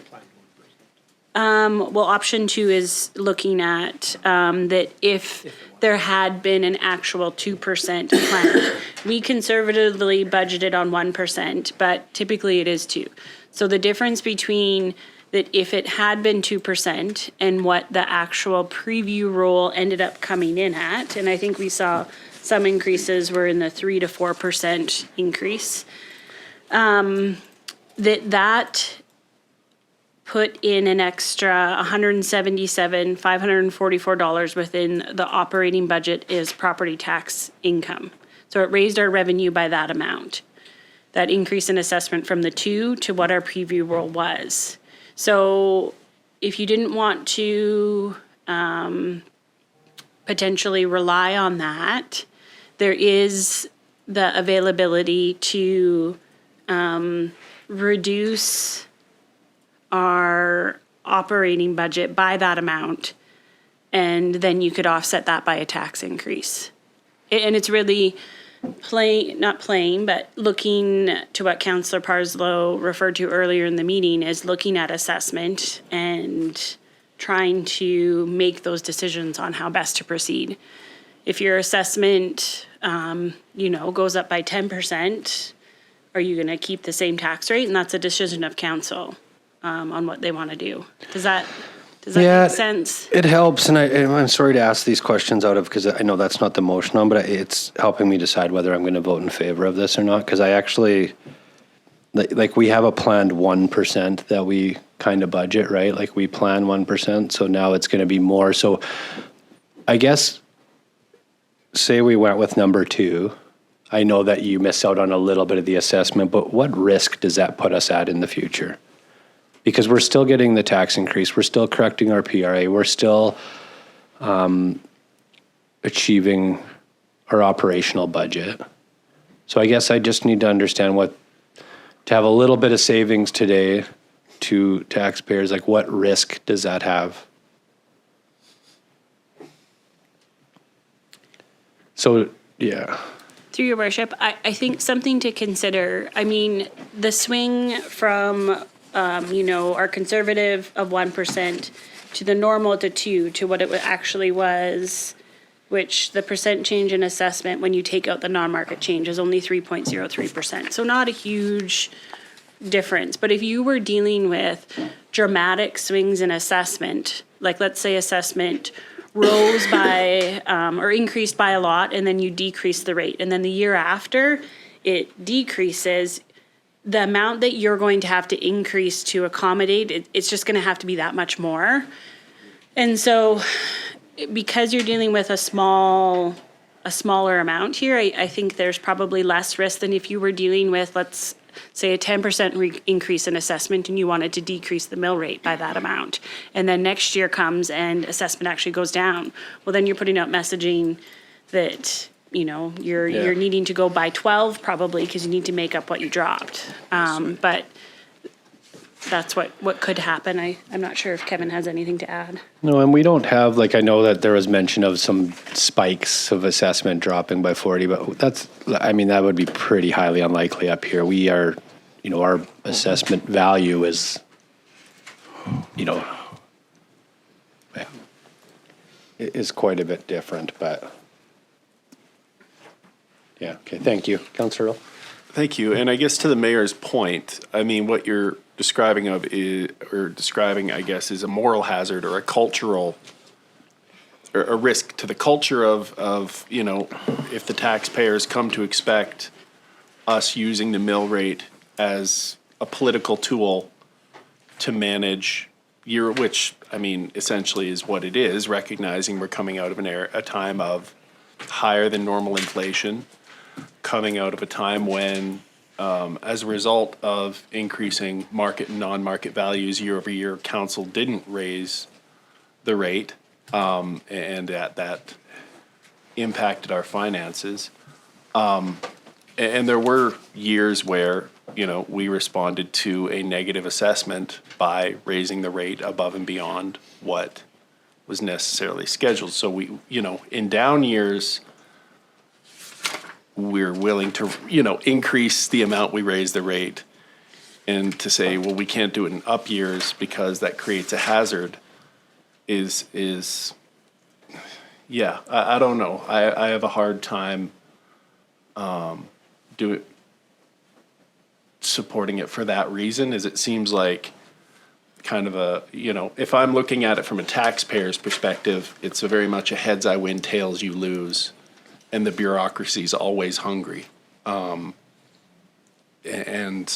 trying to put myself in the shoes of a layperson who doesn't follow the granular details of how the city's financed and what our capital needs are, it looks like, you know, assessment came in less than what we anticipated. Well, we have to do a tax increase above and beyond what we planned for because we have to make up that loss. What's that? Assessment came in higher than we expected. Well, we can't lower the tax rate increase because next year it could come in lower, and then we'd have to do it again. It does.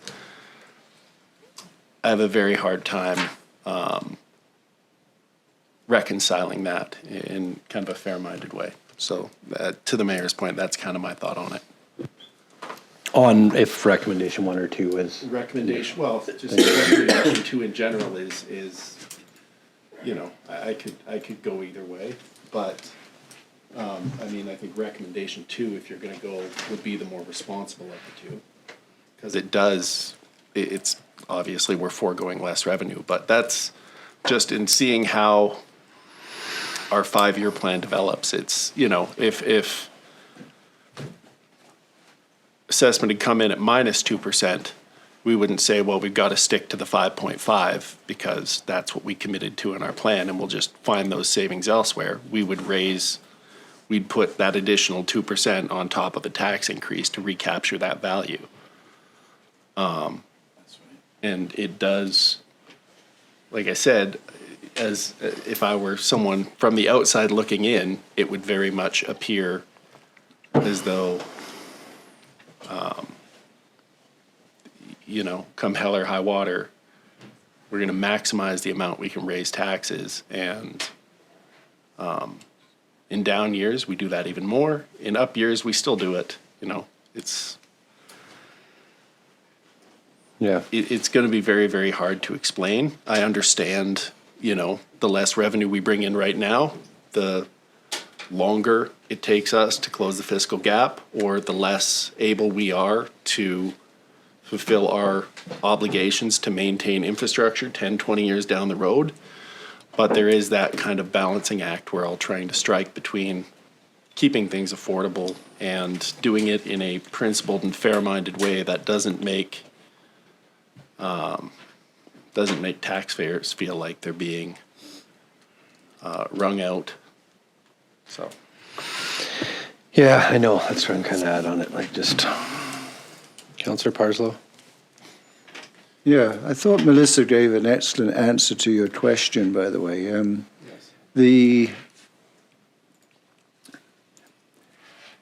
It's somewhat like, a dog chasing his tail, right?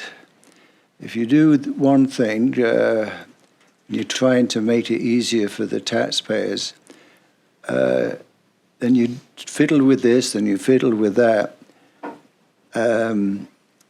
It's the tax rate that's the most, it often requires the greatest adjustment for bad decisions made by councils to save. They operate on the short term. Good planning is long term. There's long-term implications. It took years to get out of that zero tax increase stuff. My personal house assessment has swung 1 year to something like 11 increase to 8 decrease. So individual assessments can fluctuate quite significantly. And you just have to, you just have to go with the overall community thing. But it'd be wrong to think that this city is immune from marked changes in the assessment. We are lucky in a sense that we don't have a strong industrial tax base. And but those communities such as Mackenzie, Quesnel, as two examples, 100 Mile House, Chetwynd, there they lose a major employer and the assessment drops significantly. That would happen to could happen to us here if one or two places were to close and lay off 100 people, and another place another 100 people. You'd notice it. It would be a significant drop. What are you going to do? Shut the swimming pool? Close the multiplex? There's certain services you have to provide, and there's certain services that I don't think you would ever touch. And that's just the way it is. But the assessments, 2% shift in assessments, nothing overall. At any rate, I think unless you're prepared to make some cuts, I've always thought that we have to have a balanced budget. Or am I thinking back to the school district days? So,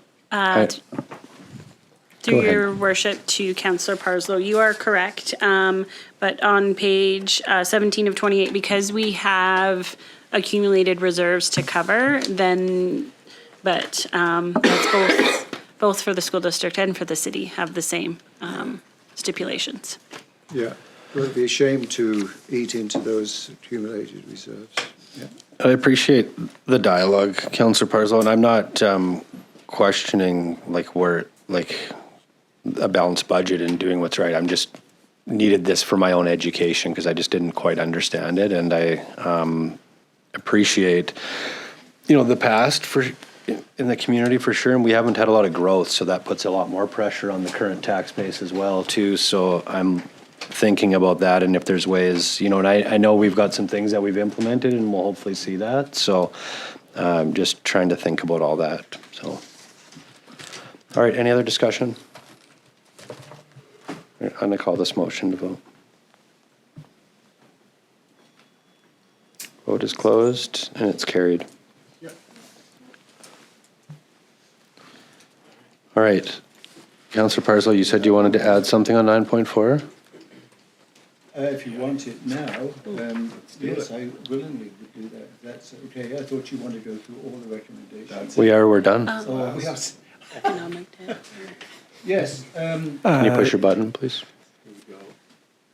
Just, Okay. just before we go, and do you want to do anything with the ECDev that we didn't do anything at the last Oh, because it report? wasn't in. Because now would be the time if you were going to do anything there. Before Councillor Parslow's? Either way, just didn't want you to forget however you want to handle it. I forgot, so thank you. Go ahead, Councillor Parslow. Okay, I would like to propose, so you to follow this, you might want to turn to page 31 in your budget. Page 31. And the cost center is the Lakota Center.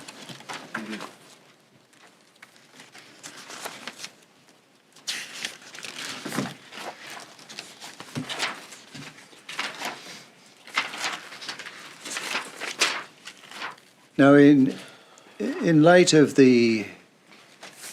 I'm not seeing which line number that is. The number's on the very bottom of the page, not the. In the middle. No, I got the 31. This box right here. Well, under that's probably tab, different. under tab C, sorry. 31 or 21? 31. Middle of the paper, you're on 41. Oh, I'm on the 31, gotcha. I made the same mistake. All right, thank you. So, in light of the lack of success with the sub-recreation adjustment with the area D and C, E, sorry, I would like to propose that we require the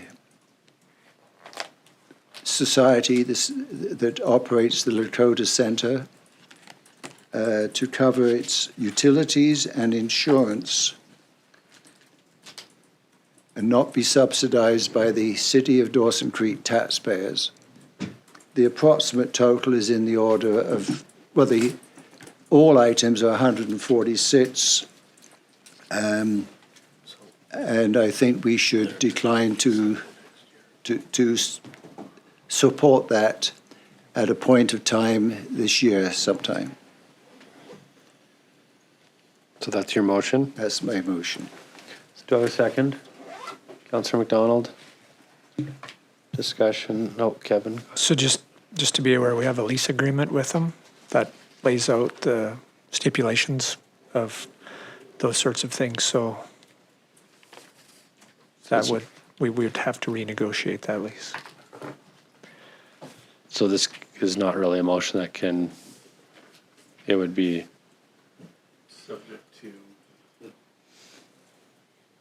subject to,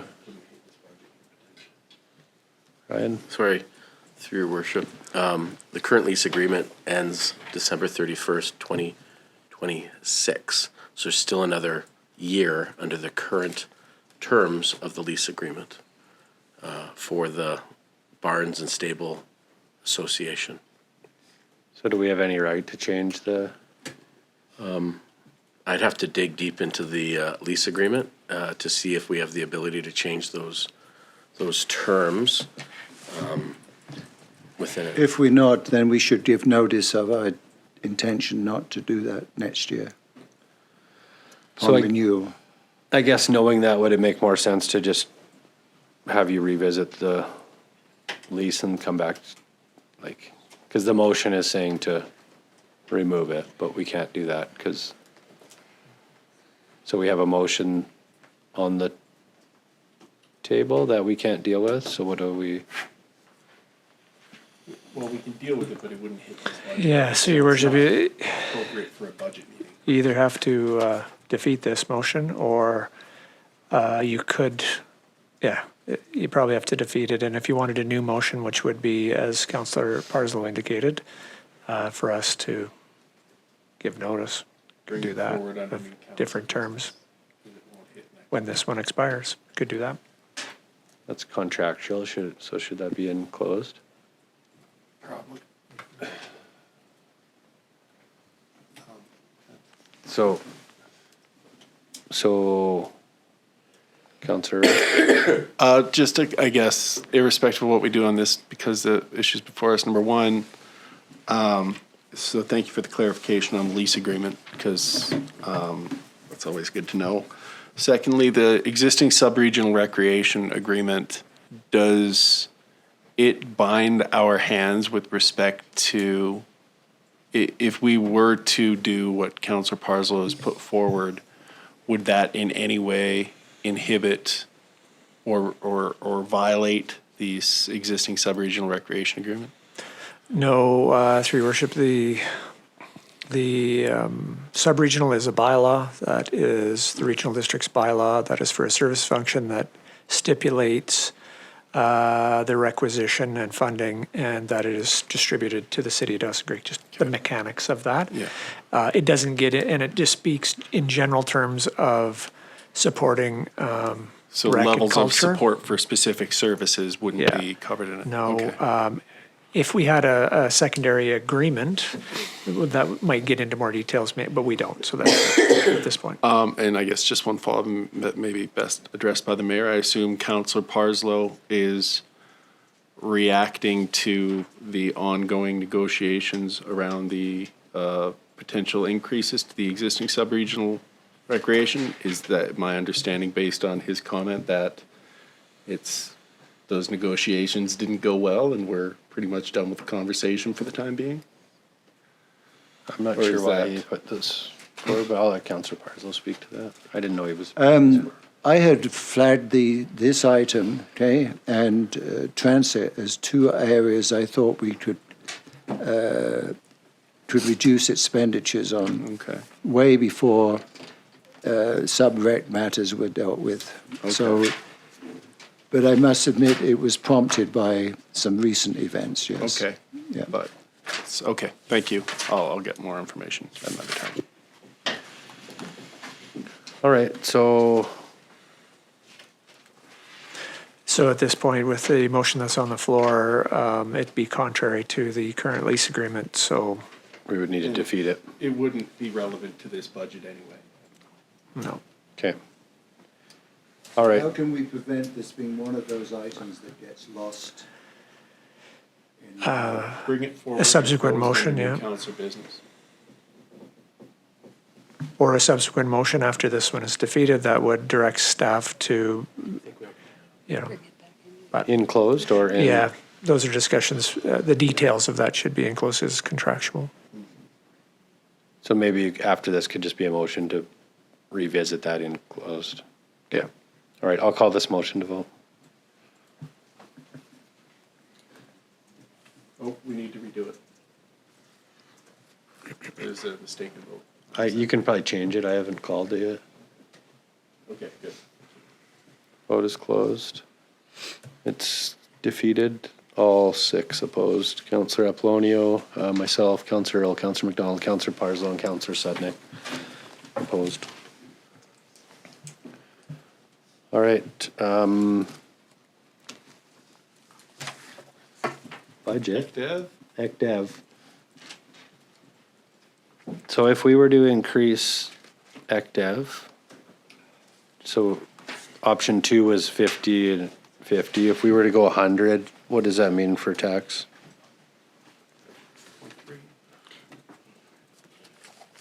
Through your worship, sorry, so are you meaning, because right now we do have 100. 50 plus but- 100. So to make it an extra 50,000 should be an extra 0.5%. Let me just double check. For the whole 100. Or a quarter.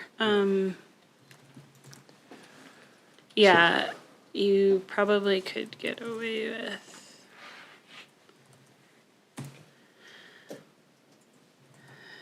Yeah, close. So through your worship, an increase of 5.75% tax rate with an additional 1% to make a total of 6.75 is going to give you an additional 57,000 within your municipal taxes.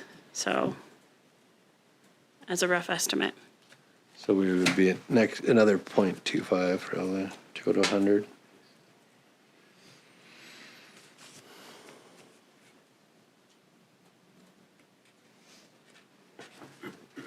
Anybody wanna? So would we put option 2 down right now, or are we just saying, because we're in budget now, we're not in that report, so? Yeah, we're I just- think you're in budget, so you would just have a motion that, because right now in this document, in draft 1, we have 100,000 set aside for ECDev. You would make a motion to add an additional whatever dollar amount you want to the ECDev line. Oh, okay, so the 100's already in here at the 6.5? Yes. Okay, so if we want any more, then, okay, so we're A motion talking. to add whatever extra above that 100 that's allowed for. So, and this is draft 1, so if we do something now, it could still be changed. I guess, yeah, just the 50 doesn't, even if we were to give that person 4 or 5 things that we wanted to work on, it doesn't go very far. So that's why I'm thinking, like, if we're gonna do it, I don't know, I just think 100 gives it a better option, but. Much better chance. Okay, I'll just to get it on the floor if nobody's going to, I'll make that motion that we add another 50,000 to the economic development, so that would be adding 100,000 total plus the 50 that we already have. Second, Councillor McDonald.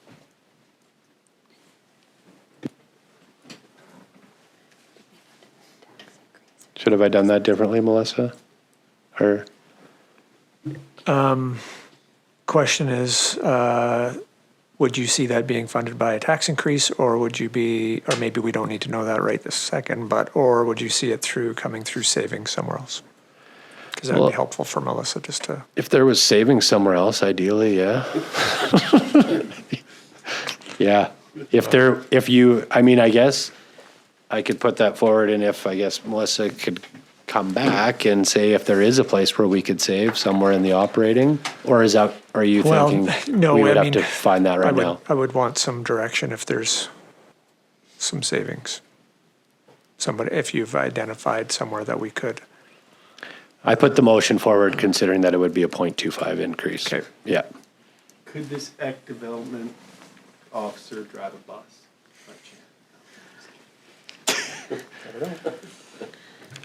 All right, any discussion? Okay, I'm going to call this motion to vote.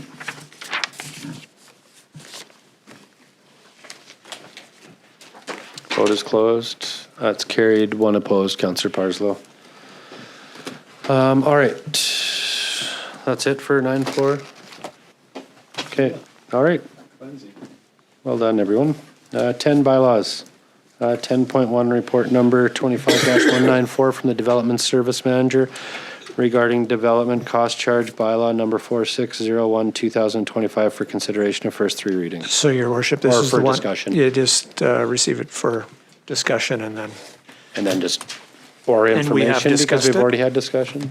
Sorry? Or for information because we've already discussed, or?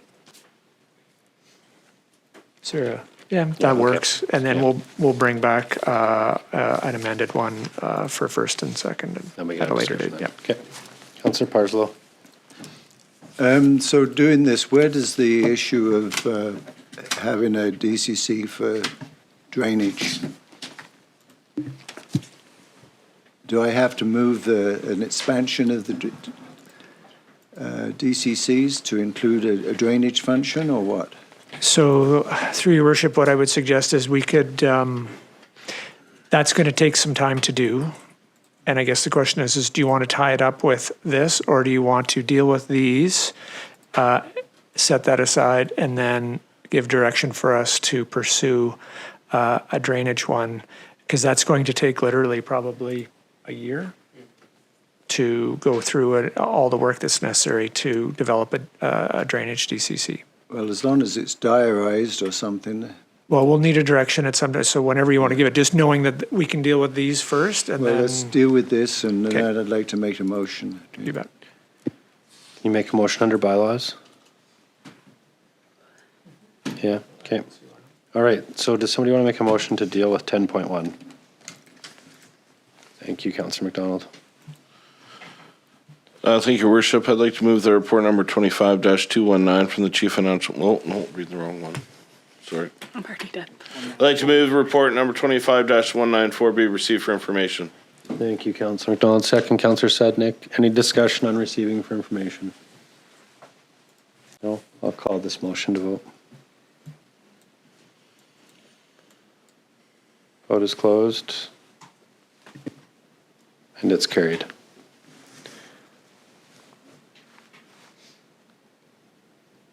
Are you, Okay, I'd like to. you just got to push your button if you. I'd like to make a motion that staff be directed to develop a bylaw to include drainage in the development cost charge. I just want to say regime. Development cost charge. We move that we have an additional target for development cost charges, namely drainage. Thank you, Council President. I have a second. Councillor Apollonio, any discussion? I guess my only discussion, question to you, Kevin, is I seem to recall some discussion about this previously, and we don't, because this is about like storm drains and stuff that we don't, there's a lot of areas in our community that don't already have it. So is that why it wasn't initially done and then? No, through your worship, we talked about, it was separate to that, why it's not in every part of town. It was more of the discussion around a utility, of whether you could have a utility charge for storm sewer, because not every home is fronted to storm sewer. So that was the discussion around that. DCCs, yes, we could do it. We haven't, there just hasn't been the direction to pursue it. So it hasn't been to date. So if council wishes, then we'll start putting that together and determining what that looks like. But like I say, that'll be a 2026 thing. Well, I guess what I'm getting at is I don't have enough information to vote on this because I don't know what that means. When you say it's a year time to put that together, that right away puts flags up on myself because I know how much time extra time you guys have for this. So, yeah. And I don't know what the current risk is to the city to not have this. Well, so I don't, yeah, because it's about new projects and new infrastructure. So is there a need for us to, do you feel there's a need for us to have DCCs in this? The first thing that needs to happen is to investigate the rationale for a DCC. So there's some information that needs to be gathered that would come back to council at a relatively high level that would say, identify those things. We know we have a master plan that we did a number of years ago on storm sewer that had a huge deficit. We had a lot of infrastructure, but that's replacement. It's not all growth. So we'd have to identify what might be growth related. Then you would identify, what your liabilities are and what you could do. There'd be a little bit of work on the front end to see if there's an appetite from council to pursue it, because staff doesn't want to spend a year doing a bunch of work for it to come back and for it to fail either, because, there would be checkpoints along the way, but I think we need to start with probably a bit of an information gathering to pull that together so council could see whether they want to pursue it further, because there is a lot of work. So because the motion is to put it forward, your approach still would be to bring that to us first before you spend a lot of time. I think it's a on it. checkpoint. We do some work, we bring it back and say, this is what we know, and then either it's proceed or it's not. Okay, thank you. Councillor Earl.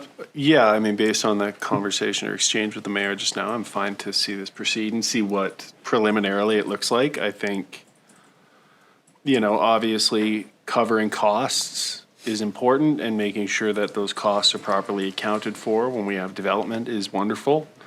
You do worry about, in passing a suite of revitalization policies meant to make development less expensive, to then turn around and tack that cost on. But to the point of Councillor Parslow, there is a liability there, and it is ultimately borne by all taxpayers, not just developers, when that liability comes due. So fine to see what that looks like, and I do appreciate the aspirational component of the storm sewer, assuming we're going to get enough rain in coming years for it to be an issue. So, thank you, Councillor Earl. Councillor Parslow.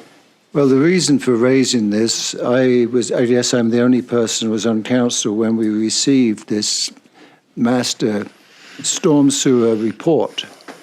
The report was alarming. And the climate change, maybe there's still some skeptics around climate change, but there is a phenomenon called anthropomorphic climate change, man-caused climate change, and the forecast is increased drought, but much heavier precipitation events. And the concern was our storm sewers are somewhat compromised, and they would be overwhelmed. So staff can only do so much, and we've done a lot of good work with sewage and water. This is a vulnerability in this community. But I appreciate you saying, yeah, you need more, that's great. But there is that report that wouldn't take much for staff to show that report at a future council meeting, and then maybe, it would give you a better degree of comfort, Okay. But one of the things I remember is some of them are compromised because of they're full of debris. I think that was part of the report, but wait and see until it comes forward. Yeah. Okay. Thank you. Any other discussion? All right, I'll call this motion to vote. Vote is closed. It's carried. All right, next 10.2, we have report number 25-219 from the Chief Financial Officer regarding 2026 revenue anticipation borrowing bylaw number 4619, 2025 for consideration of first three readings.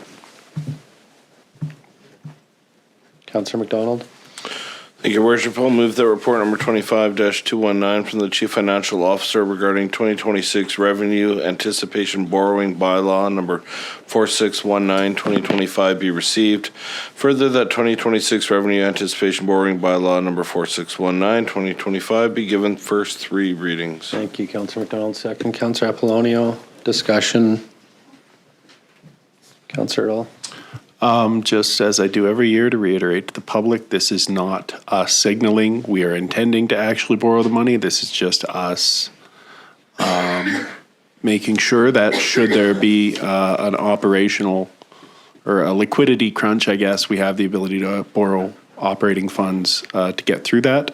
In my time on council, we have never utilized it. This is just staff acting out of an abundance of caution. Thank you, Councillor Earl. Any other discussion? I'll call this motion to vote. Oh, sorry, you do? He needs to change his speech. Yeah. Mix it up a little. He did change it a little bit.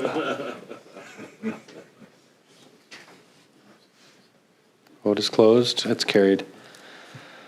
All right, next 11, Mayor's Business. I'm just going to go through a few of these. One, just the Dawson Creek and District Hospital Foundation. I did at last council meeting talked about the donation from ARC Resources, but for the announcement there. But I also just wanted to give a shout out to the foundation team and their efforts in moving this project forward.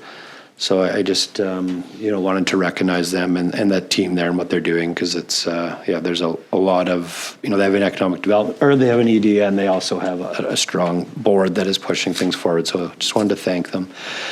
To the Hockey Canada Para Cup, I wanted to had the privilege of being part of that, and I think pretty much everybody in council did. So I just want to thank Ryan and Chelsea for for really going above and beyond what your duties are here, just to ensure the success of the event and how much energy you put into it. I also want to thank all the volunteers, Kim, who chaired her first event. And the list just goes on, right? The OVG team, the volunteers, the residents that attended, the rural youth, the rural communities, all of it, right? The whole region really came together. It was the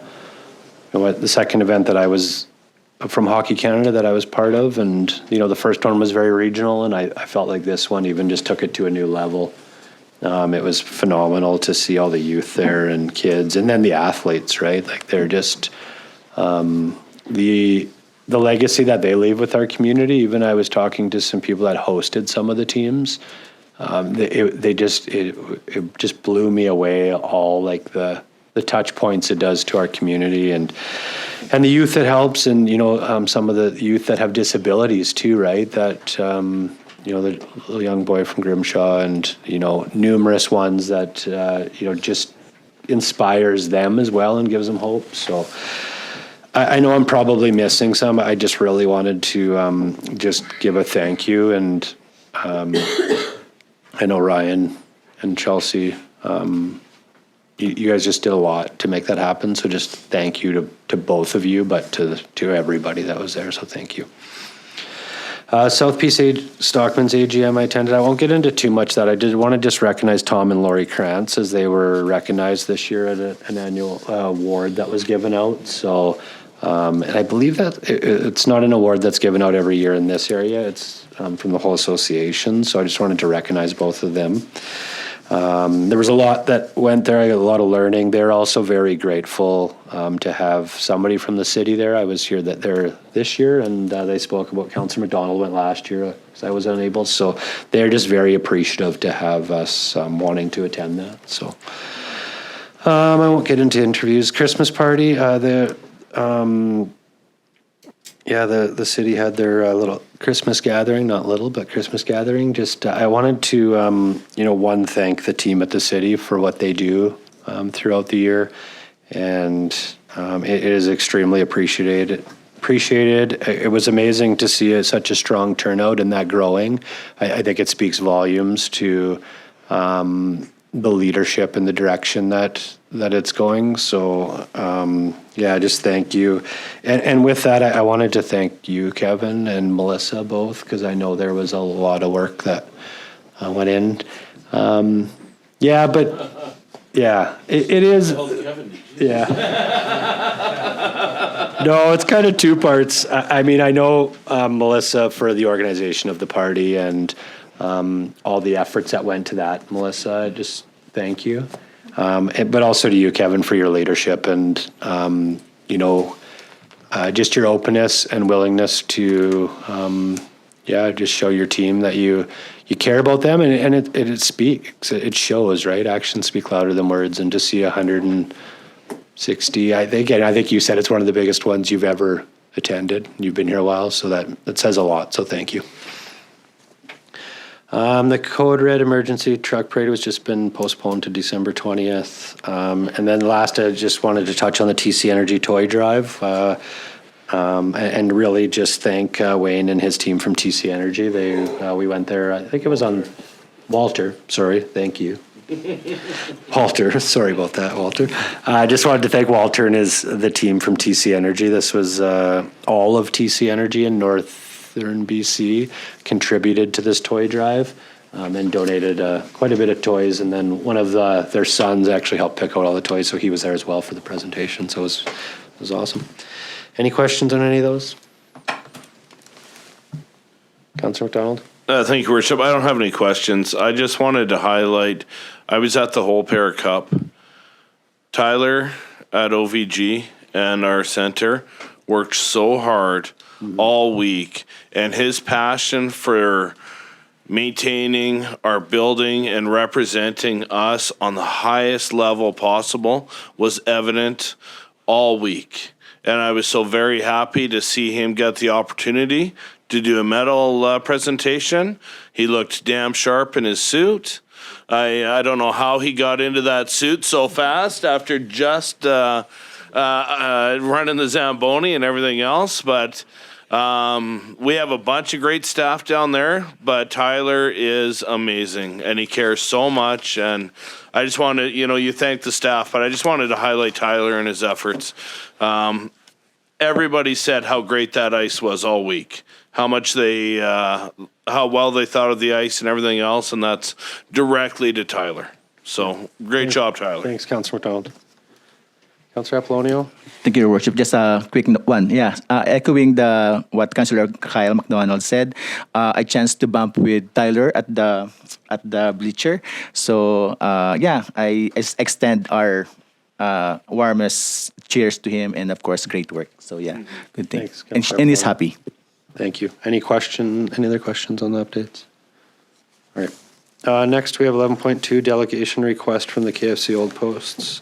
Melissa, do you know what we have left in our grant budget for 2025?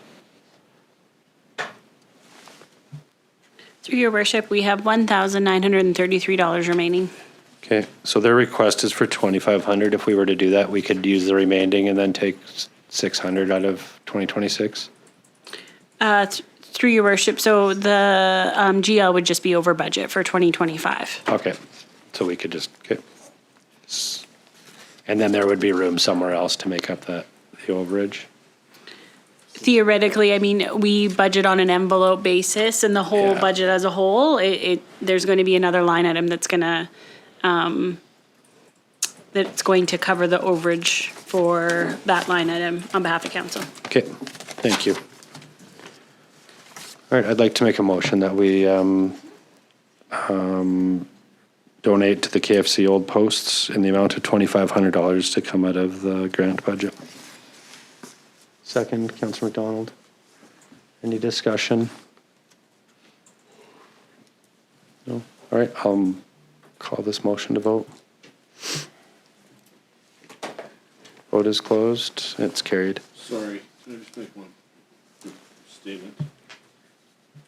Councillor McDonald? Just based on that and reflecting back on the presentation by Mr. Sandhu this morning, how much I appreciated the Old Post willingness to accept the change of us not having the Kin Arena anymore, thinking outside of the box, and continuing in such a positive manner. I appreciated such a great positive attitude and a willingness to work with us and what's provided to the community.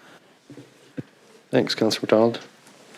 All right, 11.3, we have a memo from myself just on council conference attendance policy, consideration of options for growing the North 2026. So I didn't, there's 3 different options in there because basically we have the Growing the North conference that's coming up in this spring. So this will be 2 years in a row where there's more people wanting to go than our policy allows. So we could maintain the existing policy and just pick who's going. We could waive the policy, which we did last year, which I don't know if it's worth waiving it because it seems this is going to probably happen more often. Or 3, we can just amend the policy to allow it to expand attendance for the Growing the North. So those are kind of just the 3 options, so we don't have to necessarily come back. So I didn't have a preference. I just wanted to bring it forward because last year we're varying. So if we're varying it again this year, then we need to either the policy's insufficient. Yeah, either the policy is insufficient or we maintain the existing policy and we hold it accountable to what it is. So that's kind of where it was at. So I'm good on really any of the 2 besides waiving it. Councillor McDonald? Thank you, Your Worship. I'd like to move that council amend the conference attendance policy to allow the mayor plus up to 4 councillors attend the Growing the North conference in Grand Prairie on an annual basis. Thank you, Councillor McDonald. Second, Councillor Apollonio.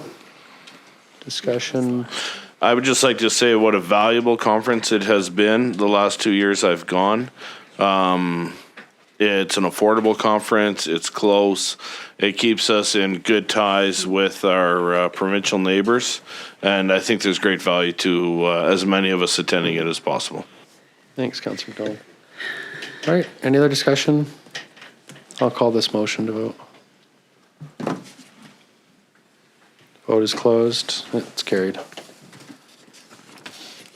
Number 12, Chief Administrative Officer, operational update. Yeah, a couple quick things. Water, checked in with staff this morning. River's still flowing over the weir, so it's still, we're meeting daily demand, so that's good news. Which is surprising, actually, but I I'm think surprised by that, too. Yeah, with the weather.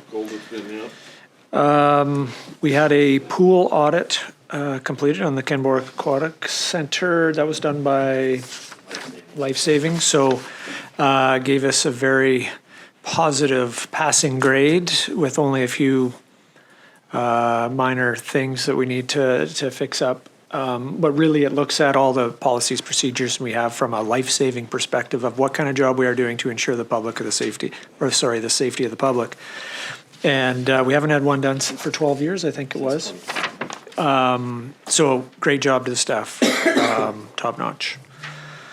So that's very good. And positive facilities with this cold weather that we went through and everything. We had no issues. We were with heatings, boilers, all that sort of stuff. So very positive as well. And that just goes, we've been very diligent over the last year, Ryan and his team, on ensuring from a preventative maintenance standpoint that we address all these things. So good work to the team to ensure that everything ran smoothly. And lastly, we're dealing with snow. We first night of downtown removal, we got everything plowed up.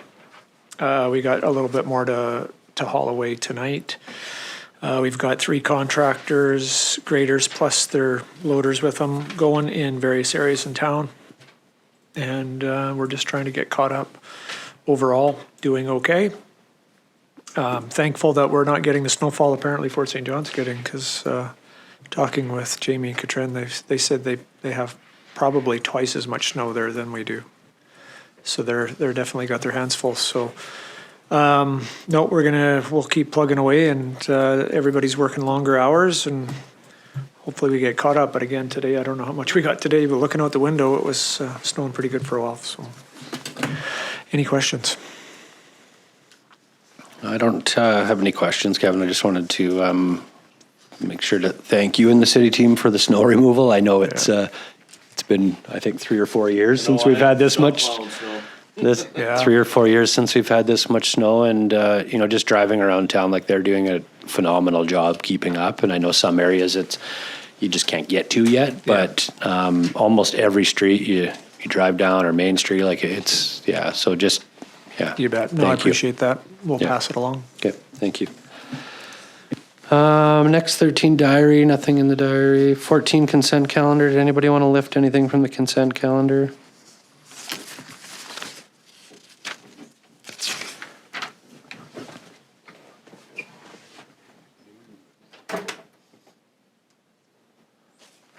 I don't need to lift anything. I did want to just comment on, or maybe I should lift it, but just I wanted to comment on the letters from the chartered accountant, just their comments on how great it is to deal with the city team. So I just wanted to pull that out and just acknowledge that it's it's specific in this letter. So I know I did mention earlier a thank you to that finance team, but it's clear in here as well. So just thank you.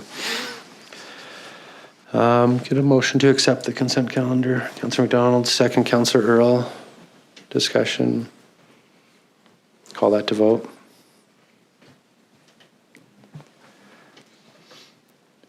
Vote is closed and it's carried.